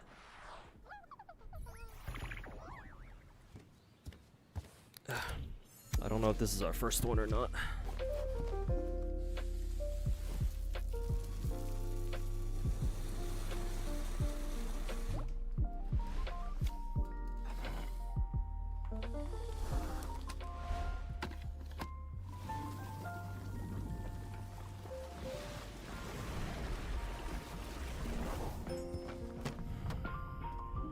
Coffee's brewing. Good morning. Onami hours. Have one full to the brim. This is the first code? Okay, good. 醇厚，味道真是不错。那个，我能再续一杯吗？波仔亲自调制的咖啡的确让人难以抗拒，不过先别急着续杯，别忘了这份难得的安宁也正得益于我们即将介绍的这位新伙伴。那首先让我们来一起了解一下即将在2.8版本邂逅的新伙伴千笑吧。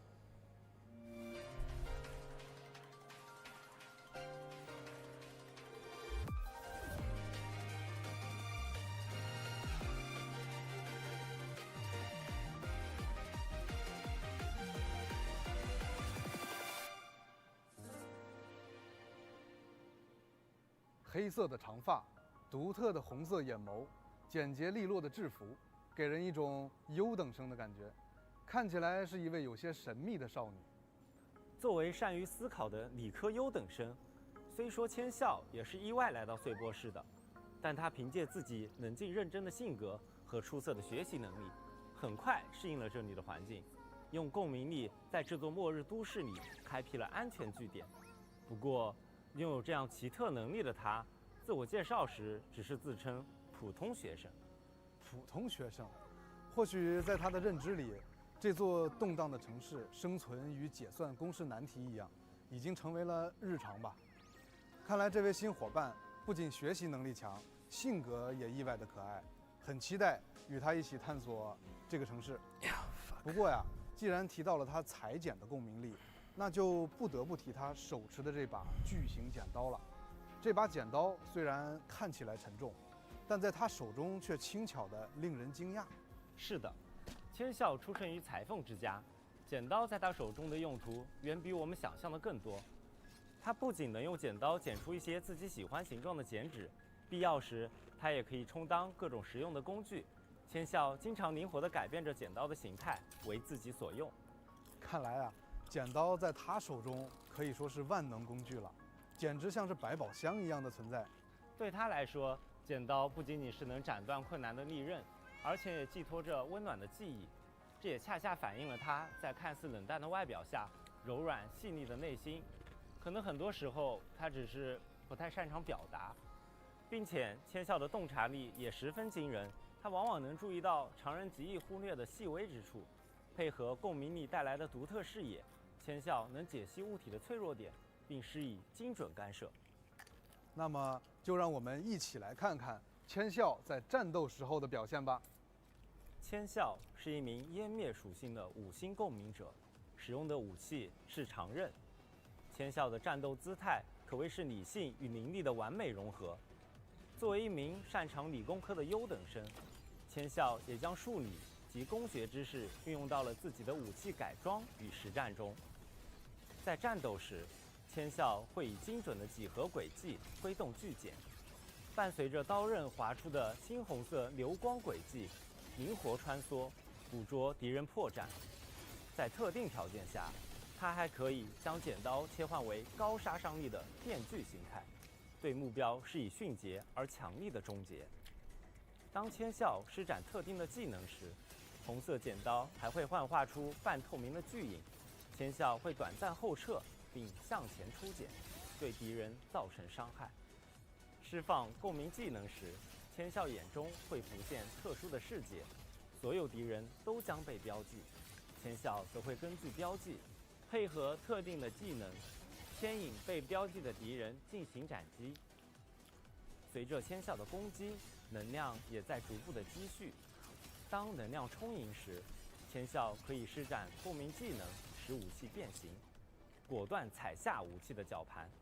伴随着暗红色粒子从机关中迸发，剪刀切换为更有威胁的电锯形态。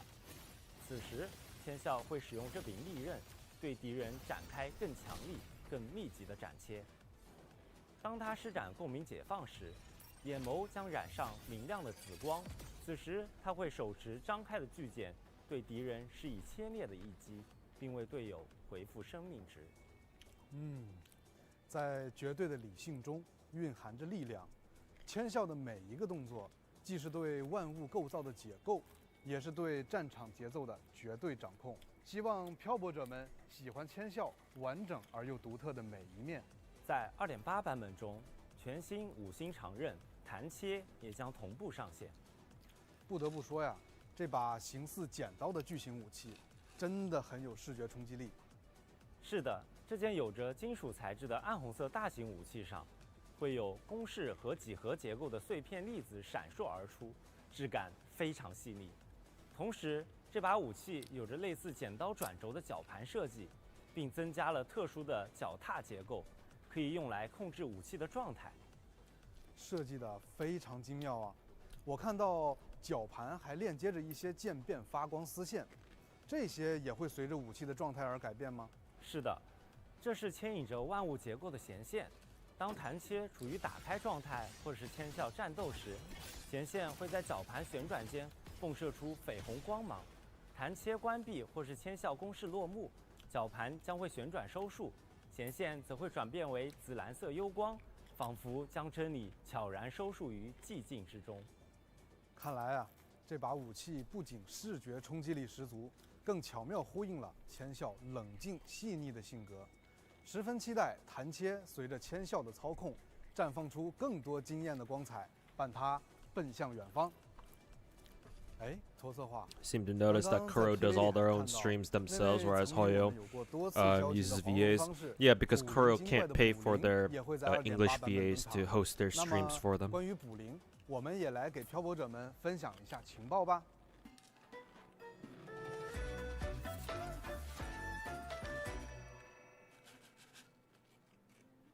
捕灵捕灵，样样都灵。这位来自黄龙梦州、打扮新潮的小道士，擅长卜卦祈福、测字解签，而且他还总会不经意间施展一些激进失传的技法招式。是一个活泼可爱、非常有灵气的小姑娘。这样的她在游历索拉里斯时一定很受欢迎吧？没错，作为踏足四海的云游客，她豁达开朗的性格总让她能在每个城市都交到朋友。积攒至今，我根本无法想象他的信息网得有多庞大。同时，他本人也是个不折不扣的论坛冲浪高手，有时还会在论坛与大家分享一些有趣奇怪的经历。有这样一位见闻丰富的客卿，黑海岸也可以说是拥有一座移动的情报宝库了。哎，我还注意到啊，它一直会佩戴一个类似耳机的物品。这个就要说到它的共鸣力了。捕灵的耳朵对于一些尚未凝聚的频率异常敏感，经常能听到常人听不到的特殊声音。这个特制的耳机型感知屏蔽仪会帮它过滤掉一部分杂音，而它也能通过这个共鸣能力预判环境里是否存在危险。比如这次，它就在碎波室的入口处感知到了裂隙内部极其不祥的气息。看来它的卜算真的还蛮灵的。这座城市啊，的确蕴含着极大的凶险与挑战。漂泊者还记得吗？在之前的冒险中，卜灵曾用他的法宝来给漂泊者提供帮助。那除了卜算之外，卜灵在战斗时是不是也会用到他那些玄妙有趣的法宝呢？当然了，看他手里拿着的玄机匣就知道了。你一定想不到，这是他用泡泡糖盒子改装的，里面存放了大量的符箓，以便于作战时使用。Did Solon show up? 导电属性 I 的 don't 共鸣 think so, 者 actually. 使用音 I 感 don't think 作为 Solon 武器 made an appearance 这 yet. 名小道士的战斗姿态颇为潇洒灵动，在战斗时他会用到的法宝可不少。他看似随性地从玄机匣中抽出符箓，实则暗藏章法。随心掷出的铜钱也是杀招，清脆摇晃的法铃亦能化作囚禁敌人的阵眼。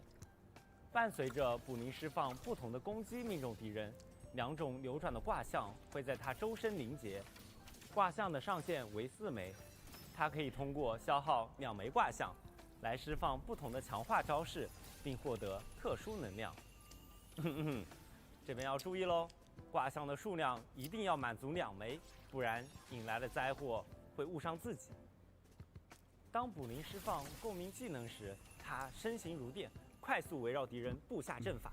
顷刻间，雷电奔涌而出，攻击敌人，并伴随着法铃摇响的轻音，敌人也将被牢牢牵引于法阵中心。当特殊能量蓄满时，卜灵可通过施展共鸣解放，持咒引雷，将一枚铜钱掷出，如飞驰的雷光一般对敌人造成伤害。同时，法阵展开，法铃在阵中摇响，铃音如锁，敌人将持续受到伤害。卜灵的每个动作看似随性洒脱，实则早已把对手引入了自己的阵法之中。符箓出招，铜钱重击，法灵控场，有种举重若轻的感觉，非常有趣。好的，以上就是对2位新共鸣者的介绍啦。同时，在2.8版本，我们也将推出全新深海和鸣套装“命里崩毁之弦”。漂泊者们可以在更新后前往全新的碎波式梦魇聚落，获取新深海套装内的部分 Cost 1和 Cost 3的深海，分别是梦魇刺梅菇、梦魇乌卡卡、 Buling's lightning 梦 looks 魇 kind of 蜘 cool. 蛛陀。 She's definitely the那么现在 she's 给大家 definitely 送 getting the 上 most 本 amount 次 of 前瞻 attention 通 that 知 any 的 of the 第 4 2 stars 兑 have 换码 gotten 吧 so far. 请漂泊者们在 Or at 兑 least 换 it 码 kind 有 of 效 feels 期 that 内 way. 及时进入游戏兑换领取。稍后呢，也会给大家带来2.8版本的活动以及系统优化相关的情报。Are these even real? Fish windsocks streaming along deserted streets, tails flickering in still air. Summer has stopped. Time frozen. The city sealed in invisible amber. Does the Nation passageway really grant any wish? Why have some never returned? Were they devoured by something? In the dead of night is a lone girl waiting for a bus that'll never come, or for a way out of the loop at long last. The frozen city starting to crack. Honami's urban legends were never just stories. Now, it's time to pull back the curtain. Right so funky, it's Honami spooky. Let's meet after dark on Honami Hours. 刚刚那是什么情况？西瓜，你有没有听到收音机里传来什么声音？明明刚刚还说咖啡厅很安全的，不过呀，据说从一开始，穗波市就流传着各种各样半真半假的都市传说，这里的怪异现象远比我们想象的更复杂。但不必惊慌，每这时，我们的大侦探福尔波斯就会前往现场探查案情，解明真相。侦探波仔登场了啊！话说，我们什么时候可以跟福尔波斯一起去探案？这次确实有一个类似的新活动，不过呀，你先别急。在此之前，我们先给大家带来2.8版本角色和武器换取的具体信息吧。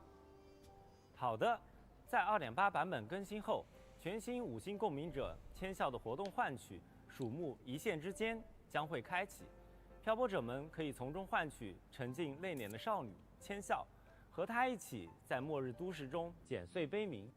此外，5星共鸣者菲比的活动换取与静谧呢喃也将同步开启。同时，全新5星长刃弹切以及5星音感仪和光回唱的活动换取也将同期开启。在以上活动换取结束后，5星共鸣者弗洛洛的活动换取挽歌永不落幕，5星共鸣者坎特雷拉的活动换取映海之梦也将开启，而活泼有趣的黄龙小道士全新共鸣者卜灵也将会出现在同期的2个角色活动换取中。与此同时，5星音感仪幽冥的忘忧章以及5星音感仪海的呢喃的活动换取也将同期开启。对了，我听说这次好像有一位朋友拥有了自己难得的假期时光。Out of here again, work and stuff. Alright, take care, Omni stuff. Probably be the last time we see you for today. But so yeah, take care, and we'll catch you next time. 将在2.8版本上线。光是听到名字就感觉整个人都放松下来了。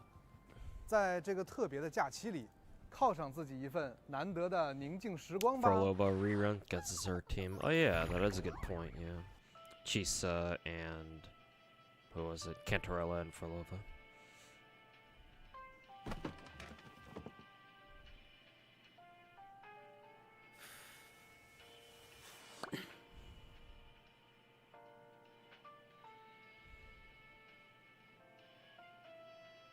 I can't wait to see the fucking modders lose their fucking minds over this skin too. A short break won't hurt.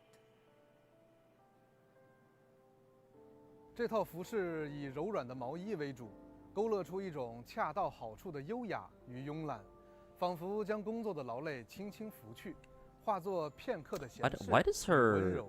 Why does the splash art for her skin look significantly different from what it looks like in 能 game? 看到赞妮 Was it 这 just 样 because 松 of the 弛的一 lighting? 面，真好。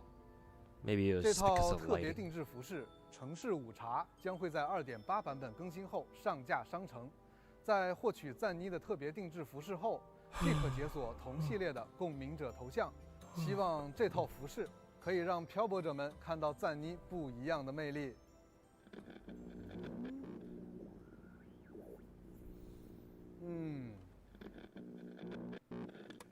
看来怪异事件的调查时间到了。2.8版本即将开启全新活动——穗波怪异物语。这名字听起来就带着都市传说和神秘事件的味道呢。具体是怎么样的活动呢？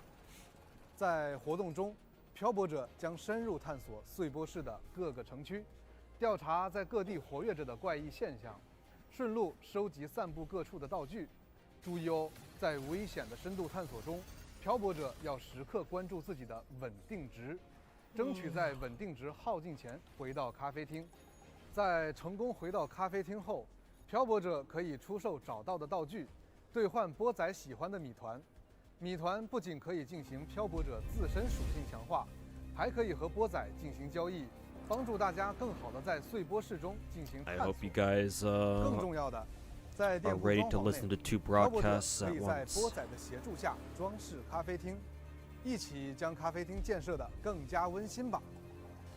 值得一提的是，成功消灭城市中的特殊强大敌人，会获得一件藏品。这不仅是实力的证明，也是通往怪异事件真相的线索。在收集藏品的过程中，漂泊者还将逐渐接近怪异事件的源头，揭开隐藏在城市光影之下的往事。参与活动，漂泊者可以获得新生、意象、伪作的神王、活动专属头像、末日后咖啡、活动专属称号、会播周末旅行等奖励。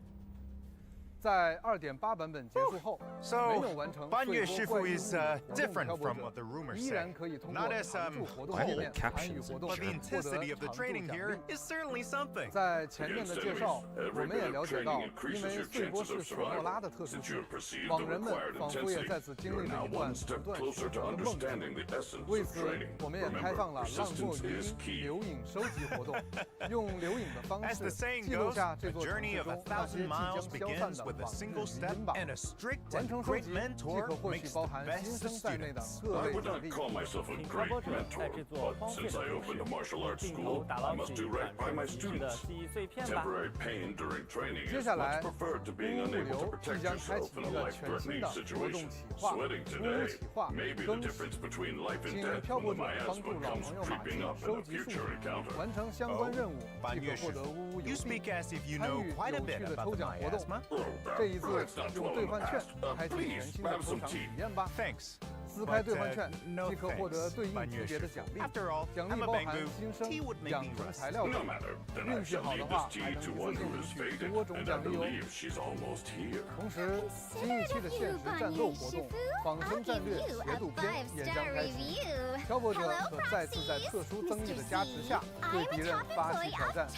参与挑战，获取积分，可获得新生等各种奖励。此外，在2.8版本更新后，曾与漂泊者交手过的强敌伪作的神王将加入全息战略幻痛。